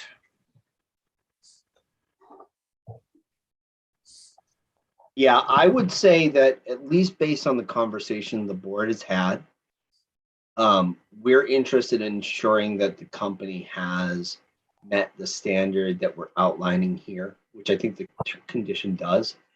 And so I think the optionality of the siting, not doing this through not having to do this through a official siting proceeding would probably be my preference. So I would either lobby for designation to the chair, or to put in a condition on once it is submitted with siting staff, if it is not acted upon in X amount of time, you know, it kind of is accepted. One of those two things. You understand kind of what I'm saying? there. I don't think it's a full board issue, given the fact that we are trying to, if they are meeting that requirement, then that's where it is. I think we would have to proactively say, hey, we want to have further process on this. I think we've outlined our concerns. I think the concerns are addressed in this amendment. And so I think the staff should provide their assessment of the analysis.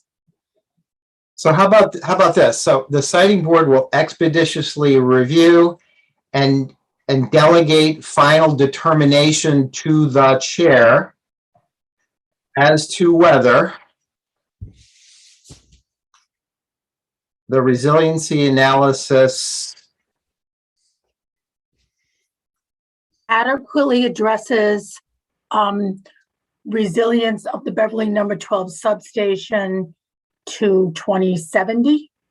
Well, as for the resiliency analysis, as to whether any of the, it should look like this, determine as to whether any of the additional flood mitigation measures are necessary and appropriate and shall be implemented. right, that's good. That's better. That's perfect.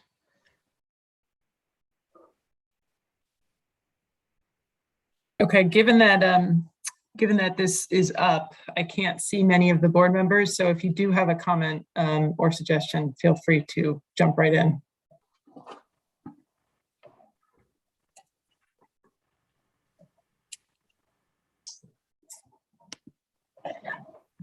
All right, hearing none, I would ask if there is a motion to amend the tentative decision to include.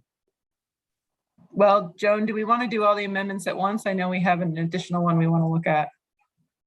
So we also have the staff amendments that we haven't addressed. Mm-hmm. We should do each, my suggestion would be we should do each amendment separately. Otherwise it gets very confusing. Okay, well then I will ask for a motion to include this resiliency amendment in the final decision and to remove the 15-foot requirement and replace it with or other resiliency measures matching that level. I forget the exact language that we used, Joan. So I thought we were going to leave in an elevation of 15 feet NAVD or equivalent flood mitigation. Yes. That's what we had discussed before. So it wouldn't remove the 15, but we would provide an option for equivalent flood mitigation. Or yes, if you want to call it, or you want to call it equivalent resiliency. I don't know if you'd rather use that term.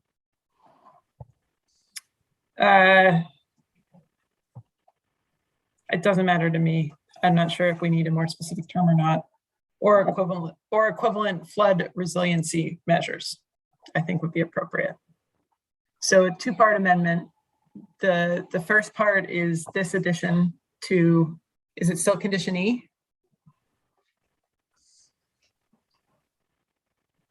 This would be a new condition. This would just be a new condition, and it'll change all the other condition names accordingly.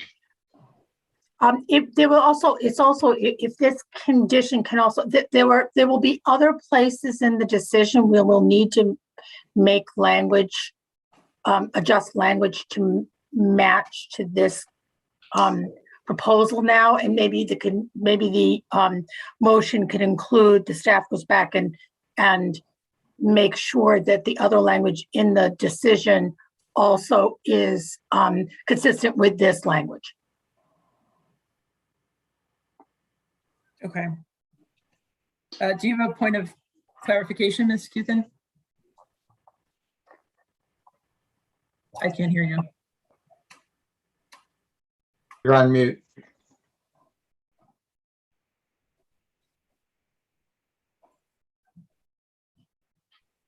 Bottom left of your screen, you can unmute yourself.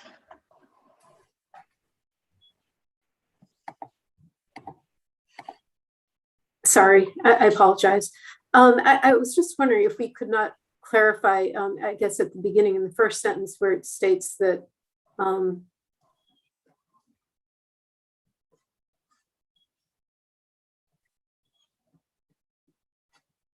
well, I'm not sure it would be in the first sentence, but to make it clear that the company could proceed with construction at Beverly 12 to the extent that it involves the installation of structures that are physically part of the cable, that would not be delayed pending this compliance with this condition.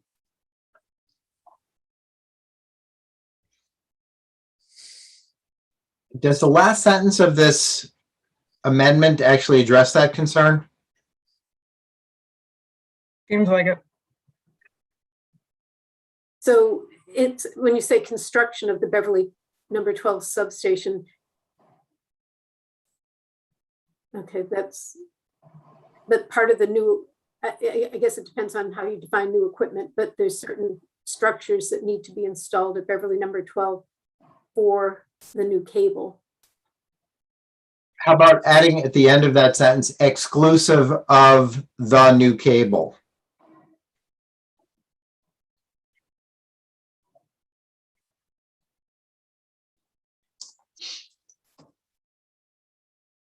I think that And conveys. supporting structures. Are you talking about, Kathy, are you talking about, yeah, supporting structures, right, that hold the cable up in the air? Yes. Like transition structures and.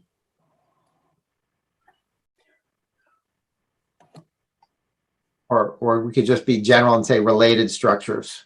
That would be great. Okay.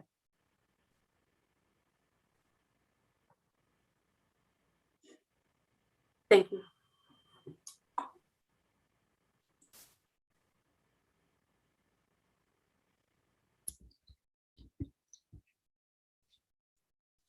So there you have it. Okay. I believe there was a motion from the secretary. I don't know if. It was a motion. I don't know if you need me to motion it more formally. But I will make a motion to adopt the paragraph we have on the front of our screen as a condition. I don't know what letter number the condition is.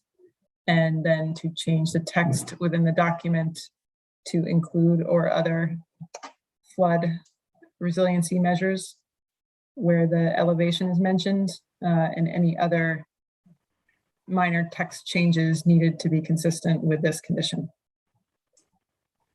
I second that motion. Okay. So now we will move to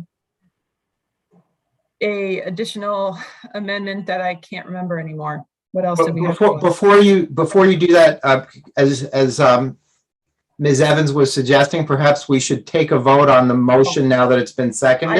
I didn't realize you wanted the vote separate too. Okay, we can do that. Andy, do you mind calling the roll? I assume there's no further discussion required before we actually take the vote, but that might be just a quick question to ask. Anyone have anything? Okay, I apologize for the random nature of this roll call here, but Mr. Costco. I vote in favor of the motion. Chair Nelson. Support the motion. Mr. Casey. Affirmative. I'm sorry, I didn't hear you, Mr. Casey. Affirmative. I support the motion. Commissioner Woodcock. Aye. Commissioner Frazier. Aye. I believe the motion has passed. Okay. I will ask the staff what the next motion is, what the next amendment is. We also prepared some language related to a community outreach plan that the company would implement before construction, which is responsive to Commissioner Woodcock's suggestion earlier today. I'd be happy to share that language Yes, with the please. group. Yes, please.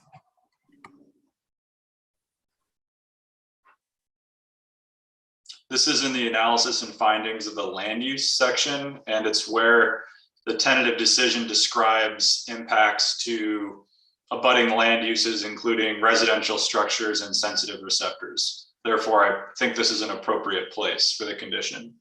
I think I'll wait to read this in until we do any wordsmithing that we want, if that works for the staff.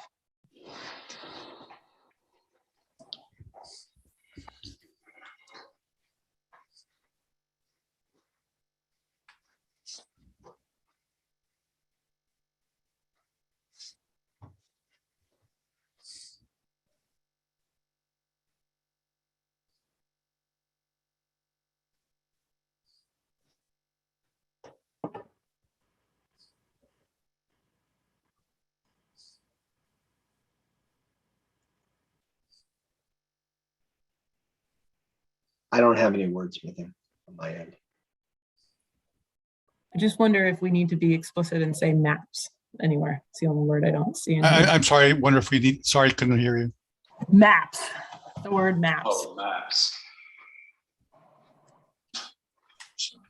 I think it's obvious, but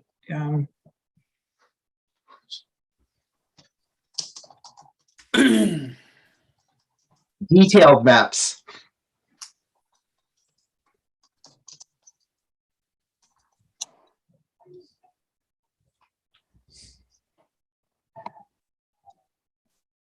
and does the outreach plan, should the outreach plan be compliant with our procedures around language translation and those rules that the siting board itself follows?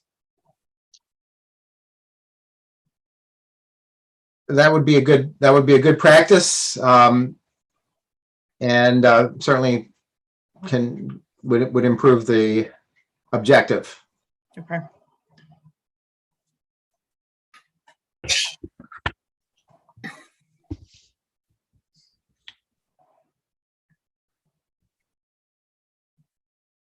Thank you for the staff for putting this together. I might suggest that the EFSB staff have the ability to review this outreach plan before it's executed.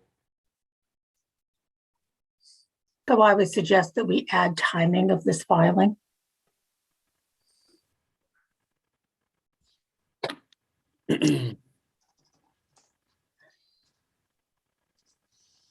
We could probably address that that addition, Commissioner Woodcock, at the end of the first sentence, putting a comma there for review by the siting board, and that oftentimes implies a staff review. Thank you. Do we want to have the company file it at a particular time prior to the commencement of construction? It seems like the company should be close to having something like this already. I think as soon as possible would be my preference. In the next 30 days, next 60 days of issuance of the final decision. Yeah. I'm sorry, I couldn't hear you, Joan. I was reading what Dean was typing. Within 60 days of the issuance of the final decision. Thank you.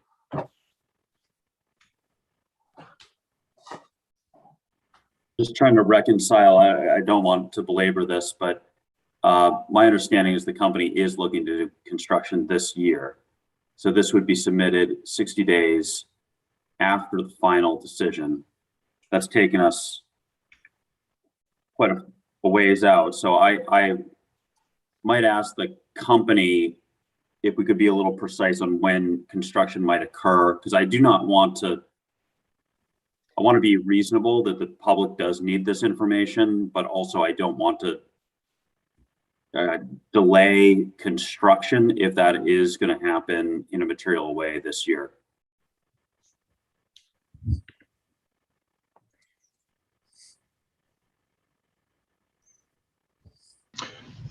This is Mark Riley. This is probably a better question for the project manager, Tim, but I understand that we were hoping to get underway immediately after receipt of the decision, given the critical need. So having to wait 30 or 60 days would be problematic. If there's a way to, we already have commitments to do outreach. I believe it's even part of our memorandum of agreement with the city to do these types of pre-construction outreach efforts. We can formalize that into a compliance filing, but it would be nice not to have to delay start of construction while this is under review. I think the point that I'm trying to get to, that I think we're trying to arrive at is I think it's in everybody's interest that this plan be well developed and that the city and both Salem and Beverly give assistance in ensuring that plan is well developed. If you're ready to send in a plan tomorrow for review, I think we could move forward with it, but I do want the cities of Salem and the staff to review that and it be formalized in the record. So I'll note that the language of this does not require the company to, right, the way this is drafted does not require the company to file this prior to commencement of construction. And maybe that's what we need to add is prior to commencement of construction so that it's not after the fact. And if it can happen, as Commissioner Woodcock said, tomorrow, we'll get on the review process quickly. But it does need to be prior to commencement of construction or else it hasn't really delivered the benefit that we're trying to achieve. If I read that correctly. So Patrick, that's where you were going. Yes. I'm sorry, I didn't hear that. Develop a comprehensive outreach plan for the project prior to commencement of construction. It's on the third line, Dean, of the red line. 1, 2, 3. Yep, at the beginning of that line. I'm sorry, Andy. This is develop a comprehensive plan for the project and submit it to the board for review prior to the start of construction. Prior to the start of construction, rather than 15 days.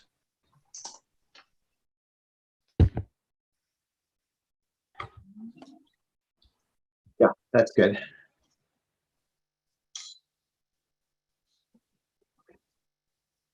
Mr. Moran, I saw you pop in there for a minute. Did you have a comment or? No, I couldn't avoid trying to help with the editing, but no worries. Thank you. Other changes?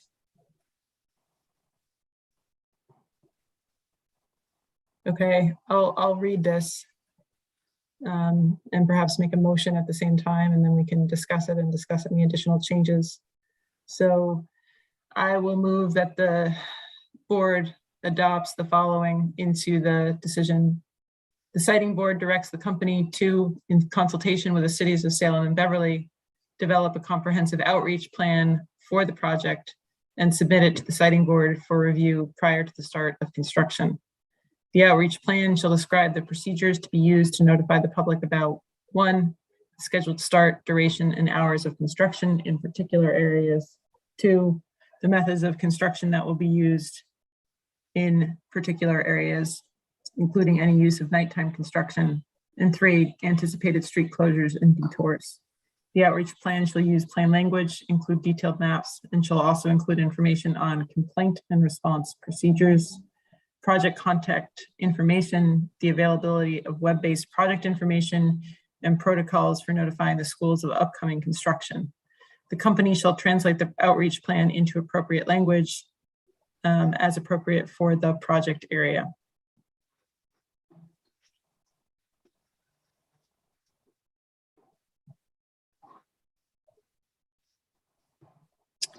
Could I change this last use of appropriate to necessary?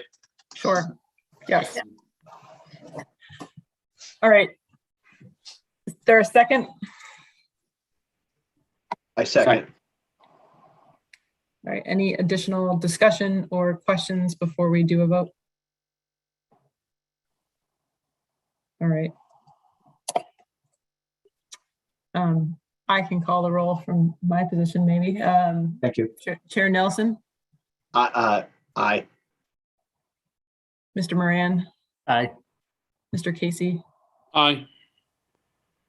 going down here, Ms. Fraser, Aye. Mr. Woodcock, Aye.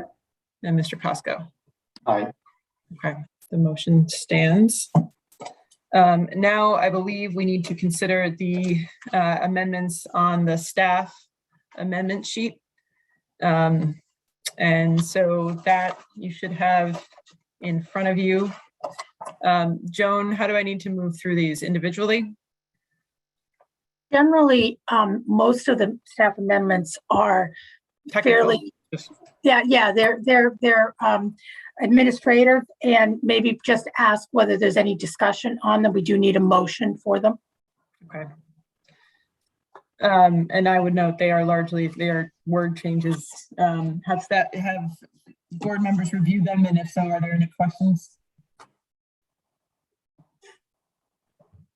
Okay. Hearing no questions, so I need a motion to adopt. I would move to adopt the staff amendments. I would second that motion. Okay. So I will call a vote. Mr. Casey? Aye. Mr. Moran? Aye. Ms. Fraser? Aye. And Mr. Costco? Aye. And I am an aye as well. So that motion carries. So are there any additional amendments board members would like to discuss or suggest at this juncture?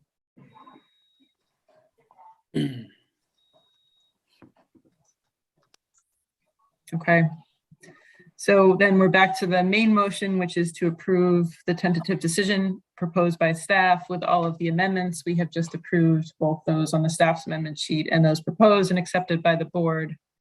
As just described, the main motion is before us to approve the tentative decision as amended. Is there any further discussion before I call for a vote? Okay. Hearing none, we'll now vote on the main motion as amended.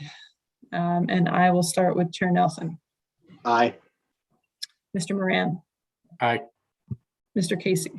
Aye. Ms. Fraser. Aye. Mr. Woodcock. Aye. Mr. Costco. Aye. And for myself, I'm aye as well. Thank you for the broad discussion on this one and for working towards those amendments. The motion as amended is approved unanimously. With that vote, the siting board will now proceed to issue a final decision inclusive of the approved amendments, and staff is hereby directed to prepare a final decision as amended for the chair's signature. I believe, Mr. Green, we should recess for 5 minutes at least to reset. That would be a great idea.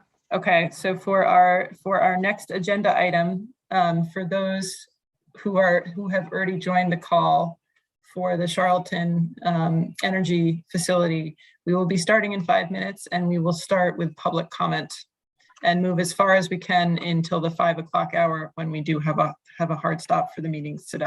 Madam Chair, I'm seeing some distress from my colleagues who are urging a 10-minute recess, if that's possible. We can absolutely make that happen. So let's reconvene at 3:45, please, at which point we will start.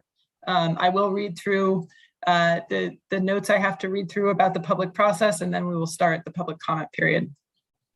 Okay, thank you all. Thank you.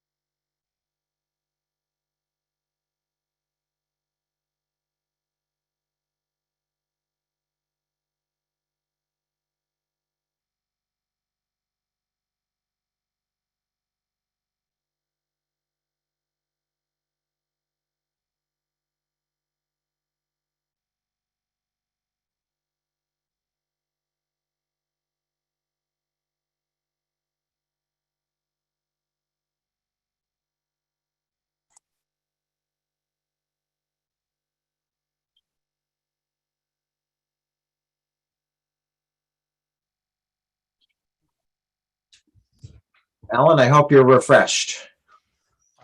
Yes, comparatively. Thank you. Maybe that's going a little far, but Yes, right.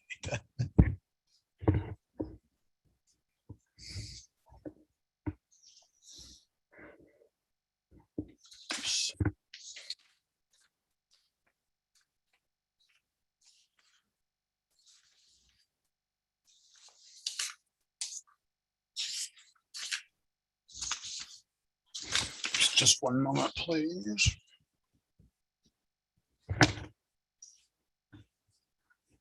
Secretary, I'm wondering if it makes sense to just announce to the audience that we are finished with Beverly Salem. I do see some people involved in that case still on, and maybe they just walked away from their computer for a bit, but perhaps that's not clear.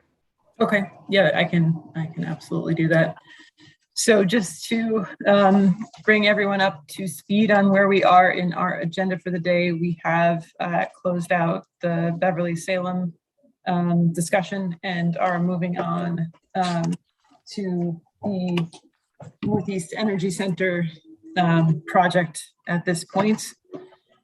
And I believe we have our board present, so we will go back on the record. We are, just to give everyone a sense of what time we have left, we will be holding the meeting until 5 p.m. today. We are unlikely to proceed through the entire case by that time, and so we will do additional scheduling as needed.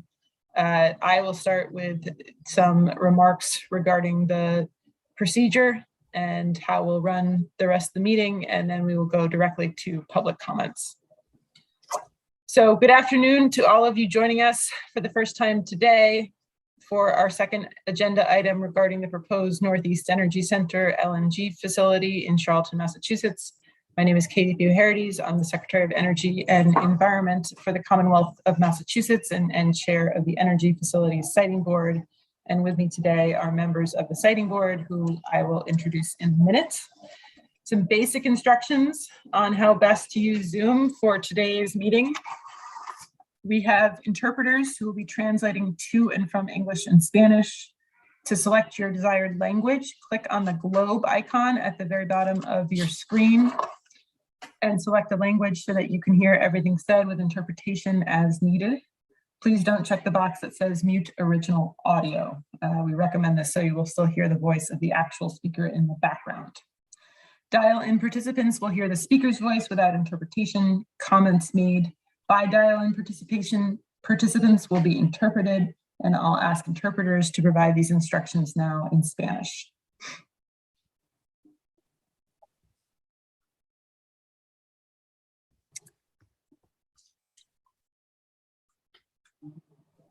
Andy, do we have our interpreter on?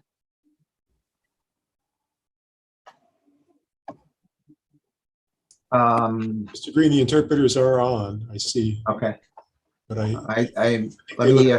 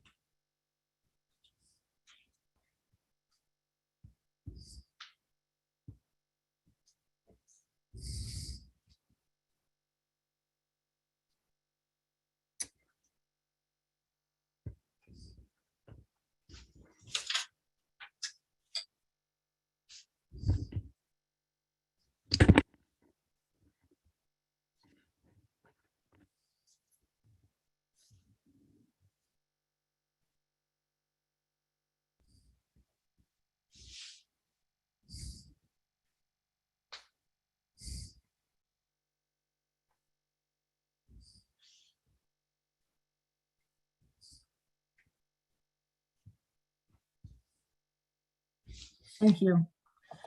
On the siting board and joining us today, we have Matthew Nelson, Chair of the Department of Public Utilities, Cecile Frazier, Commissioner of the Department of Public Utilities, Patrick Woodcock, Commissioner of the Department of Energy Resources, Gary Moran, Deputy Commissioner and Designee for the Commissioner of the Department of Environmental Protection, Jonathan Costco, General Counsel and Designee of the Secretary for the Executive Office of Housing and Economic Development, and Brian Casey, our public member.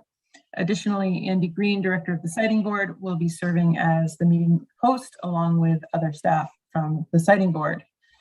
The Siting Board meeting today will be held remotely using Zoom. This meeting is being recorded and will be available on the Department of Public Utilities YouTube channel.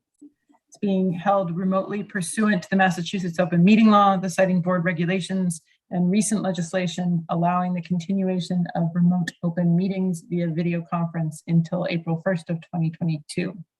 The purpose of today's board meeting is to listen to comments from participants in the Siting Board's proceeding, from public officials, area residents, and other stakeholders joining us on Zoom. After listening to your comments, the board will begin its deliberations on the tentative decision, consider possible amendments to the tentative decision, and finally vote on the tentative decision. Using Zoom, you have an opportunity to see and hear everything said during this remote Siting Board meeting and to offer your comments.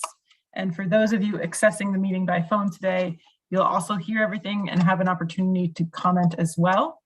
The instructions on how to participate were provided in the notice sent to parties and mailed to all owners of property and U.S. mailbox addresses within half a mile of the proposed and alternative LNG plant sites, a quarter mile of the proposed and alternative meter stations on the Tennessee Gas Pipeline, and within 300 feet of proposed and alternative pipeline connection routes. In addition, the siting staff sent the notice to various community groups in the area of the project. The notice was also posted on the EFSB website and the Northeast Energy Center LLC website and published in local newspapers. If you are having any difficulties participating today, please call or text 857-200-0065 for assistance at any time. Again, that number is 857-200-0065. In conducting the meeting, I do want to note some important procedures we will be following.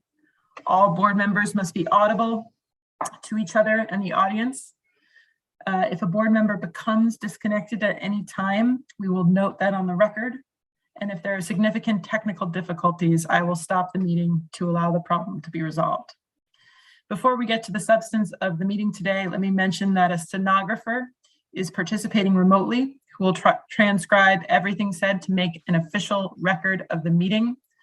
Board members and other speakers, including myself, should mute their audio when listening and unmute when speaking, and speak slowly and clearly, and allow the prior speaker to finish before you begin speaking. These procedures will help ensure an accurate transcript of the meeting and proper translation of the discussion. First, if you would like to present comments to the Siting Board today, hopefully you've pre-registered as described in the notice. If you would like to speak but have not pre-registered, we will do our best to accommodate you at the appropriate time by using the raised hand icon in Zoom at the bottom of your screen. And so for those of you who are dialing in today and not using Zoom, you can raise your hand using *9 to let us know that you'd like to make a comment. We have accessibility to 1,000 participants over Zoom, which should be sufficient. And public commenters are asked to keep comments to approximately 3 minutes per person, so we can hear from everyone who wishes to speak. We have a reminder that will go up at 30 seconds, and then a reminder when it's time to wrap up. Mr. Hazel will hold up a sign with those reminders. The Siting Board will listen to presentations from staff and parties in the proceeding, as well as comments from public officials and the community. We will start with those public comments today, given our timeline, and then the board will begin its deliberation and finally vote on a tentative decision. So we will take comments today, starting with any public officials who are present, and then move on to our public audience. So at this time, I will ask if there are any public officials present that would like to speak regarding the tentative decision. I see the town administrator from Charlton is here, Mr. Andrew Golis. He was here just a moment ago. Mr. Golis. Thank you very much, members. I just wanted to basically summarize the town's position on the matter. So the town of Charlton had negotiated a development agreement with NEC through its Board of Selectmen as its executive board of the municipality. The details of that host community or the development agreement were amenable to all the parties that were involved in those negotiating processes. The town's preliminary objective with the agreement is to ensure that the town is allowed to have some standard of review in this process, and that any concerns that are adequately addressed are done directly with NEC. And a copy of that agreement has been provided to the EFSB for your consideration in the final decision. So the town is represented by KP Law. Amy Quissel is on the meeting. So just wanted to thank you guys for your time on this matter.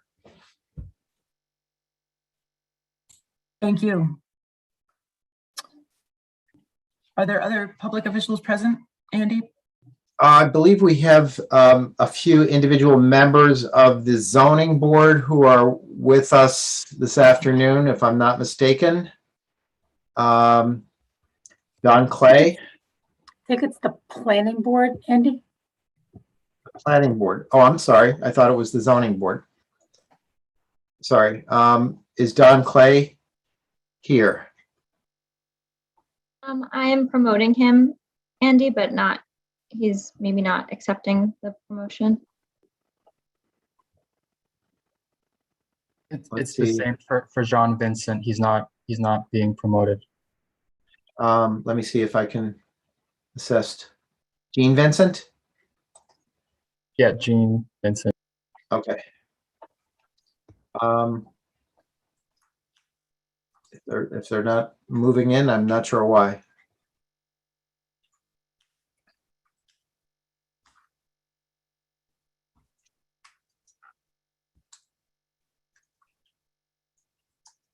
Okay, I believe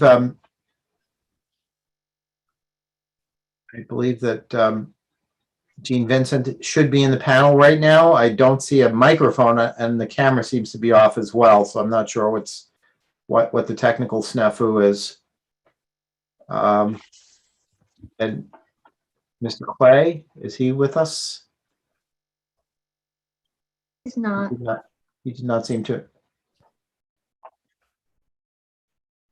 Sorry for the delay. Okay.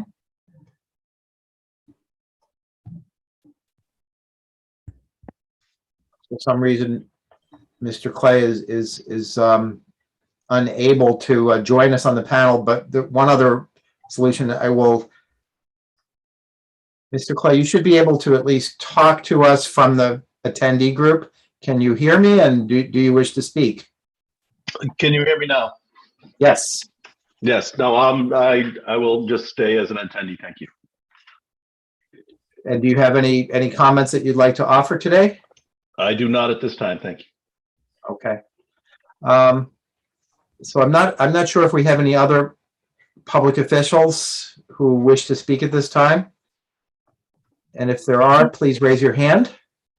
I see Mr. Vincent there, Andy, and I do see a microphone. Hey, Mr. Vincent. It's Miss Vincent. I'm sorry. Sorry about that. Not a problem. Planning board member. Please continue. I don't have any comment at this time. Okay. So, Madam Chair, would you like to hear of now? I don't believe we have any other public officials that have requested to speak. Okay. We can take members of the general public, or we can go back to the sequence of our normal procedure of interveners and limited participants, if you would like to do that. I think we should take comments from members of the public at this point. Okay, then the first person that I have on the list for the general public, and again, these are folks who are not interveners or limited participants, just to make sure people don't feel that we're ignoring or skipping over. I I have Rosemary Wessel. Is Ms. Wessel here? I do not see. Can you hear me now? Yes, we Ah. can.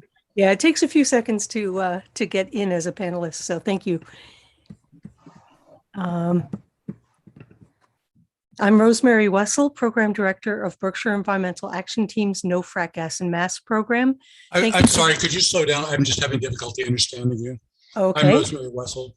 I'm Rosemary Wessel. I'm Program Director of Berkshire Environmental Action Team's No Fracked Gas in Mass program. Thank you for the opportunity to speak. After so many years of reviewing the various iterations of this project, we are left with the same conclusions and increasing need to ask the question, how is approval of any additional fossil fuel infrastructure in line with the current laws of the Commonwealth? Northeast Energy Center's chief arguments for the project are market need and reliability. Even if the need for this project could be proven, which we have yet to see, our organization sees consideration of the needs of the gas industry to sell its product as secondary to the environmental impact to the host communities of Charlton and nearby Southbridge, to the need of the Commonwealth to achieve its next generation climate roadmap goals, and to the global impacts of continued fossil fuel use.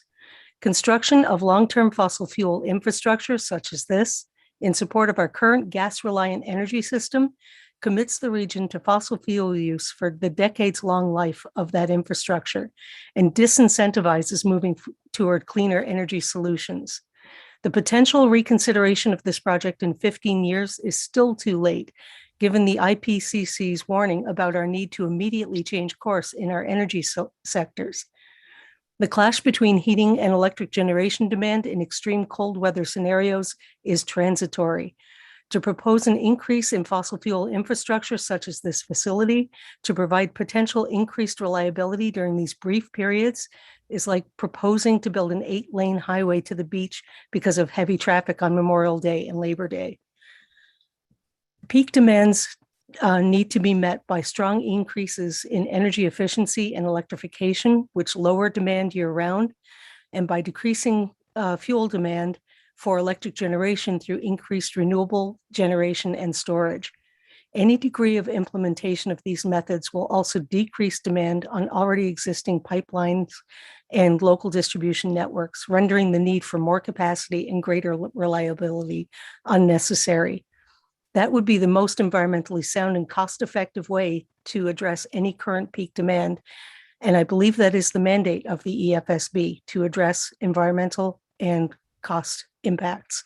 And yet the EFSB so far sees fit to approve a project that's grossly oversized for the stated needs of its sole firm customer, National Grid.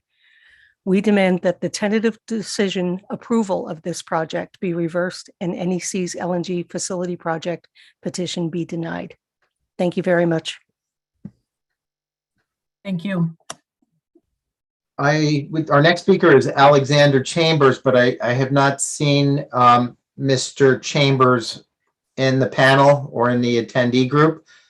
So I think that the next speaker then would be a dial-in participant who I will unmute right now, and hopefully that person can speak and identify him or herself.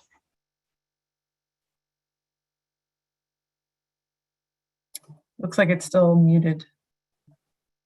The telephone number is 77. Hi, can you hear me? We can, thank you. Hi, my name is Julie Darwin. I live within a 2-mile radius of this proposed plant. I am a limited participant. I want to thank you for hearing me out. I just wanted, as a little background, I wanted to say that each day over 3.2 million workers living in Massachusetts commute to their jobs back and forth. 2.3 million, or 72%, drive. Since 2010, the total vehicle miles traveled has been growing 9% overall, and contributing to that are e-commerce, Amazon, ride sharing, and other growth factors. That's from February 2021 e-commerce report at mapc.org. Then up from Boston.com on September 7, 2021, the headlines, Massachusetts traffic is back. It's also different. Is it about to get worse? Neil Boudreau, State Assistant Administrator for Traffic and Safety. We obviously didn't build more road capacity during the pandemic. We still have the same numbers of lanes coming in and out. We don't want to all of a sudden turn on the faucets and flood. September 29th, 3 days after comments for limited participants closed, a tractor trailer rolled over in Grafton, closing both sides of the Mass Pike at around 12:10 p.m. for about 2 hours. One side was closed most of the day. What the siting board fails to take into account is the impact of the Mass Pike on the Massachusetts economy and the human life calculations and an emergency in this project. A real traffic study, including Route 20 and the Mass Pike, needs to be done. As it is today, and I am a witness, I live here, I see this, bi-weekly, if not weekly, when there is an accident on the Mass Pike, Route 20 is packed, east or west. None of that was reported in these, in your siting board initial preliminary decision or any of the materials. What was put in there was Route 20 and 49 being the closest intersection, which isn't even true. On the face of itself, Route 20 and 169 is the closest intersection. And you haven't even, I did a search, which I included in my written comments, and I put in Mass Pike on your preliminary decision, and that didn't even come up, did not even register when it's less than 1 mile, okay? And I just feel like the siting board, you know, as of today, does not recognize that there are severe traffic issues. In fact, the petitioner argued with the town of Charlton relating to that when they were trying to relay that to you. So until a real traffic study is done, it's pretty much the decision would be negligence of due diligence. And imagine the repercussions of Aliso Canyon in California, which was an LNG, a facility. They had not the facility that's proposed for here because that's untested, unknown, huge. These were little, smaller facilities. And only on September 27th, 1 day after we had a deadline to submit our comments, it was announced that a $1.8 billion settlement was reached with the families because they were sickened and forced from their homes after the nation's largest known natural gas leak had leaked, and they reached a settlement. And what happened was everything was shut down for 4 months. 4 months, these people had to be relocated, no traffic. Who knows the actual damages to the animals, everything to that nature. And that was back in 2015. They suffered severe personal injury and property damage. And, it really all boiled down to the source was a metal pipe in a breached, it was a breach of 7 inches that was 8,750 feet deep in the ground. And that caused a huge leak where people could not live safely in that environment. You're talking about, when you're looking at this whole project right now, you're not even taking into consideration, even though it's a proposed state-of-the-art untested facility, that what would happen in the case of an earthquake or the fact that a tornado actually went through that area. Maybe it won't happen again. Maybe it will. That was in 2011. And there is 0 studies addressing any of this. So in Aliso Canyon, just to wrap it up, in the boonies of California, 118 days, it was shut down, almost 4 months. Any like accident would close the Mass Pike, Route 20, Route 169, and possibly over to Route 9, depending on how big this cloud would be. We don't know. We don't know any studies. We don't know anything, but this is reality. It happened in 2015. Okay? So then what? What happens when the Mass Pike and Route 20 may have to be shut down? Have you even taken that into your calculations right now? Because they'd be astronomical damages, never mind the damages to the residents, workers, animals, and to the Massachusetts economy overall. This isn't the boonies. This is in the middle of highways, 84 going to New York, everywhere. You would literally shut down the whole Massachusetts. It's reality, and we haven't seen any safety studies. To wrap up. No, I I still have comments to make, and I will wrap it up. But I don't think it's fair because you're picking Charlton as a dumping point as far as we've already been polluted. And when you're taking your site considerations as a whole, it is negligent not to include the LFG that's coming out of the dump, and not to include the fact that Millennium Power is number 5 on the pollution list. We've already been polluted by Exxon, and now you're willing to let them test it, and you're not even forcing them to tell us where they're dumping runoff. You say, just give it to us later on. I mean, it's unacceptable. So at this point, I would ask for everyone to read all the comments, because I brought this up to you as a limited participant. And when you guys had a chance to review your comments and add more, you chose not to. Like as far as addressing the safety issues, especially including the fire department. And so, just to wrap that all up, I would appreciate it if you reconsidered your decision and extended the time to where real traffic studies can be studied. Because right now you're accepting the fact that Route 20 and 49 is the closest intersection, and that is straight up false. And you're not even taking into account the Mass Pike if something were to happen. And all of this would most surely be faced in court, in addition to the letters that I wrote regarding the point of process failures that have happened during this entire time, including not letting us know that the siting board chairman passed away. I find that egregious, and thank you for your time. Thank you. We have, I don't see any other public commenters. I was not aware that our prior commenter was a limited participant, but we could move back to our other public commenters in the form of perhaps interveners and then limited participants. Yes, and I know there are 6 interveners in the proceeding, some of whom I believe we've called on and were not present. So, Mr. Green, would you like to tell me who to start with from that list? I'm sorry, I don't actually have that at my fingertips at the moment. I have, the town has spoken already, so we've heard from Mr. Golis. I have Ms. Questle on the list as well. Well, we've heard from Ms. Questle. Oh, I'm sorry, no, we have not. No. I don't have anything to say. I'm here for questions. Okay, we have Ross Lemansky, John Smith. We have Jean Vincent, who I think we heard from earlier, Don Clay, Bill Fontaine, and Alicia Dwick. Can I just interject that if any of the people who were just mentioned are here and wish to speak, please raise your hand so that we don't miss you. There are a few Johns in the attendee group, and that may very well be one of the folks that the chair has just mentioned. Mr. Green, I promoted one of the Johns who raised his hand. Okay. He's trying to speak right now, I think. I think I hear you, John. Good afternoon. I'm sorry, who is this? This is John Smith, planning board member. Okay, go right ahead, please. Yes, good afternoon. With my other colleagues, I believe we sent a letter to the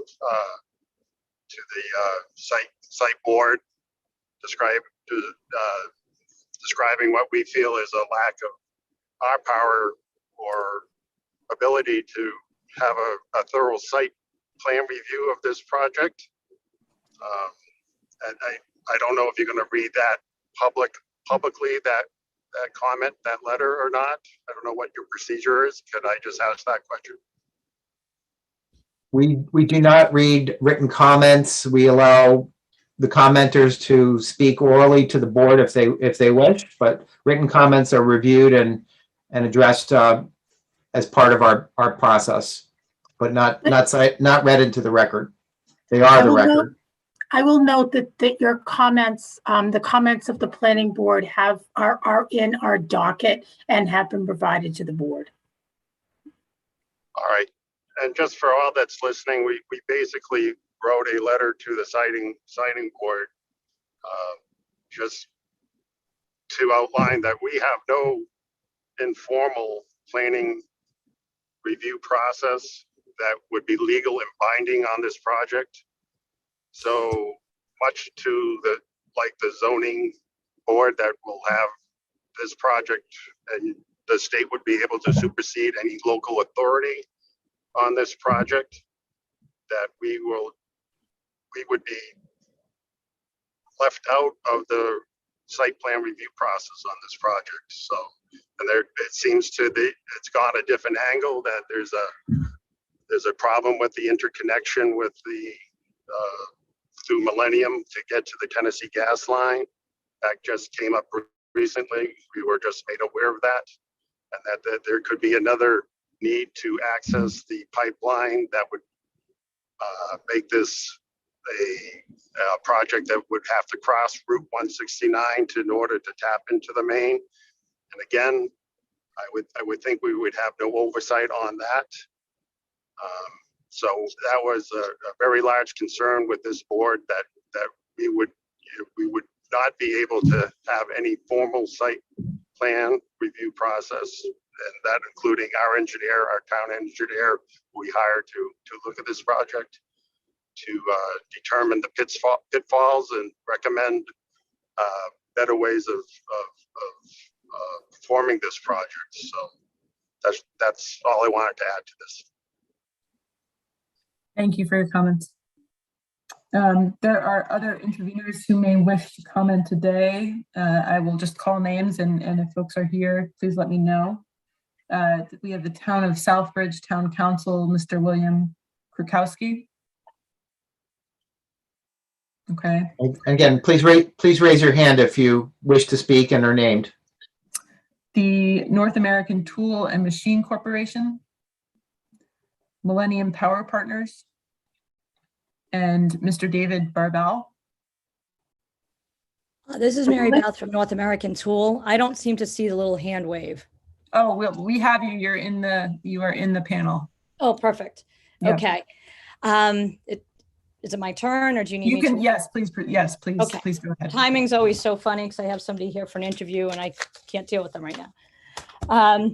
So first of all, thank you for letting me be involved in this process. I greatly appreciate it. My condolences on Catherine Cedar. I think that was probably a loss for your team. She was very knowledgeable and an amazing woman to help us all through this process. For the record, I'd like to say I'm certainly not a fan of this project, especially since it has taken over 200 hours of my personal time that I will never get back, nor was I compensated for, and the amount of stress it has caused my husband and I running our small business. That said, I do appreciate the fact that the EFSB has allowed us to be part of this process, as it grossly affects our business in more ways than one, and I am grateful. I'm also grateful that you took some of my concerns seriously based on my letter from September 27th in your revised or the amendments that you put to the tentative decision. However, I still have a pretty long list of concerns, and basically a lot of them have to do with the fact of the way that I have been treated in the past of handling my concerns with NEC. I've had several meetings with them in person, over the phone, emails back and forth. As you know, I sat dutifully through all of the hearings in Boston, preparing my case, trying to be realistic, working with NEC on several attempts at contracts. I'm a small company.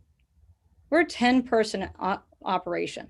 That might not be important to a lot of people there in Boston and at NEC and the folks in Pennsylvania and the people at Pearson Atwood, but it's important of all my employees, my customers, and our vendors. And I would like to say that these amendments are going to satisfy me, but I can't, only based on history. Actions speak louder than words. Words with NEC have become meaningless to me. So when I see, here that prepare a comprehensive vibration mitigation plan, I think that sounds lovely, but who defines comprehensive? It also states that they are to work with North American Tool and, with certain considerations. Well, I would like to think that we have worked with them in the past to no avail. This has been a 2.5-year process. It is very disconcerting that this is where we're at this stage. They don't take our concerns seriously. And I'm concerned with the ambiguity in the language, where that's going to leave us.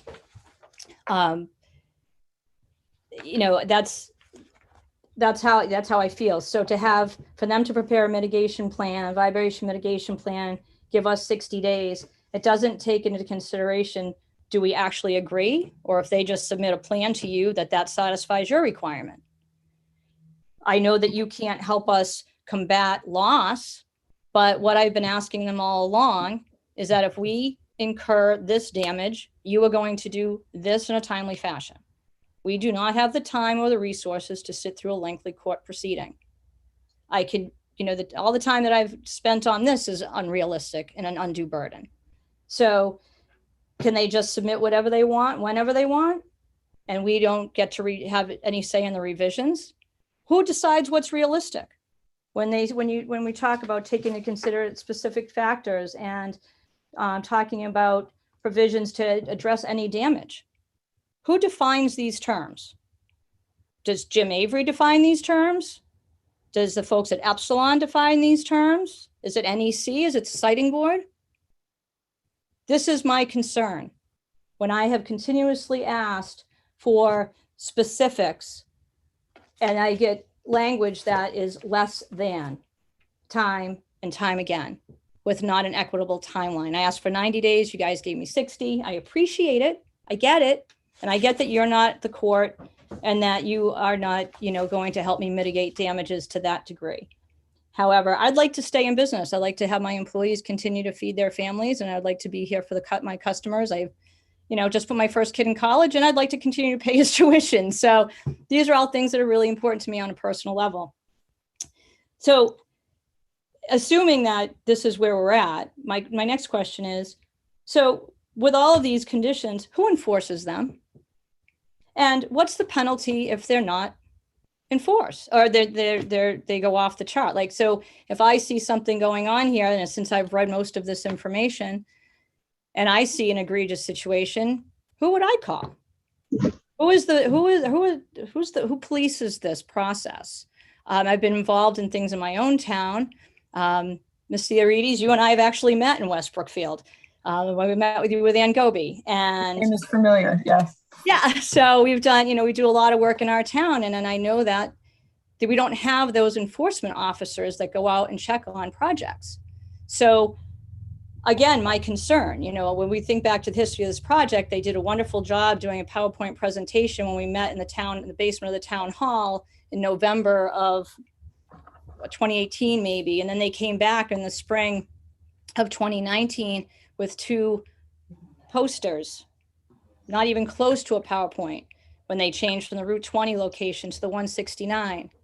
And then we go through these lengthy hearings, and we're going to, Matt Taylor loves to call me from NEC and tell he's going to do all these wonderful things, and this is all great. And then I get a contract from, Mr. Avery's office, and it's not even marginally close to what the promises were. So I don't have a trust factor with them. I'm sorry. What did I can't hear you. I said I don't have a trust factor with them. So assuming if this is a language that I'm stuck with, my big questions are, who enforces these conditions, and what are the penalties if they don't do what they say they're going to do? Thank you. And I'd like to give EFSB staff an opportunity to respond to these specific questions. Well, I think one of the concerns that I heard from Ms. Sage's remarks concerns the vibration mitigation plan that the company is obligated to provide to address the concerns of North American Tool. And the concern there, for those who may not be familiar, is this is precision manufacturing, and vibration could adversely affect the manufacturing process and or equipment. If I got that correct, Ms. Sage. Yes, sir. Yes, you do. And these are difficult studies and concepts to define with the kind of precision that you manufacture equipment to. So, sort of necessity, the condition is somewhat general in terms of its intent. However, that doesn't mean that the company or its attorney or anyone other than the siting board sits in judgment of whether the submission in response to the condition is sufficient. And it is also a public submission, so you and any other party in the case would have the opportunity to examine their proposed mitigation plan and make your own judgment as to whether you think it addresses your company's business need. And if it falls short, you can point that out to the board to assist us in our review. And if we are in agreement with you that it is not sufficient, we will ask for more and or take other actions to make sure that the intent of the condition is fulfilled. So it's a bit subjective. That is the nature of the regulatory process at times, but certainly we do not abrogate our responsibility, or abdicate rather our responsibility to ensure that the condition is met in its intended purpose. And the board will review this condition in light of your comments. Ms. Aja. So that was, you know, like I said, those are my concerns. I did ask for 10 specific concerns to be met. And so just for the record, the EFSB came back with partial. So I asked for 90 days. You guys came back with 60. I got a no on number 2. Number 3 was a no. Half of number 4, 5, 6, 7, 8, 9 were all no's, and 10 was a yes. So I know you guys don't have the letter in front of you right now, but basically I was asking that again, it comes back to the language. So when we talk about potential damages, I would like it to say potential damages in the vibratory mitigation plan will include, but are not limited to. So that's the type of language that I'm looking for, because again, we could have, NEC and North American Tool should have come to an agreement on this months ago. And the fact that we're here, and I'm still here at this hearing, really, it speaks volumes to me, and hopefully it speaks volumes to you, that what they've said they're going to do and what they do are two different things. I was amicable through the entire hearing process while I was not running my business, or when I was missing time with my family, when I was studying these volumes of information, or when I was completely dismissed with my information requests. And here we are. I don't trust them. I don't think they're willing to work with me, or they would have already done so. I don't think they take my concerns seriously. And I would, again, appeal to the board to put in some more decisive language on our behalf, because I do not believe that Mr. Avery's crew will do so. And I am grateful to know, though, Mr. Green, that you will work with us and help us through this process. That does give me some solace, and maybe I'll sleep a little better tonight, that we can work through the plan. And again, hoping that means that they cannot start any construction in front of my business until an agreement is reached. Not because they've just submitted the plan, they've done their job, now they can go do their thing. We need to have agreement before construction can start. Or they can write a cocktail napkin and say, this is what we're gonna do, and it's okay. That doesn't fly with me. So that's what I'm looking for the EFSB. Thank you. And we do, along with all of the other letters we received, have your letter with the 10 conditions as part of the record on this. So there are a number of limited participants as well, and I can call that list as well, Andy. Sure. I will start with Gas Metro LNG LP. And again, please raise your hand if you're named and would like to speak, or your organization is. I do not see anyone here from Gas Metro. I have the Massachusetts Electric Company doing business as National Grid. Okay. They were here before. Well, if they come back, I have the Pipeline Awareness Network for the Northeast. Ms. Christopherson. Yes, good afternoon. I have a little box that says the webinar is streaming on YouTube right across my square, so I couldn't see you. Sorry about that. No All worries. right. When I flipped over, that's where I landed. So good afternoon. My name is Kathy Christopherson. As Mr. Green just said, I am representing the Pipeline Awareness Network for the Northeast, also known as PLAN. We are limited participants in the proceeding, and we did submit our response to the tentative decision last Friday. We are commenting again today to provide some questions for the board to ponder as you approve this project today. First, we notice in the tentative decision, there is still no replacement for the public member for environmental issues previously held by Shalonda Baker, now elevated to the U.S. Department of Energy.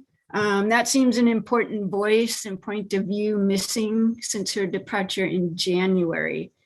Being October now, we think that finding an appropriate replacement for that seat should be a priority, especially for a fossil fuel facility in an EJ community. Central to PLAN's mission is preventing the overbuild of fossil fuel infrastructure. We ask how this board can conclude that a purposefully overbuilt fossil fuel facility helps the Commonwealth rapidly transition to a decarbonized economy. As the board noted on page 26 of the decision, NEC proposes to finance and construct liquefaction and storage capacity for the project beyond the amounts needed to meet its firm commitments, requiring NEC to, quote, market some of the facility's capacity to other gas distribution companies, as well as other possible uses. In EEA's Building a Clean Energy Future in Massachusetts presentation, there's a slide entitled How We Get to 2030. It shows a need to electrify 1 million homes and to have fewer gas customers. So how does approving an overbuilt facility that needs to find other uses of its fossil gas product get us to 2030 or even 2050? The project proponent describes their LNG as an attractive alternative to diesel. So how will moving from one fossil gas to another for vehicles instead of the better solution of EVs and ZEVs get us to 2030? That doesn't follow the EEA presentation's key findings that we need widespread electrification and we need to reduce cost by replacing energy infrastructure at the end of service, not incremental emission reductions from one fossil fuel to another. And I just heard the secretary say in the previous hearing that she doesn't like to do things twice. So let's skip the little transition to another fossil fuel. On page 190, the tentative decision says the siting board notes the company in its 2019 amended petition to construct relies exclusively on the 2008 Global Warming Solution Act and EEA's original 2020 Clean Energy and Climate Plan in support of its assertion that the project is consistent with the Commonwealth environmental protection policies. The company's analysis stops short of addressing subsequent significant state climate change related policies and legislation, unquote. So how is this acceptable and why is the board satisfied with stopping short? The siting board also declares this facility an energy bridge during the state's transition away from a fossil fuel-based economy. But this project, it is the fossil fuel-based economy we must transition away from. Overbuilding and finding other markets and other end uses for fossil fuel product in the building, electric generation, and transportation sectors is all part of the fossil fuel-based economy. And the myth that fracked gas is a bridge to anywhere good has long been debunked. So we would like to say it is time to just say no to new gas infrastructure, and that requires that this not be approved and you should deny. So thank you. Thank you. Next up, we have UGI Energy Services. Okay. We've heard from Julie Dowen. Maureen Doyle is next on my list. Joseph Halewa. I believe Ms. Doyle is here. Okay. Hi, Oh. this is Maureen Doyle. I just wanted to say that I sent comments and they mirror a lot of the comments, perhaps the ones that were spoken were better said, but about the environmental concerns and being so close to Millennium Power Plant and the closed landfill. And I don't think those things are have been considered. And I really appreciate Kathy Christopherson bringing up how that staff person has not been replaced, who is concerned about the environmental issues. So who are we supposed to talk to? And that's 10 months that they've taken to not fill that position. Thank you. Thank you. I have Margaret Krukowski next. Joseph Lewandowski. And Melissa Whiting. I believe Mr. Lewandowski is here. Okay.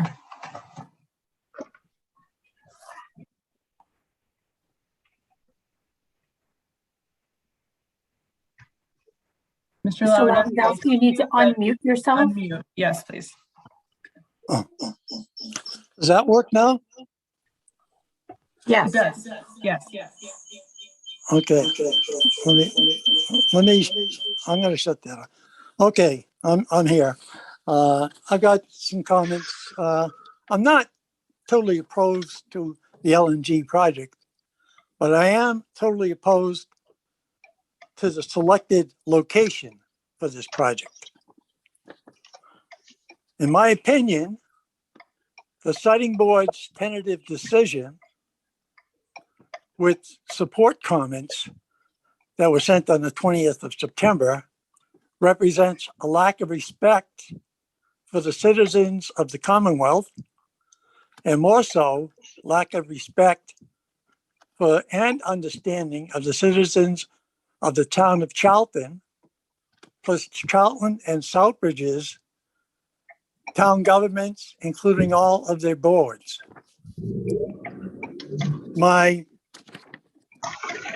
Am I still okay? My biggest disappointment with the siting board stems to the fact that you could have been a leader in this state and all of the states in this country by setting more effective guidelines for any project of this type to protect the citizens and town governments that they should be represented.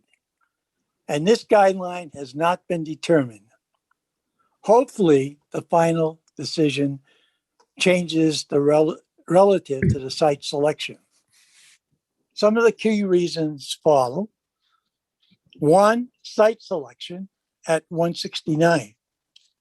Size of property and lack of adequate buffer zone surrounding the area required for the operating plant. The storage tank size and use of unproven and operating cooling systems for this application. The siting board not requiring fully funded safety guarantees with actual large amount of monies to cover the total cost for the failure of any aspect, fire, explosion, environmental, for the life of the plant.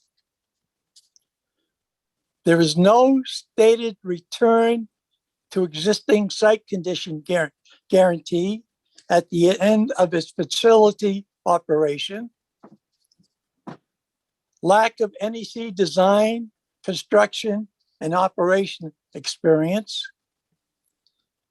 Lack of defined and required independent construction supervision. Ignoring and not responding to LNG supply needs for Central and Western Mass. lack of understanding of traffic problems after the start of the LNG plant, nor interaction with future proposed projects in the town of Charlton. There are 2 additional projects in plan that will increase the traffic pattern considerably. Not requiring that any highway or road modifications needed for this project be paid for by NEC. Not requiring that training and equipment supply for police and fire departments for the town of Charlton, plus all towns surrounding the town of Charlton, be guaranteed and to be provided by NEC. I can mail a set of these comments to the siting board if you desire. That's it. Thank you for the opportunity. Thank you. I note that Mr. Lewandowski did send in comments, written comments, and they've been made part of the docket of this matter. Yes, I was going to move that myself. We do have them in the record. Thank you. Do we need to go, have any of the limited participants joined us that folks are noticing? Okay. So I believe we will move backwards in our normal proceedings and go to a presentation by the EFSB presiding officer. I note that, we are closing at 5, and so I don't know if we will get through all of it. I also see Jean Vincent has arrived here. Jean, would you like to go ahead with comments before we start with the presiding officer? I think you're still muted. Yes, I would. There we go. Okay. Thank you. I found myself. Yeah. Okay. I know this is probably not going to wrap up today, and I don't know if I'm going to be available tomorrow for whatever time you're going to continue this. I did have just one question, comment, and I know North American Tool and Machine alluded to this a little bit. Has NEC previously built a facility like this? And if they do not, okay, they're the main company before us now, but can this get sold before this actually gets built? And will a buying company be bound by the same agreements that NEC is agreeing to? Those are just some of my comments looking forward. I don't think NEC has built any facility like this. And I was just wondering, I'm trying to protect the town in the future. If this goes to somebody else, are they bound by the host agreements and your decisions? And that's my only comment. So Mr. Green, perhaps you'd like to weigh in on the process from a standpoint of how these might follow ownership, the determinations made in the case. Well, I thought one of the questions that was asked was actually about whether there was a sort of prior history of construction of this type of facility by the developer. I think that we should take up with the company when we talk with them further down in the agenda. But in terms of the process going forward? Yes. Obviously we went through a rather extensive process to have this meeting today. I think that's what we're talking about, and what happens if we don't complete the review today.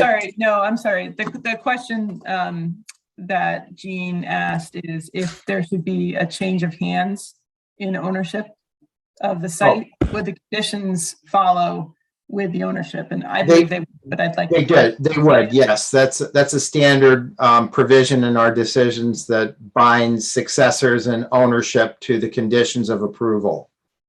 Thank you.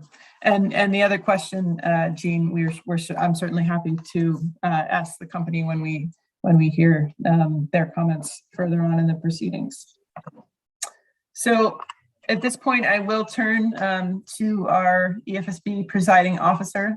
We have 2 presiding officers on the matter today, Joan Foster Evans and Andre Gabot.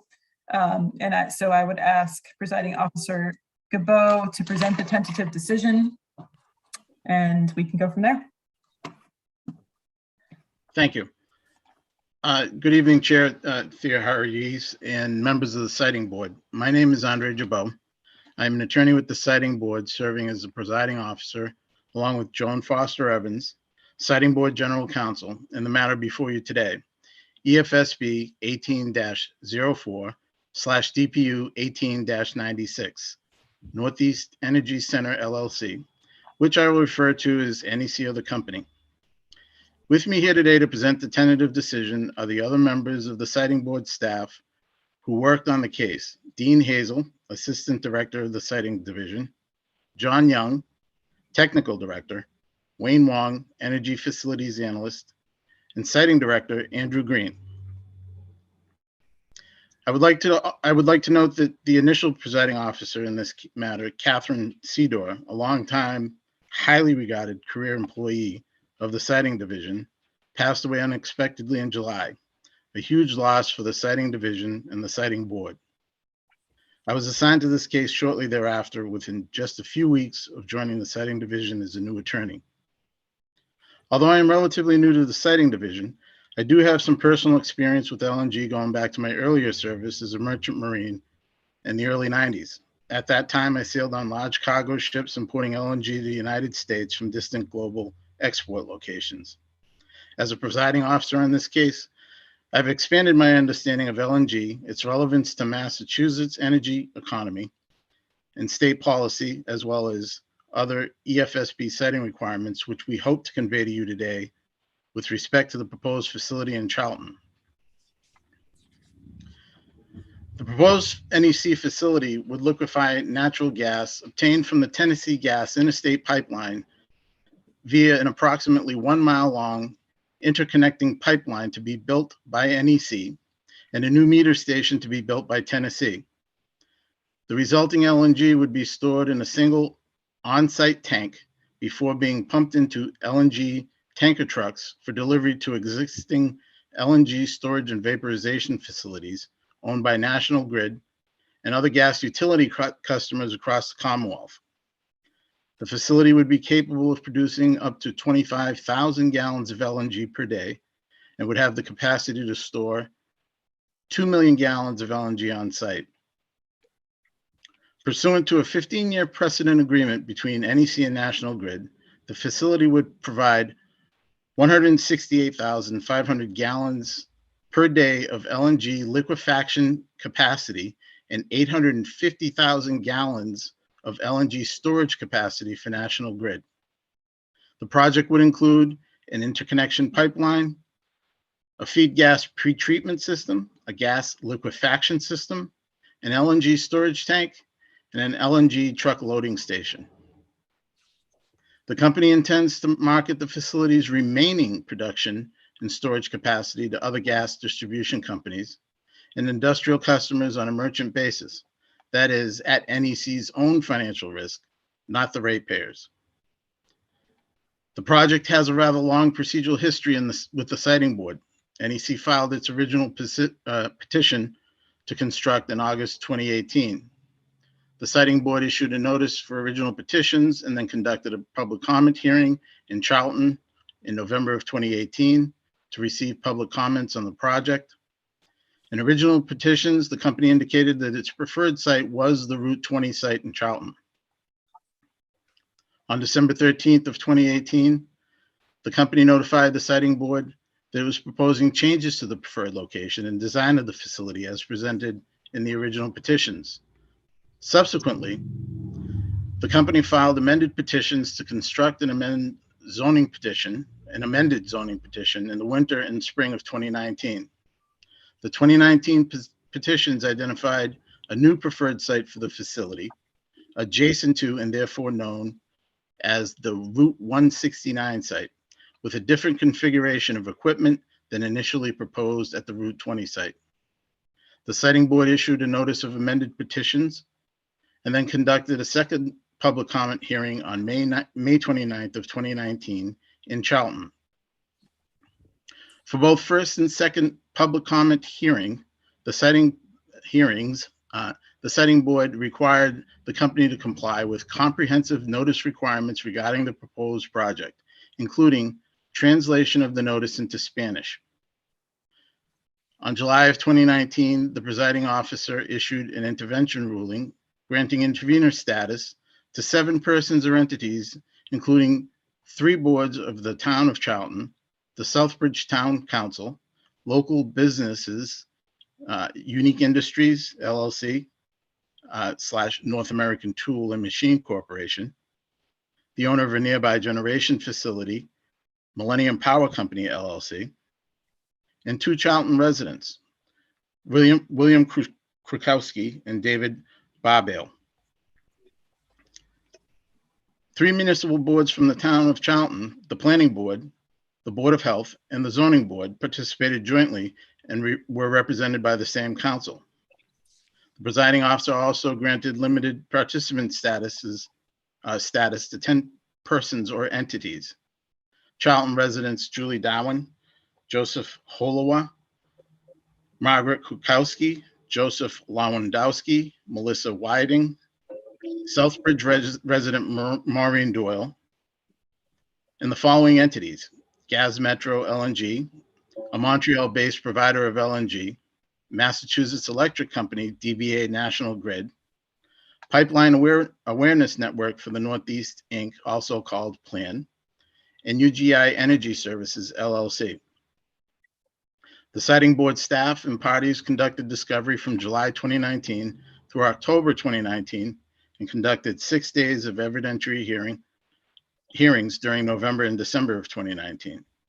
The parties filed briefs and reply briefs between January and March of 2020.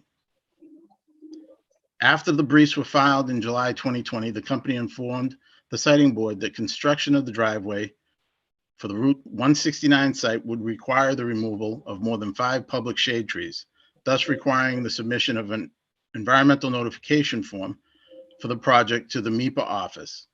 A MEPA certificate on the ENF was issued in September of 2020. In December of 2020, NEC filed an updated interconnection route selection summary analysis, which contained 2 major changes to the project. Specifically, NEC presented a new preferred pipeline interconnection route between the facility and the TGP interstate pipeline, an associated meter station. NEC's new preferred pipeline interconnection route would predominantly follow the shoulder of Route 169 and therefore present fewer challenges related to acquiring necessary property rights compared with the route which NEC initially presented. NEC also indicated that Tennessee would build the meter station and the interconnection pipeline within its right-of-way. The presiding officer allowed comments and discovery on the changes. North American Tool and Plan each filed comments. Finally, on August 23rd, 2021, NEC filed a host community agreement, otherwise known as an HCA, between it and the town of Charlton. I would like to turn to several of the main findings in the TD. Regarding need, the tentative decision finds that the project is needed to provide reliable energy supply to the Commonwealth with a minimum impact on the environment at the lowest possible cost. Specifically, the tentative decision finds there is a need for the project to meet the terms of NEC's DPU-approved precedent agreement to serve national grids and its customers in a cost-effective and reliable manner. As noted above, NEC also plans to market the facility's remaining LNG to other customers, including other distribution companies. NEC stated that for National Grid to serve its customers on the coldest days, the utility relies heavily on LNG and has long been supplied from the Everett Import Terminal, which now faces significant risks to its continued operation. In its comment letter dated September 27th of 2021, Gas Metro takes issue with the need for the NEC facility. Gas Metro asserts that it can provide additional supply to the facilities in the Commonwealth and that any agreement with National Grid no longer reflects the current state of the market. The TD places substantial weight on the prior DPU approvals in its determination of need and also considers the environmental impacts of long-distance trucking of LNG from Canada to the Commonwealth.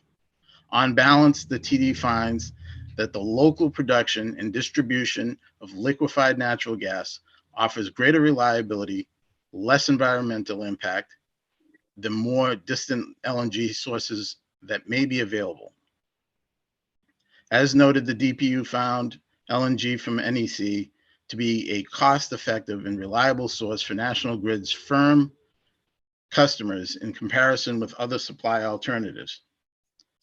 As for the project alternatives, the tentative decision considers alternatives to the project, including the use of interstate natural gas pipelines, trucking of gas from existing but more distant facilities, and the use of other fuels such as oil or liquid propane. The tentative decision finds that based on feasibility, reliability, cost, and environmental factors, the project is, on balance, superior to the other alternatives considered with respect to meeting the identified need. In filings to the department, National Grid stated that the only provider in the Northeast capable of satisfying its full requirement for LNG has been the Everett Import Terminal, a facility once owned by District Gas and EDF Suez, and now owned and operated by Exelon Generation.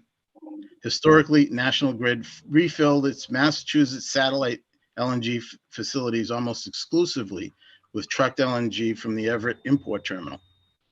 With the demise of FERC-regulated tariffs and the expiration of low-cost supply arrangements that once made the Everett Import Terminal an attractive LNG source, National Grid was forced to negotiate a year-to-year market-based contracts with the Everett Import Terminal for LNG. These market-based contracts have reflected rising global LNG prices rather than more favorable prices in the domestic natural gas market. In addition, the economic future of the Everett Import Terminal is uncertain since its anchor customer, the Mystic Generating Station, is slated for retirement in 2024. In considering other domestic LNG sources, NEC argued that the project is a superior alternative to other existing domestic LNG suppliers, which are relatively far from Massachusetts customers. NEC's proposed project would be centrally located with respect to the existing LNG storage facilities in the Commonwealth, thus providing an advantage compared to more distant suppliers of trucked LNG. There are supply risks associated with those other resources. And comparing the project alternatives, the tentative decision notes that construction of new interstate pipeline capacity for Massachusetts is unlikely, and that other resources such as propane or oil are neither more reliable nor economic compared to LNG. In relation to siting alternatives and route selection, the tentative decision reviews a range of siting alternatives presented by NEC to ensure that it did not overlook a superior facility site or natural gas interconnection route. NEC identified a range of potential sites and compared them using a set of environmental, community, and engineering criteria.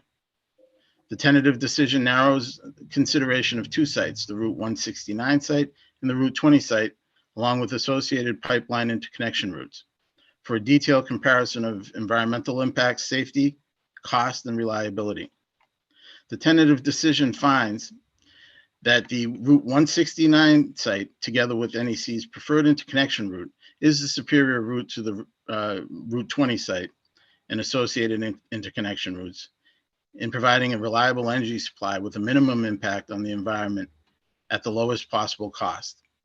The tentative decision then confirms that the project, as proposed, can be sited at the Route 169 site in a manner that complies with Siting Board's LNG siting requirements, 980 CMR 10. In addressing environmental impacts, the TD addresses a number of environmental impacts on the project, both at the Route 169 site and Route 20 site. One of the most important impacts of the proposed facility, and an issue on which we received comments, is its impact on traffic in the area. The tentative decision explains that the project at either site would result in LNG trucks using state highways to access interstate highways. For either site, LNG trucks would normally follow the most direct access to interstate highways using the I-84 and I-90 interchange. The siting board acknowledges the valid concerns expressed by the town of Charlton by Mr. Barbale about the addition of driving distance for the Route 169 site, where LNG trucks would be required to traverse a longer route compared to the Route 20 site. Although the Route 169 site requires a few additional miles between the facility and the interstate highways, a key consideration of the tentative decision is avoiding the potentially hazardous driveway location of the Route 20 site. At the Route 20 site, LNG trucks would need to make a left-hand turn across 2 lanes of traffic amidst the roadway curve that hinders visibility without a traffic signal.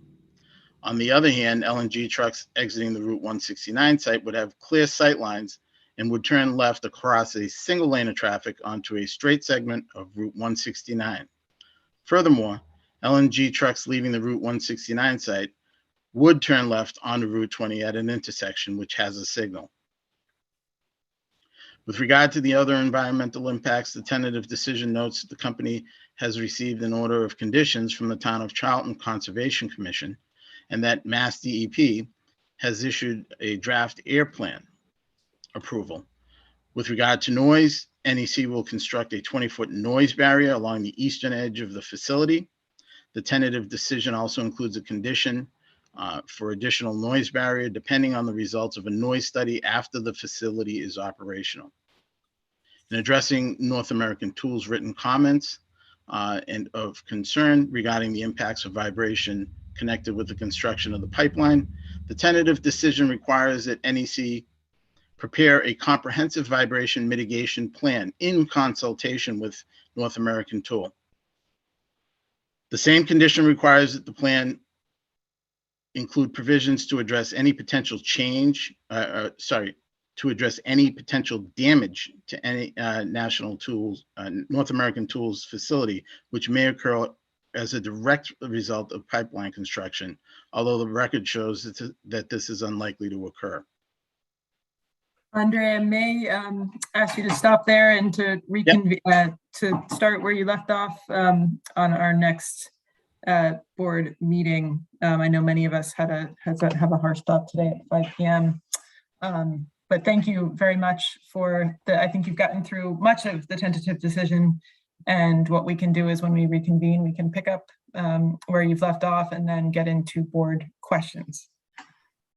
But thank you very much for stepping into, I know, big shoes to fill with this case. Thank you, Madam Secretary. Mr. Green, can you just very briefly talk about what we will do scheduling wise?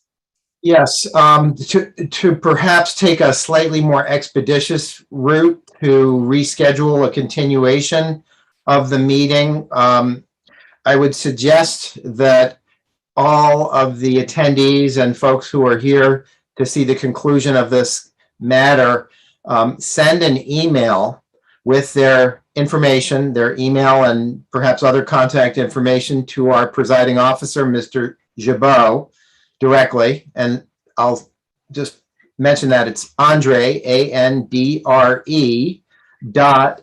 .GIBEAU @mass.gov.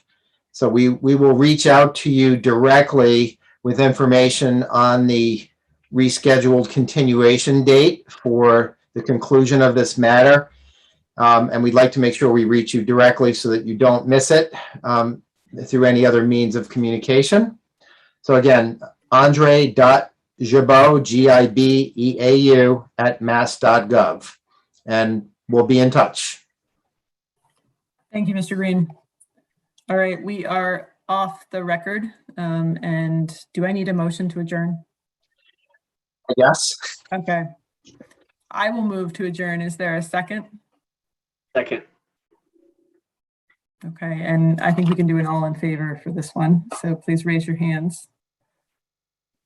Thank you. Seems unanimous. Meeting is adjourned and we're off the record. Thank you very much. Thank you.